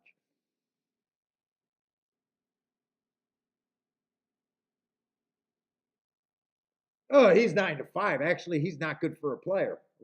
So I don't have to keep handicapping him. 9 to 5's not good for a player. Not by himself. So at the very least, if I can't get around the 7, I know I got to do something with the 7. Not by himself at 9 to 5. Let's see. 8 is another speed horse who earned a heart 4 races ago, came back and won within 3, came back and put up tops. This is marked wrong because you can't win and go too slow to win. So that race would have been average match strides with the slowest winner of the day. But 9 got pretty decent speed. There, and he can rate. There might be enough speed. 10 might be going pretty close to the lead.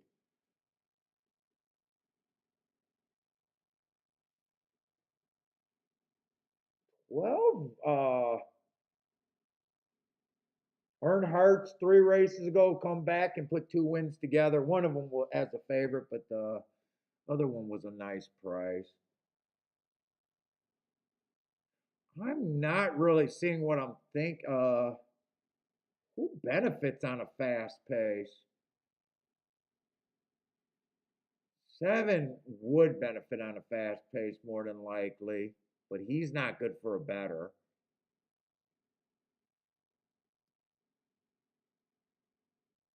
6, I got some West Coast horses, West Coast races. He would benefit. I'm just not sure if I like him. They're getting in the gate. I think this race is going to get away from me.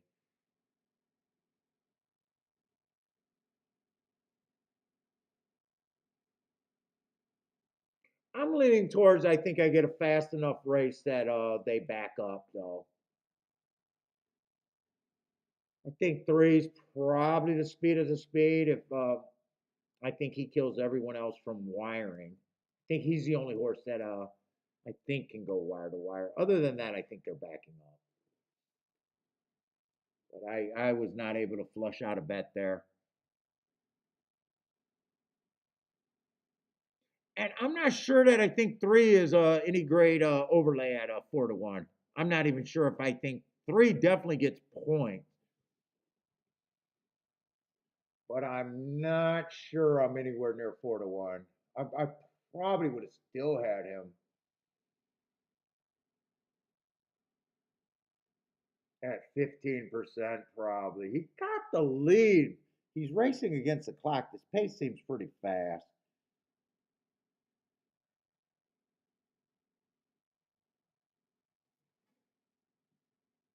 Oh shit, I can't waste time. I gotta go to Gulfstream. I gotta find if I'm gonna find a nice ticket today or not.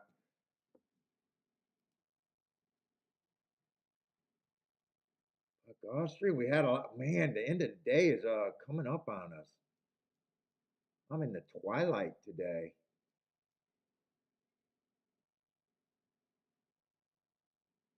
Another dirt race?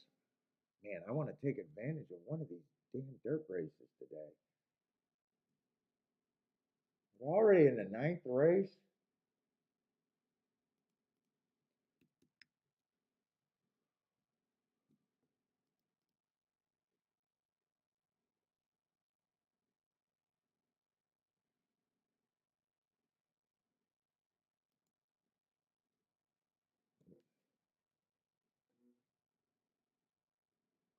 Little stakes race. God, it would benefit you if the inside was good today. I already said that. I had to admit that the outside's been doing pretty good though. But I do think, some of those races, it was just the best horse on the outside. Let's see. I don't like the thought of this full horse though. Just a West Coast shipper that I won't know what to do with, who has some graded races. I just have no idea what to think of him.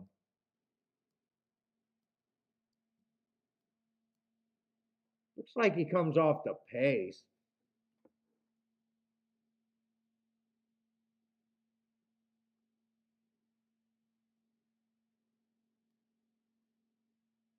Five's a favorite. Last race, I got a speed favoring track. That was a new top on a day that I thought he was running with the bias.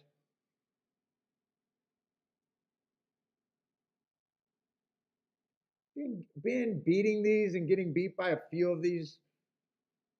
What's the long range toddy? That was a good race. I got no problem with him taking money.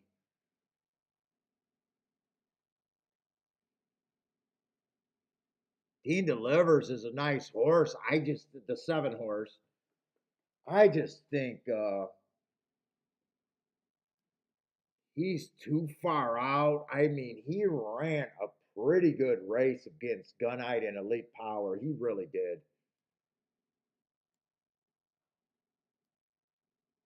But man, I don't like the 7 hole at golf. Well, he's going to be in the 6 hole. That actually a big difference on paper. Dude, that's a really nice race against those 2 horses. Really,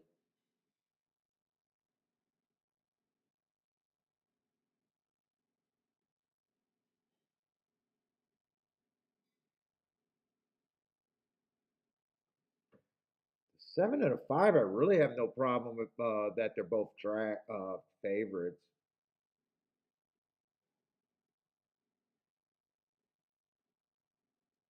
I get the 2 horse. If the inside helps, I like the inside, but I'm not crazy about closers.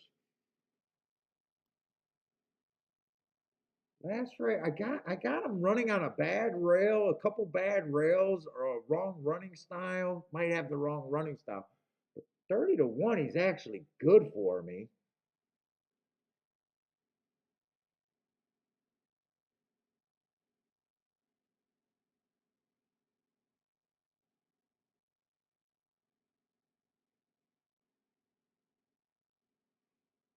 3 other than the inside. I mean, 3 feels like filler, but man, I'm always trying to press the inside. This is gonna be. I mean, I do think these are legit favorites. They can't be paired together. No, it's not 1-3. Those are post positions I'm thinking of.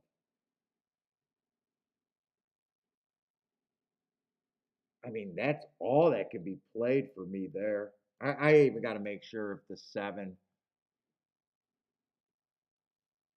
I might even want the 7 more than the 5.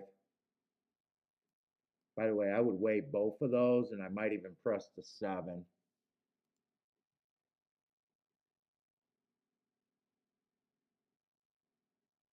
5, I can include the 4. But I think mostly the 2 and 3 because I'm shocked that since I'm pressing, try to get these in.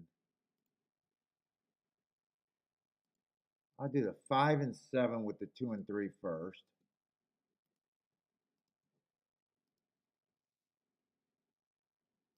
And I'll do the 7, 2, 3 key box next. I think that's going to be my main. Now I want a 7, 3 for the press. 7 with the 2, 3 straight. I think all that I'm missing is a 4, 5 exacta. I'm not going to get that in. They're off. So I'm not going to get that in, but I wanted that. Let me get this clear because I got scribbles.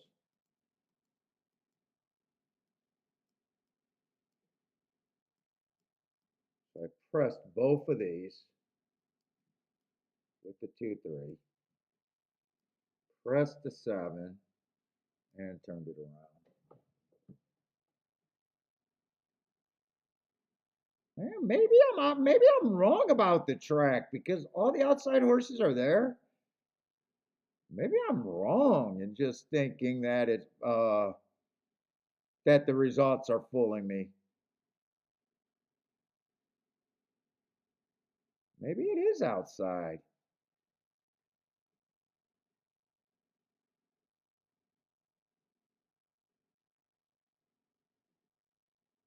Come on with this 3. Bring this 3, 5. 3, 5, 5, 3, 7, 3.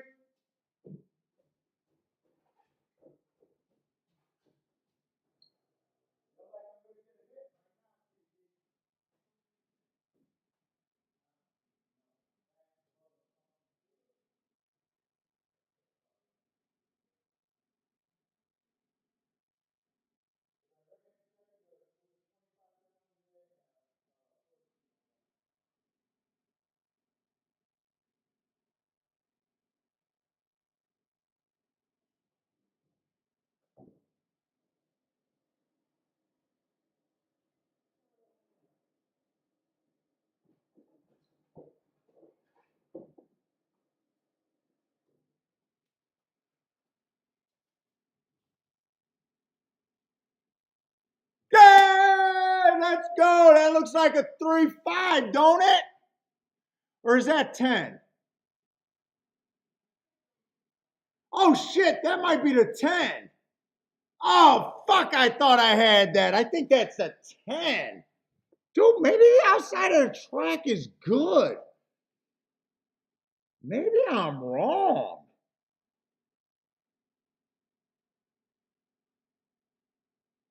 This is the first outside race where they were well, I really thought that was a 3. Yep, Kiki said not to jinx it.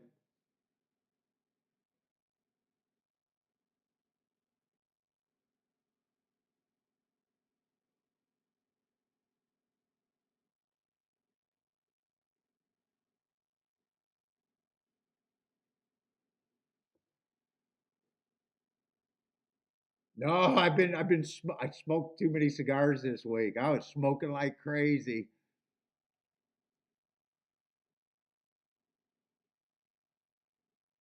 Yeah, that definitely wasn't the 3 horse.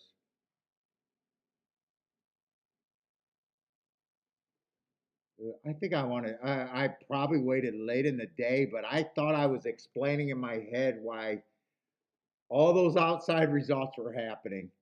God damn it. I think now I'm wondering if I made a mistake thinking that. I might have made a mistake thinking that.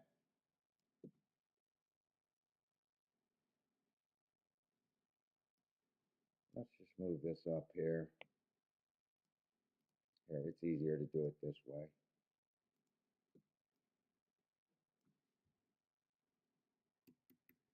One, two, three in a box.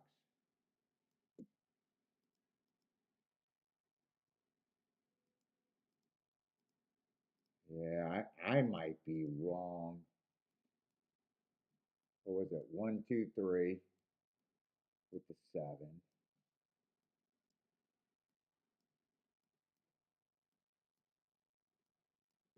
Yeah, I might be wrong there.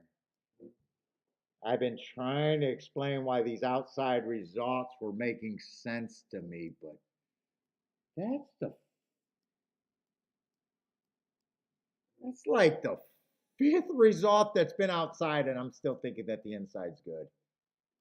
Did I get caught with my hand in the biased cookie jar today? I might have.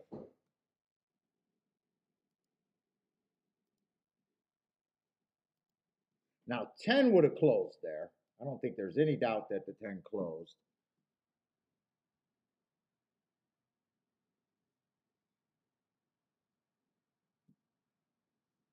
Let's see, 8 stalked on the sixth first race, but that was Topita.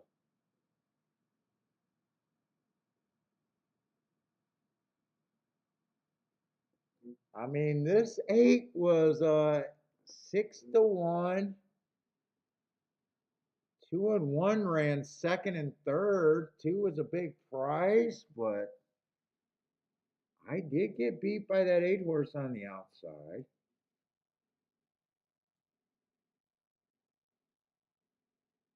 This 2 that won on the dirt going wire to wire was 30 cents on the dollar. So let's just circle him and put a star by him because he was not only not only was he under 2-1, he was 30 cents on the damn dollar.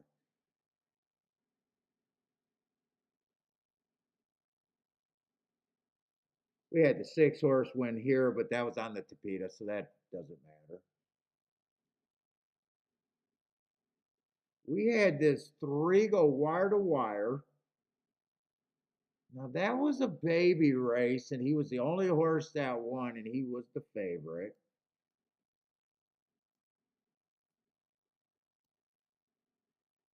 So those 2 horses, maybe I thought the inside was and then all of a sudden, now this 7 was 50 cents on the dollar. So, he was a giant favorite. We'll put the star on him too. Well, he should have been in the 6 hole. Let's just get him in the right hole.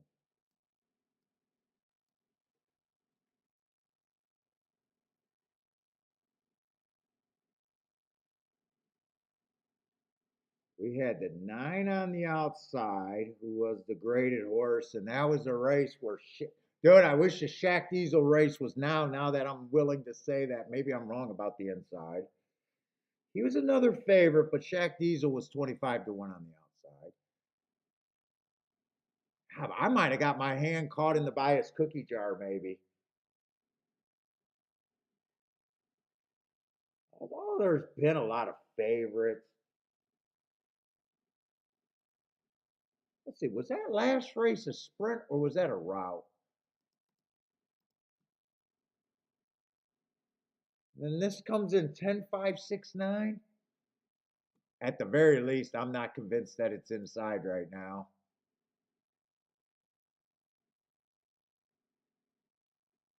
Yeah, that wasn't a mile race, so I got that on the right thing.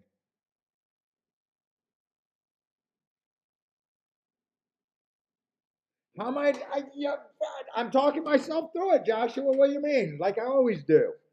Live and die with my call, right or wrong, but fucking I'm trying. It's just, man, I'm not sure. We had a couple long shots on the outside. Most of the winners been on the outside. I mean, you're hearing my no. Well, 5-1's not overwhelming, but here's an 8-1. And if you remember, when the 8-1, if you were watching, the 2 horse at 25-1 was about 10 wide. He was even wider.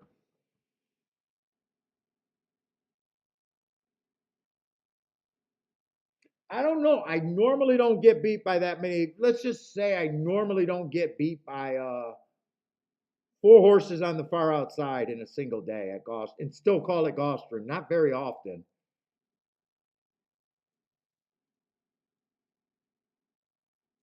We had a 25-1 run second, that eight horse. I don't know. Biases you can argue about whether you're buying it or not. I'll live and die by if I think it.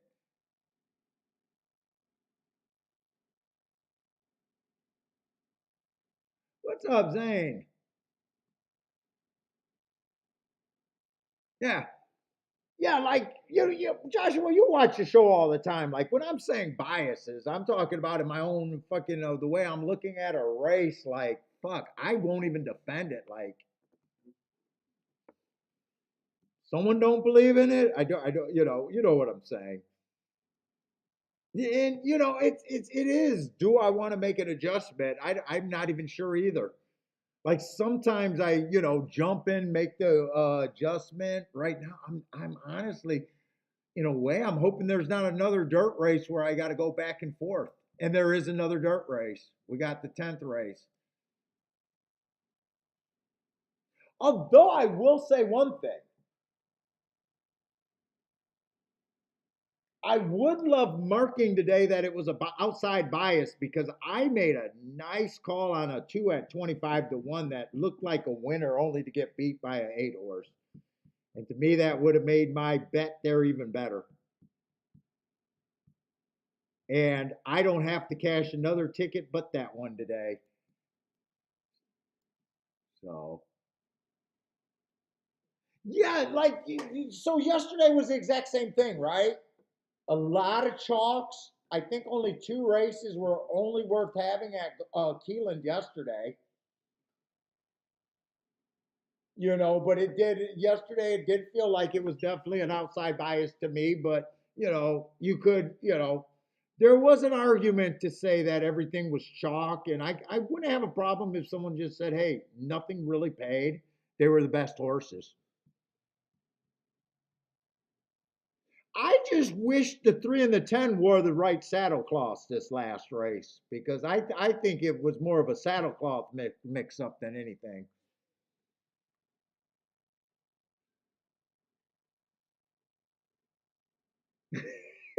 That's what I'm going with, Marco Lou. It's just I fucked up. They got the wrong saddlecloths. I haven't lost a race other than saddlecloths. What's up, Jevin?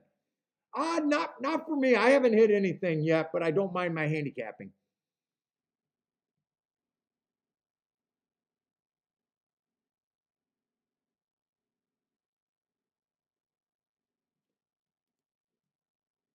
What's up, Jevin? Let's see, Santa Anita, there's still a minute for that race, for that result.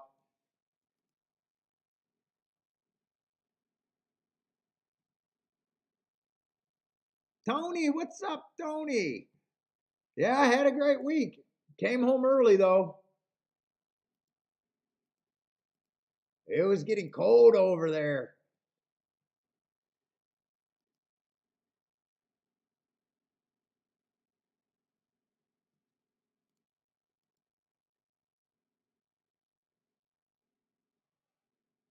In fact, I want to see how the race is developing over there at Gulfstream.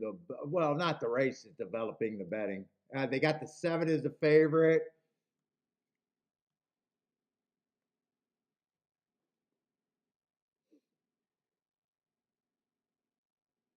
Damn it, I would like the 1 and the 2 naturally. This looks like this. This is a 2-year-old baby race.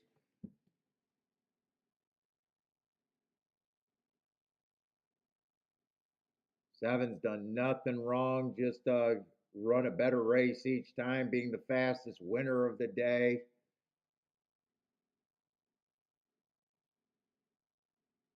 Fuck, I got no problem with him taking money. It's just understanding that that's not a price that's good for me, is what I can say. Not by itself.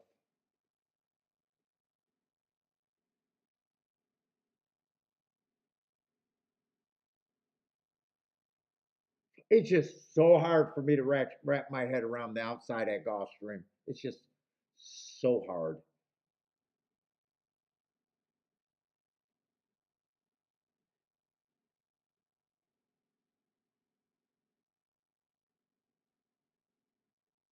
So freaking hard.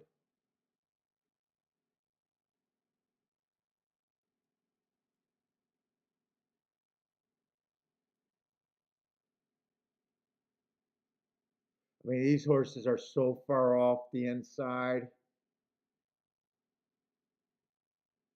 And I don't have an advantage right now, inside or outside, because there's big prices on both areas. Actually, everywhere there's big prices.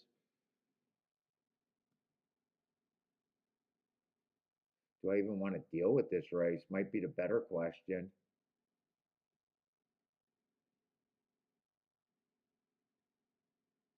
Two, I think that's a nice last race.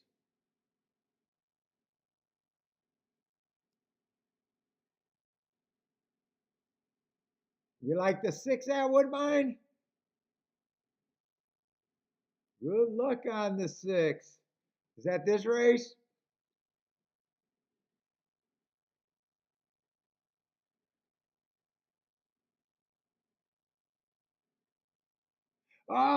Spring was nicer this year. Spring was nicer.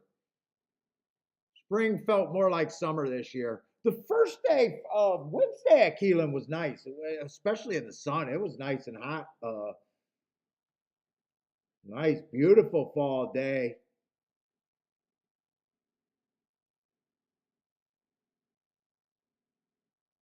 Man, I don't want to give up on Gulfstream, but man, with me not deciding which way I want to go here.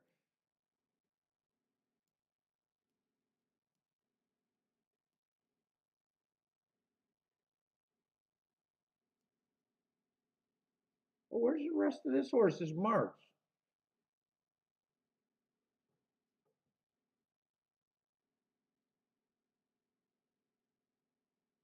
Let's see. I should be looking at Keeneland anyways.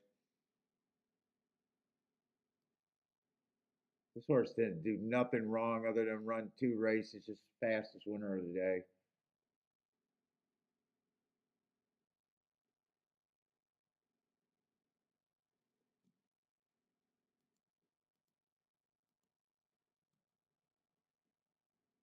'But he doesn't start off very many tickets that matter.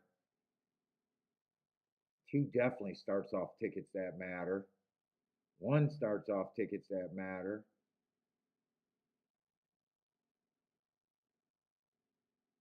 Just fast developing 2 year olds. I'm not sure how interested I'm gonna be in this race.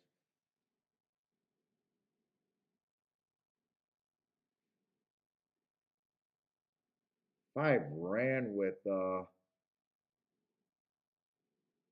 seven before coming from Saratoga.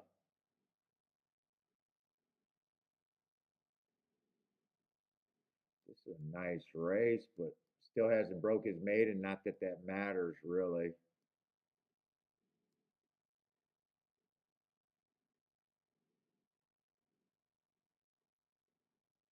I ran a better race last race. I like that race two back where I thought the rail was bad.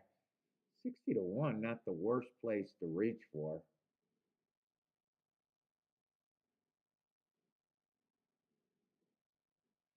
It's outside. Five gets more interesting. Seven gets even tougher looking. 10 gets a little interesting, but 10 and 7 doesn't combine for much. 10 and 5 does.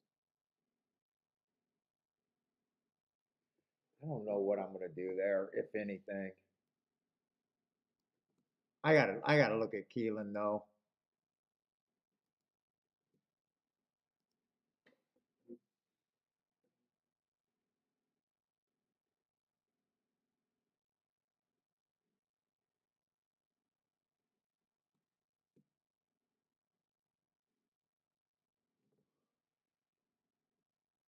What does this become? A 7 horse race?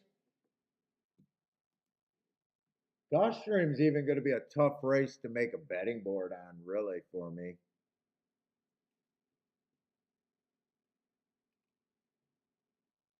Oh, I didn't leave enough spots there for Keeneland.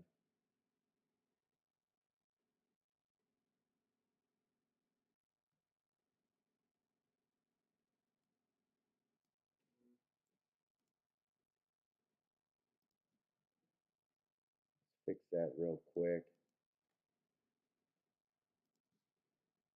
I'd like to do a betting board if I got time. Look, we're late in the day. Holy shit.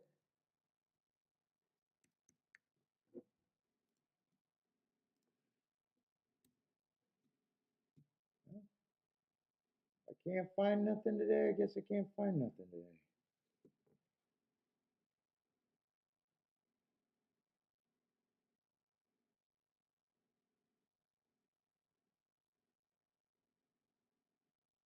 Let's see. One, I just don't like route to sprint, and I don't got that much on them. Two races ago, I just got a stalking closing day. I'm average.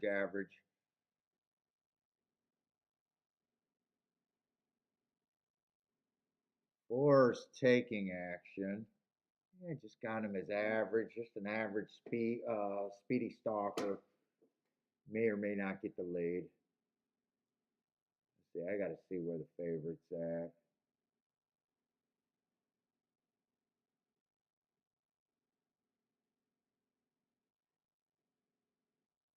Favorite got pretty good speed, right? Is six the favorite? No, six is not the favorite. Oh, really? Who's the favorite? Oh, seven's the favorite. Let's see. They both ran in the same last race. Seven got the jump on everyone and just ran away and hid.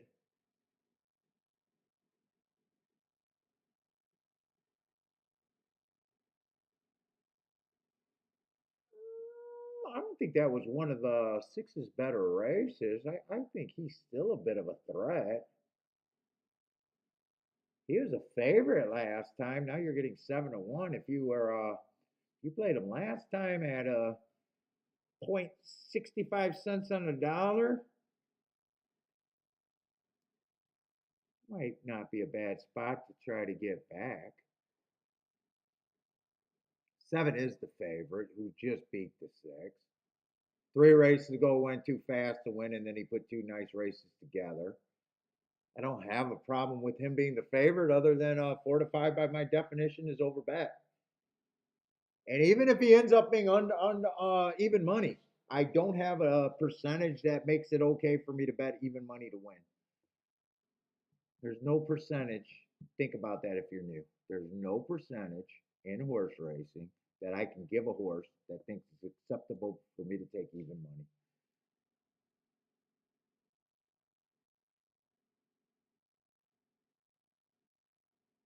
Does not exist.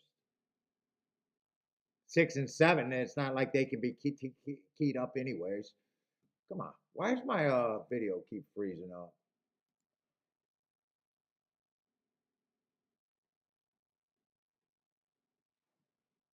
All right. Well, if seven wins, and I don't have a problem with the seven wins, it'd have to be in a combination. And there, I don't even have to handicap second place. What makes sense if the seven wins? The one, the five, nine's borderline. Those are the only three horses that I could play the seven with. Six, I can do a lot more things with. Six, seven's not one of them. Seven, six is not one of them.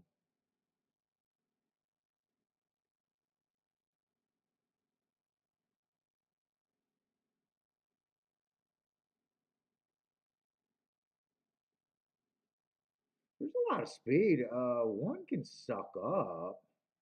Who's the other horse? Apple Picker? Let me look up Apple Picker real quick.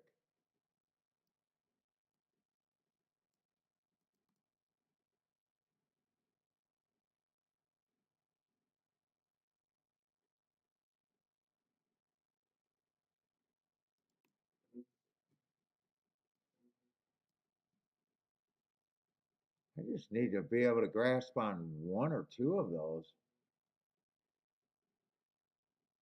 I can do it. I just got to decide if I really want to or not. So he would have ran with the track. He would have been the slowest winner of the day. Mm.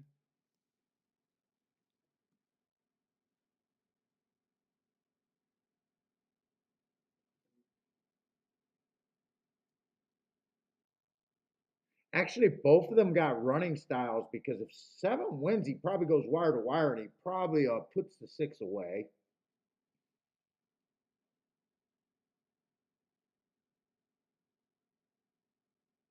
And eight looks like a front runner. I would imagine if seven wins and wins easily, he probably puts the other front runners away. I can actually justify doing that exacta.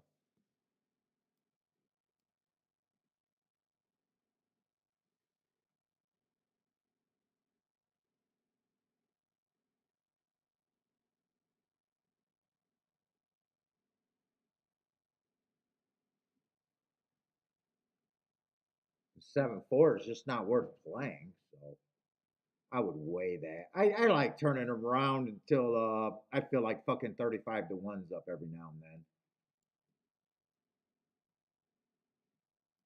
I want to take a little poke here.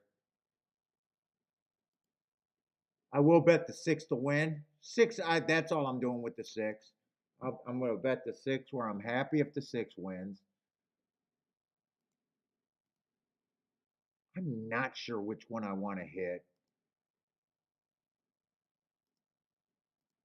It's probably, you know what?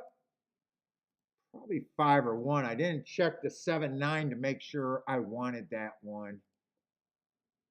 I'm not going to be able to check that. So I got the press. I got both of them. Let me check that exact. I might not even think that that's exact. 7-1 is still 28 to 1. They went down a little bit, but not much. 28 to 1, 26 to 1. 16 to 1 with the 9.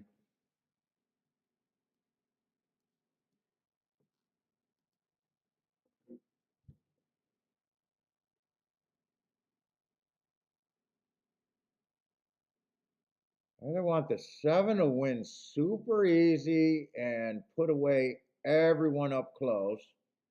I don't know why one's making such an aggressive move right now. Maybe he's just trying to find position. Yeah, 4 got horse. 6 is between horses. I don't think 9's going to survive. Oh, here comes a 6. If it's 7-6, I'm just supposed to lose. Is 1 diving into the rail? I need this 1 to have something, I think. 7-1. Give me a 7-1. Nah, 7-1 doesn't have anything.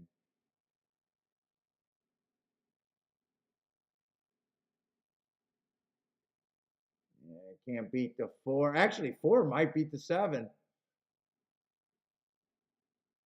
Either of those are terrible exactas, though. Eh,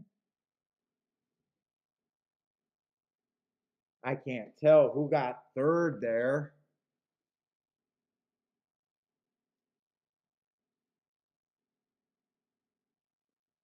Who won that race? Who was a 4?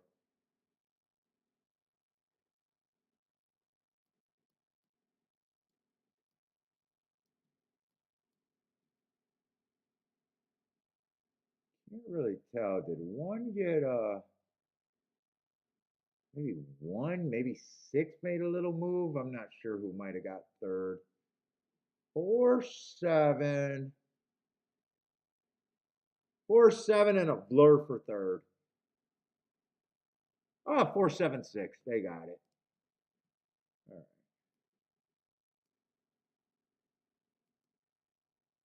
All right, another.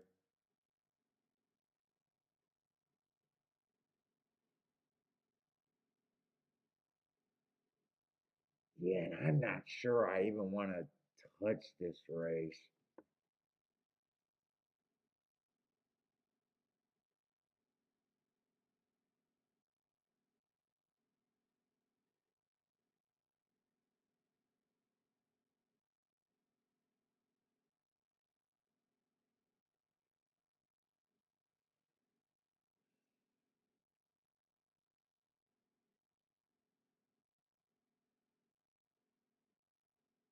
10's probably priced right to me.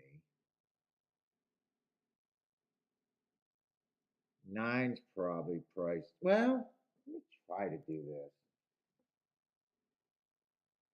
I have no problem with the 7 being favored. He's just overbet. I don't know which way to make a betting board here. 2, I'll tell you, I do think two's an overlay, and I think two's a big overlay. And 2, I'm probably fucking just priced in to say fuck it.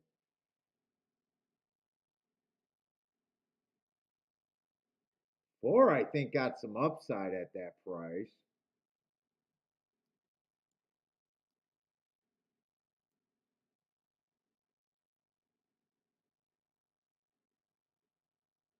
I think both of them got some upside.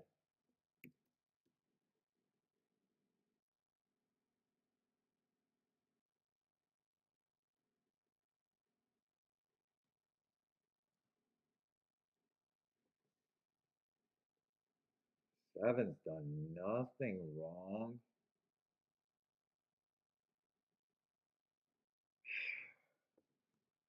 I like some horses on the inside, but after last race, I'm finally questioning, do I really think the inside's where I want to be? And I'm looking at these exactas, even if the 7 wins, the exactas that I want are actually worth something to me. 7-1 is paying a 47 to 1, 7-2 is paying 50 to 1. 7-3 is paying 50 to 1, and 7-4 is paying 64 to 1.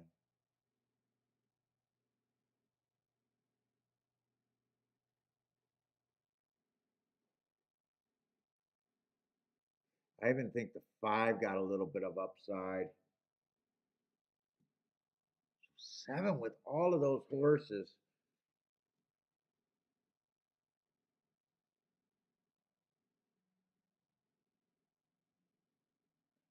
And these horses are so lightly raced. It's not even like I think 7 doesn't have to win this race. But man, when I got, it is hard to poke holes in them other than it's horse racing and he's over bat.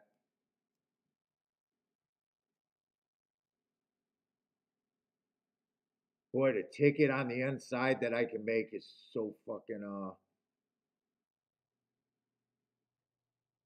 these are the 3 that I actually like the most. Maybe I press.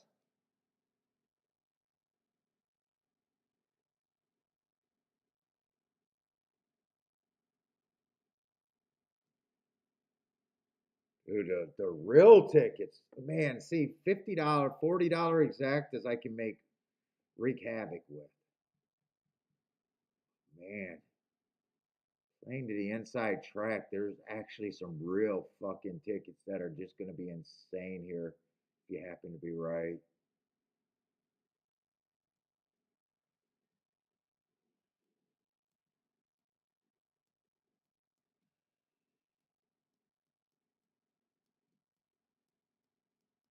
We're going to take a little poke there. I'm going to give myself a chance for both.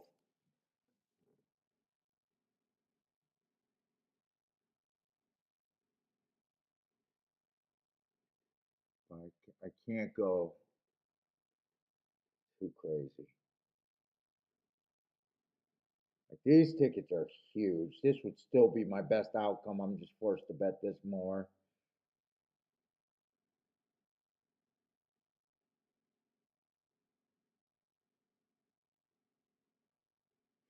In fact, I think I do this. I want to weigh these exactas. I want those 2 for more. I come back and get the other ones, 4 and 3. Still weigh the 7 on more with them, but I play them for less than the 2 and 5. I do like the 2 and 5 better. God damn it. They're gonna draw this out for me, but I'm playing this one for less.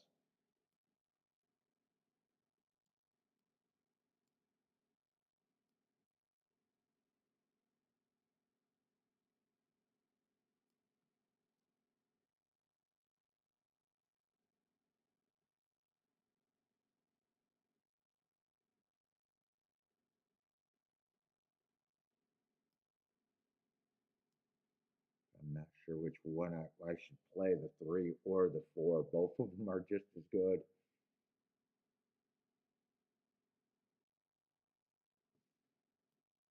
Pick one. It doesn't even matter. 3 or 4 it could have been. I just don't do 5-horse exacta boxes. And I'm priced in on both of them.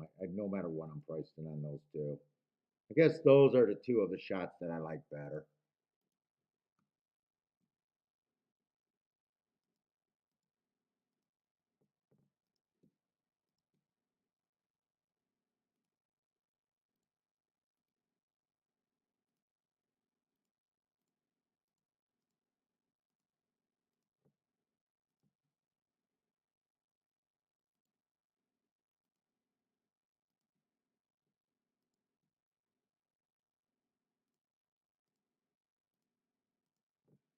I'm gonna have to come back and do the weights different.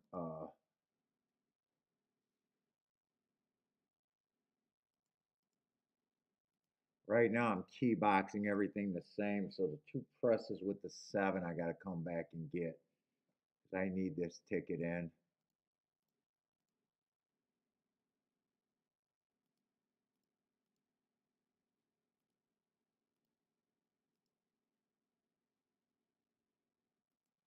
Those 2 straight tickets.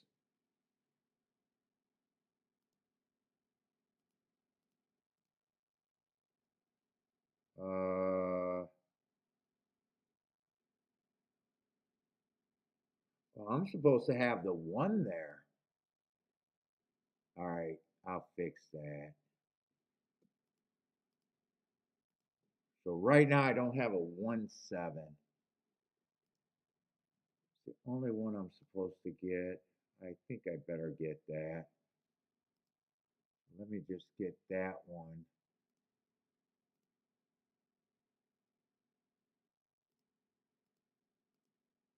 That's going to be less.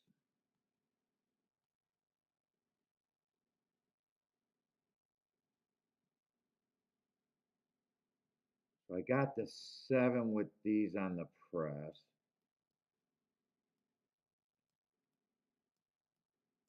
Don't let this be outside for straight. Then I had to come back and get the 1-7. Come on, 2. Got 2 on the lead with the 7. Give me this. To give me the ticket to the right is the ticket that I really well. 2's already done. And 12's running. I might just be wrong about the outside of the track. I think I am with the 9 and the 12 running. And the 10 run. I'm wrong about the. I keep trying to make the inside of the track. I'm just wrong about Gulfstream's bias call. Although 7-9-9-7 doesn't do anything.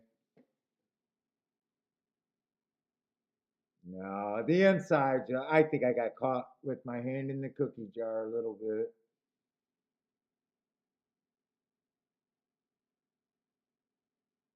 I don't want any more dirt races at Gulfstream today.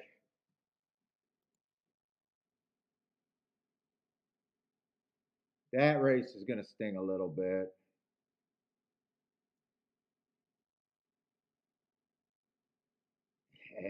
That race is going to sting. I don't want any more dirt races at Gulfstream. I probably should have just stayed away from that.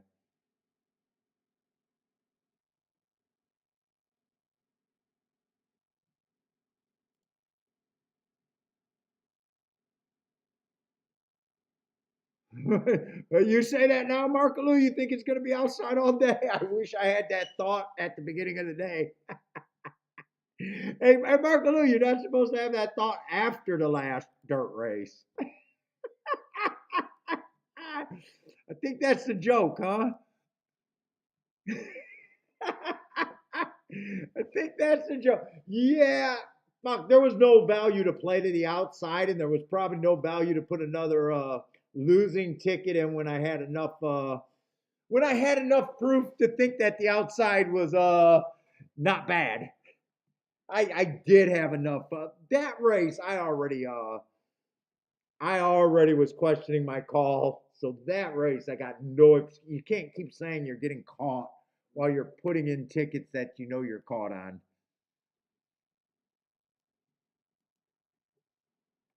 All I can say is that 710's a combination that I probably didn't have the.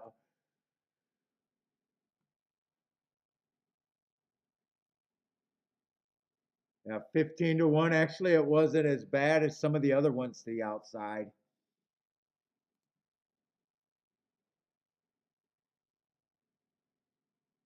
710. Well, you got an objection right now, but 710 right now is 15 to 1. 7-9 would have been 3 to 1.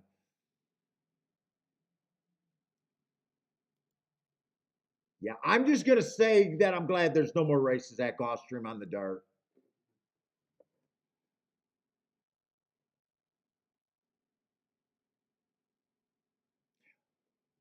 Well, no, if I was right and the inside did come in, I think all the exactas were playing in the 30 to 1 range with the 7 on top. But I'm wrong. I'm wrong, so they don't end up having value. But those tickets were playing quite a bit better than all the tickets to the inside with, the 3 to 5 winning.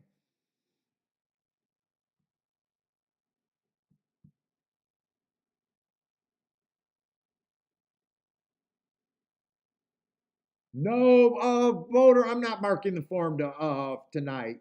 I won't mark it if I'm not playing. If I did, I'd send it to you, but no, I'm not. I'm not doing it.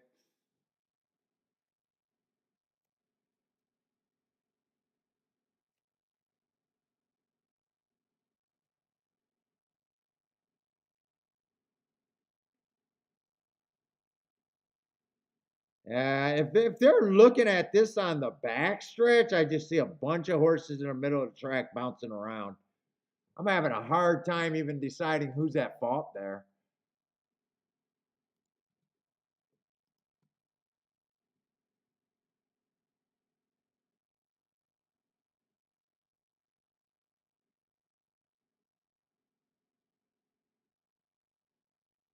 I think two caused all of that trying to get out the rail. It kind of looks like that the two thought that the outside of the track was not the place to be.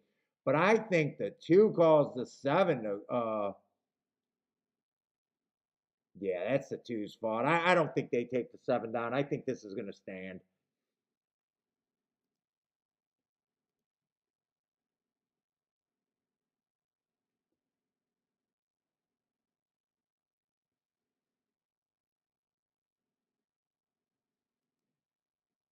Yep, it's official, Bob.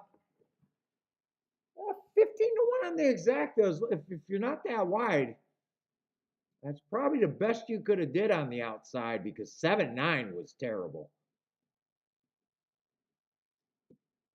7-9 was paying 3 to 1,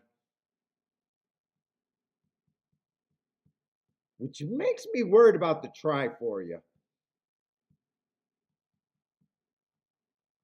But depending on how many accommodations, maybe you don't need it to be that big. I don't put it this way. I don't think it's going to match the $30 for 50 cent threshold.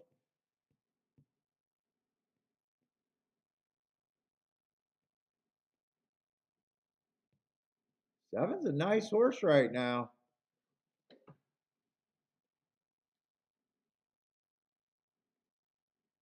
Matt, 10 horse was the horse that beat the two. I knew they were coming out of that same race. I think the Hollywood, but two at 25 to 1, I had to bet. Yeah, they were coming out the same race. Yeah, yeah. Well, I mean, if you know how many combinations you have, just because I say no value, if you play that straight, that's probably not a bad ticket.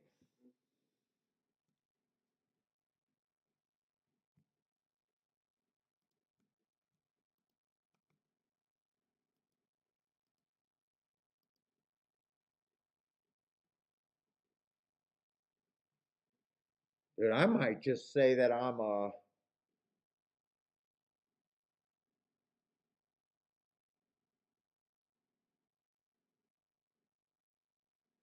think Gulfstream, when I chart these races, I just gonna think that I got my hand caught in this cookie jar, which kind of sucks because fuck, I wish you could change last race with that race where what was his name?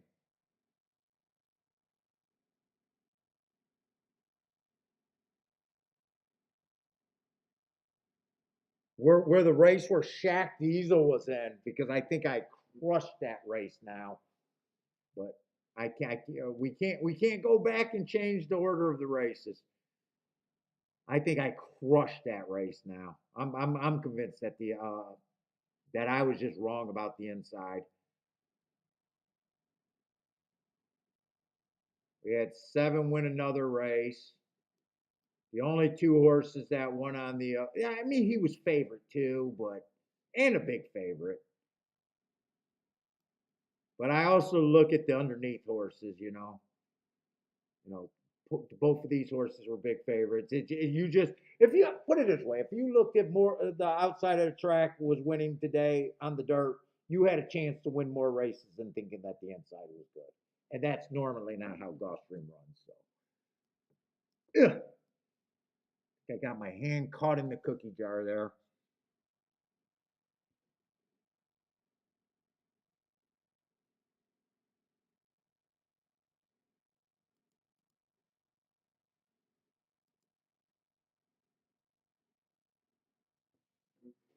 We don't have many. Is this the last race at both tracks? What? I got two chances, or might not even have two chances if I don't like either of the races. I don't have to force nothing to happen. I just take the big L.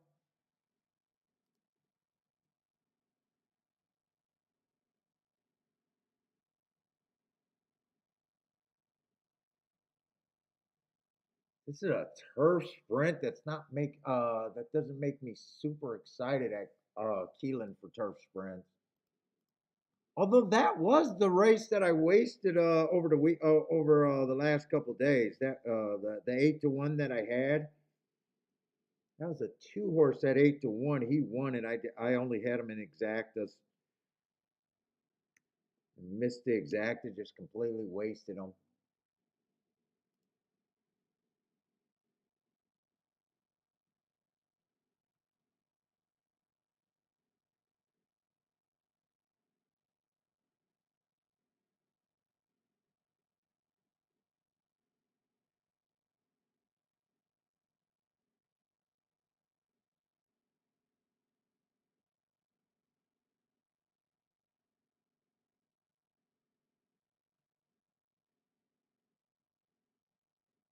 What the hell did I'm trying to? Oh, I'm trying to make sure that this is still on the turf. That's what I was trying to do.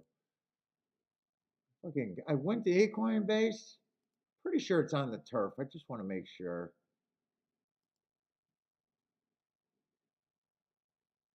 Yeah, it's on the turf. And that two horse went wire to wire, but fuck, they had the big rain. Who knows? Just see if I even like anyone here. Maybe I'll do myself a favor and not like anyone.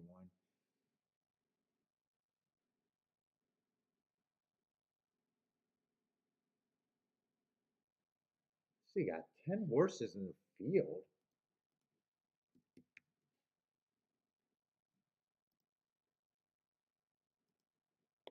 Maybe 11 with no.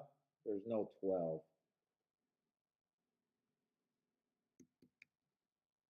So it looks like what? That makes 10 horses in the race, right?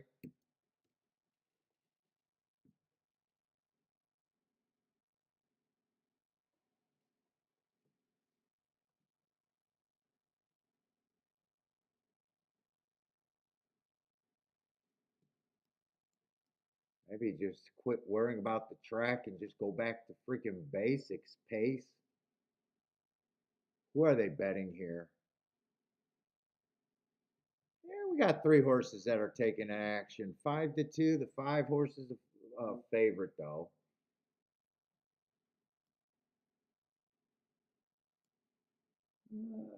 That's a layoff. Those were all last year. So he was off since October of 22. Oh, okay, that's a long layoff right there. He came back to run last race, early pressing day. I gave him an asterisk for being a closer. Actually, I'm looking at the six horse. All right, I'm looking at the six. I was just ready to say there's no way this horse should be 5-2, and I would have been right. The public's not going to give me 5-2 on him.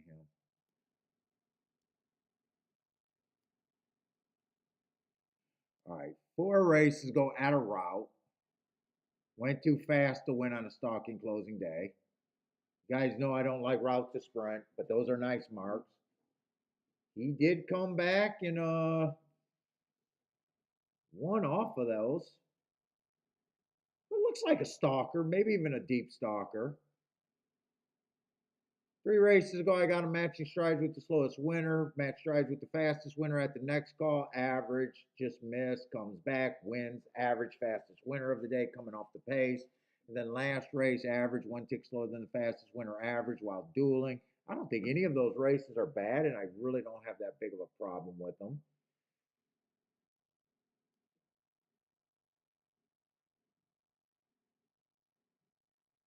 But I will say this. Kind of don't know if I like that series of $25,000 races in a row.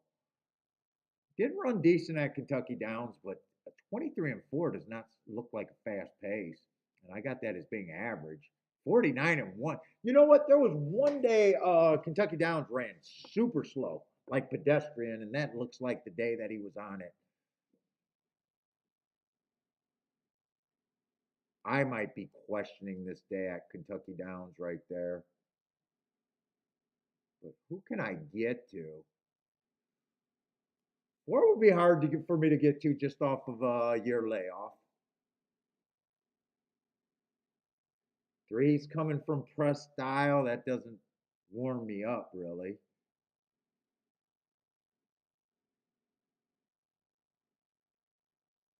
Two, I got three races ago just being average while winning. That was on the Tapeta. Mostly been a turf horse. Got a lot of route races, and I just hate route to sprint. He doesn't get me excited.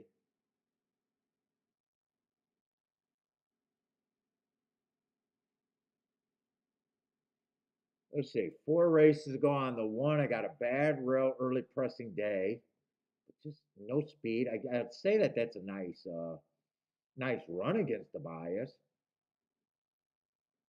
Then a one race sample, then just a flat kind of average, slow average kind of race, and then ran against the inside stalking. I don't see real speed there. I don't see real speed in this race.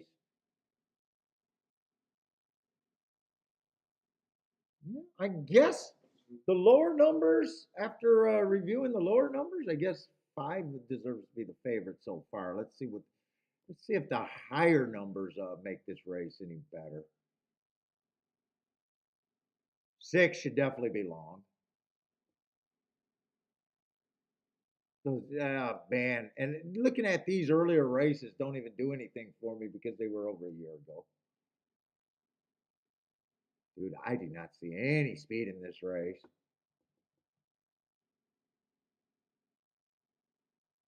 Seven, I got no problem with. Well, I got a little problem. I'm not crazy about the running style, but he wouldn't bother me if he won. Put it that way. He wouldn't bother me if he won at 9-1. Dude, there is no freaking speed. If you entered me in this race, my fat ass, I might be considered at the speed of the speed.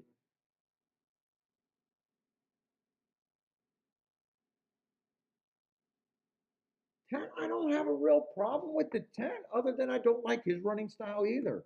He just lacks speed, short price. I'm not saying I don't think he can win. It's just I don't he can't win for me at 7-2.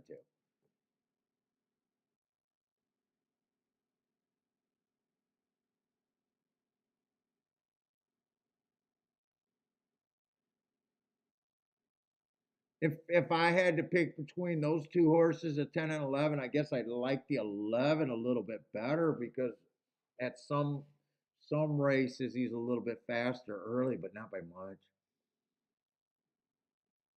In a way, I think whoever gets the lead in this race should have a tactic. They should at least have a tactical advantage at the very least.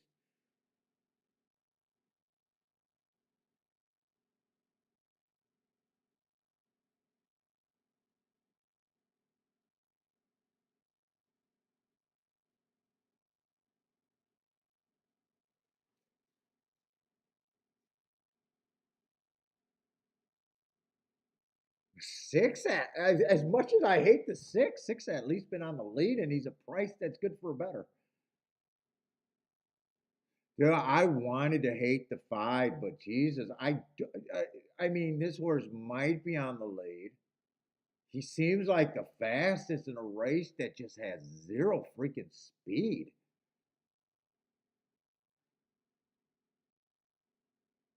4 might have some speed. Maybe the speed's coming from the 4 horse.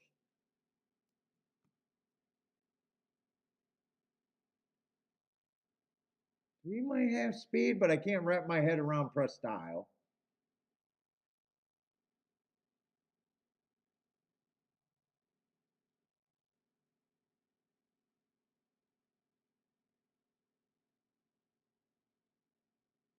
One, I think you get first run over the outside 2.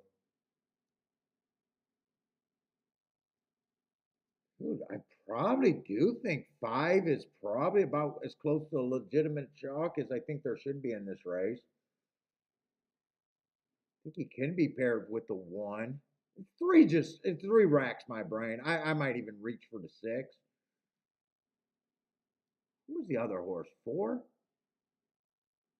4 actually might be able to get the lead. I think whoever gets the lead here has a tactical advantage. Let's see if these combinations are paying anything to make me want to play this race. 5-1's paying 26 to 1 and it'll pay better the other way.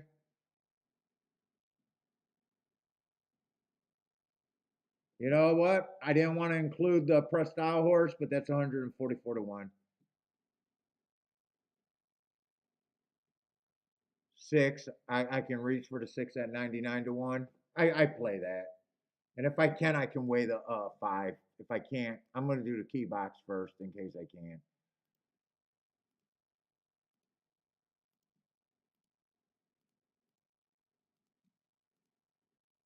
Do the key box first. Do straight to press.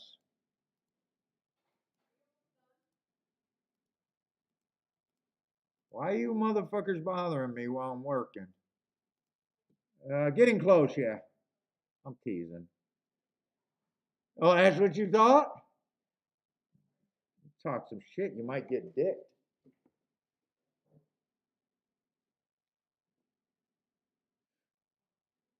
I don't even think coming back and boxing these 4 horses smaller would have been a bad thought.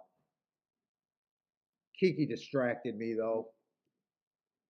I think whoever gets the lead here should have an advantage.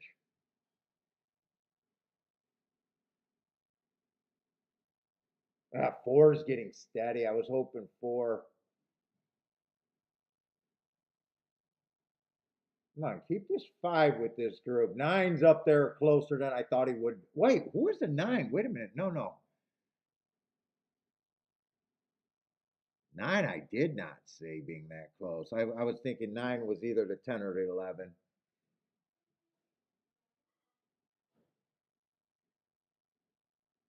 Come on, bring me a 3-5. Bring me a 3-5. Let's go. Seven's loaded. I need this five to out. Fuck you, five.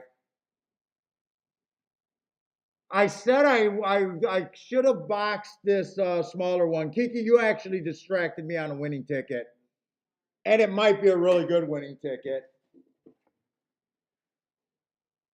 Kiki, it's going to be a disgusting winning ticket. No, Kiki. It's 44 to 1 over 6 to 1.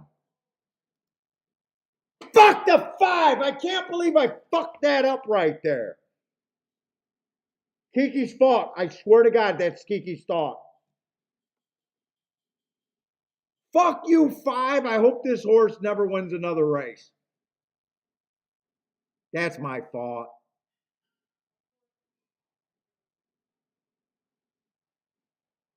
No, serious, Kiki, seriously, you distracted me and they were going off and I could not get it in. I swear to God, watch the tape. I swear to God. And as they're getting off, I said I wanted to do that fucking 4-horse exacta box and just got distracted. I swear to God. And they were not running at the time I said that. Well, it does matter for my prep, motherfucker. I'm already a living legend, but you know what? I would not mind getting a $425 exacta.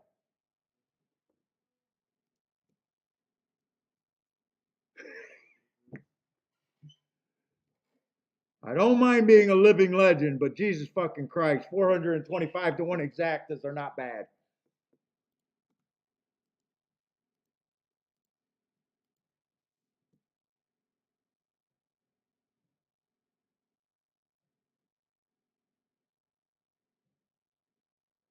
And if the 5 gets second, it's 232 to 1 exacta, and that's the one I got. God damn the 5. All right.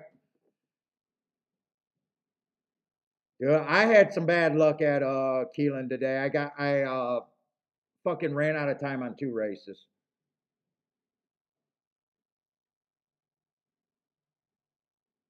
Ran out of time on 2 races. Holy shit.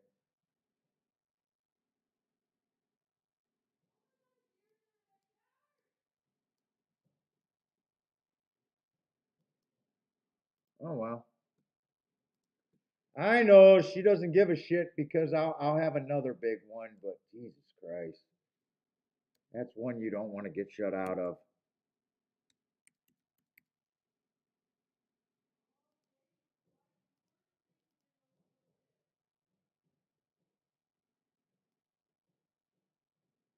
Did I save that in the right spot? Hold up, I want to make sure I did that right.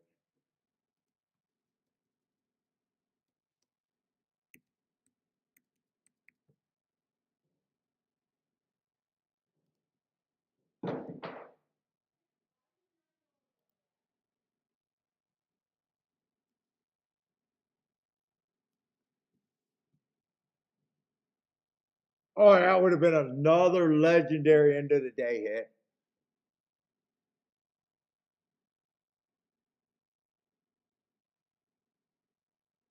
Dude, and 3 was the pressed out horse, and I said, you know what? I don't want to play him, and I checked the combinations, and I'm like, fuck no, he's good for the ticket. You play him.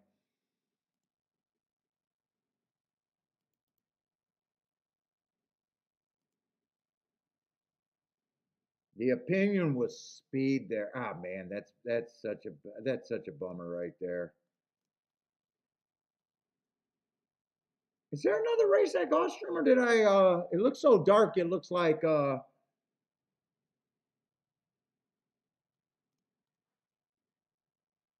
there's one more race at Gulfstream.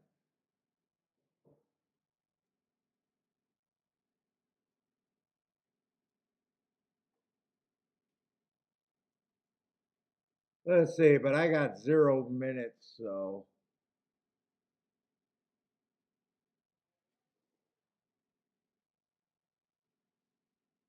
at least it's not a dirt route race. Let's see, I'm gonna assume they get to 25.50.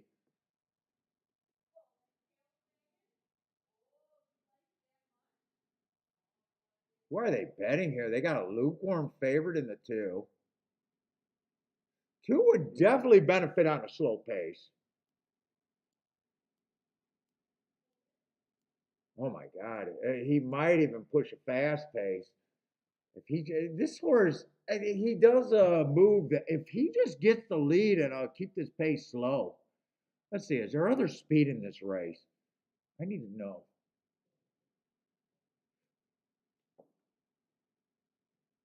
You know what? Five is quick too. Give me another speed horse, and I think I can jump in. You know what? The Canterbury horse probably going to show speed. I'd be anti-speed here.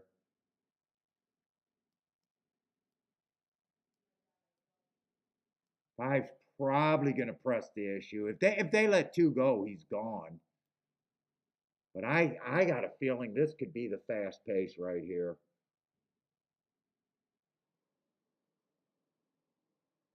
I'm not sure I'm going to be able to work out anything yet, though.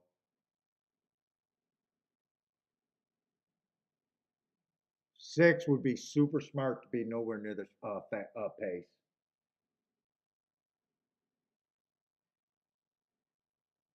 Eight shouldn't be near the pace. Seven, I'm hoping press the pace. Nine would be smart to come off the back end, which he can.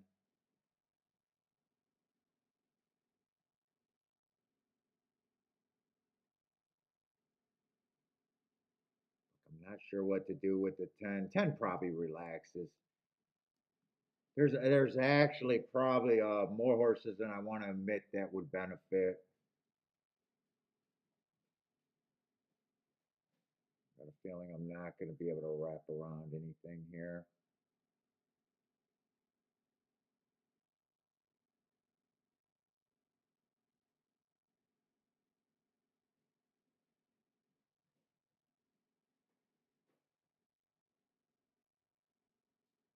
Remember, Marco Lou, this is Tapita, so I'm not. I don't know.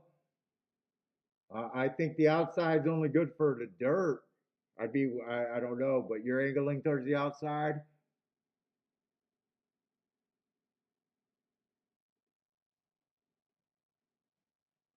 Six, if six relaxes, would be interesting.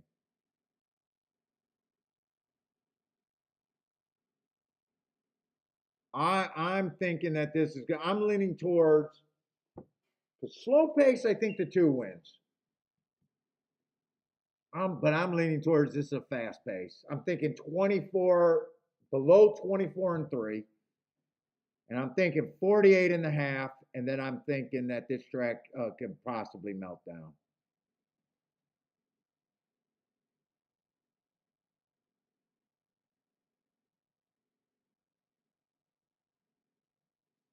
But it looks like I'm not going to be able to get anything, even though I have an opinion about where I want to be. I think four benefits. Yeah, I just think I have a bad day today. Well, not a losing day today. Bad luck today, I think.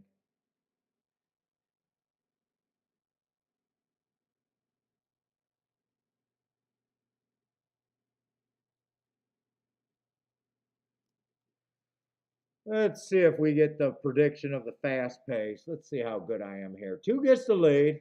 That's not really a surprise. Not getting any pressure, but see if he goes faster than 24 and 1. So I that's the pace I predicted, under 24 and 3. But I need 48. 48 or faster at the half, and they can get him, I think. Or he's going to run an impressive race, which he could still run an impressive race because I thought horses would press him. 48, so I called that pace. 24:48. Let's see if he gets beat or if he can go wire to wire on that faster pace.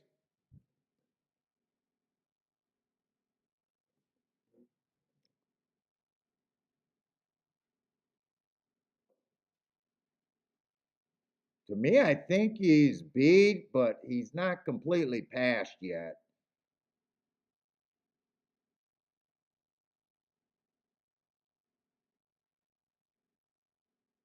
He's responding pretty good. I still think he's going to get beat, but he's not. No, he's not going to get beat.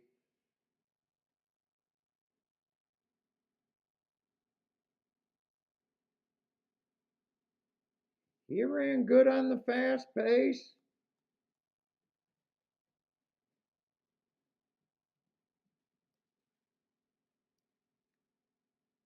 Who got second? 5 and 9, I think, got second and third.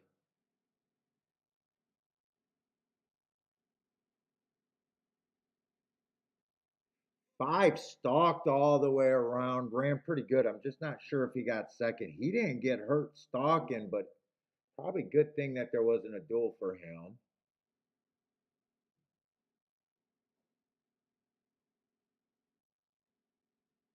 And 9's been coming off the pace. I'm not sure who got second.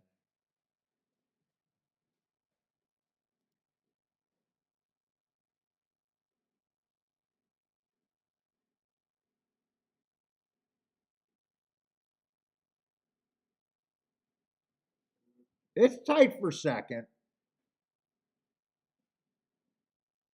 6-9, 2-9 should obviously be the better exacta. Yeah, 2 did wire. Well, I still thought 2 was the best of the horses.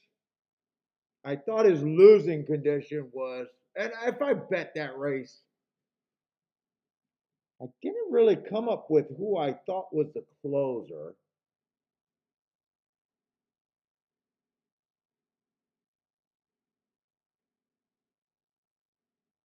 I know I said I thought 6 was interesting.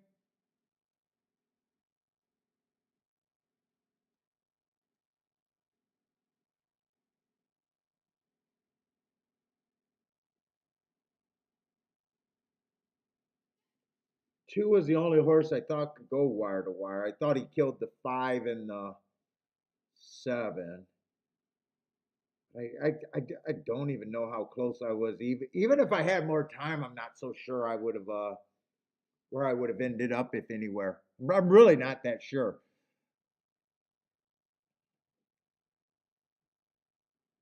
Oh, it was 259. At first, I thought I was gonna bet the 2.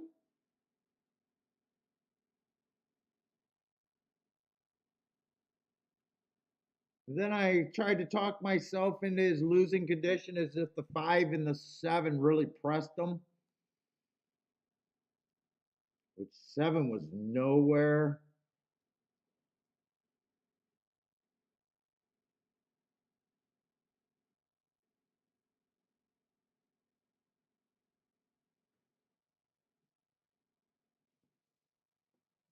Probably a decent exacta, but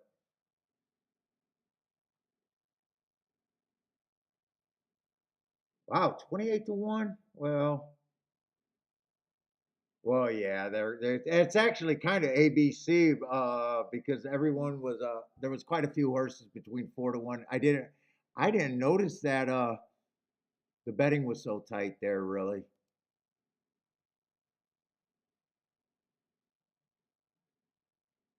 Oh, I'm gonna let Kiki watch that freaking replay of her fucking mouth. Always Kiki's mouth. But anyways, everybody, I think we'll be back on. No show tomorrow. I got a wedding tomorrow. Unless I start a fight with Kiki and say I'm not going to a wedding, but I'm going to a wedding. You cost us a $400 exacta. But everybody, good luck. If you guys are still playing tonight, wish I could have did better, but I honestly feel like I was a little bit more unlucky, and I'm not going to apologize because I actually think my handicapping was good today. Got caught in the cookie jar at Gulfstream, and still was probably a split second away from doing the right thing and catching a 400 to 1 exacta. But still gonna have a decent week. We'll be back next week. I'm just not sure. If Keeneland's running, we'll probably be back on next Wednesday for Keeneland. So good luck, everybody. No show tomorrow. Good luck over the week. Until next time, stay safe, everybody.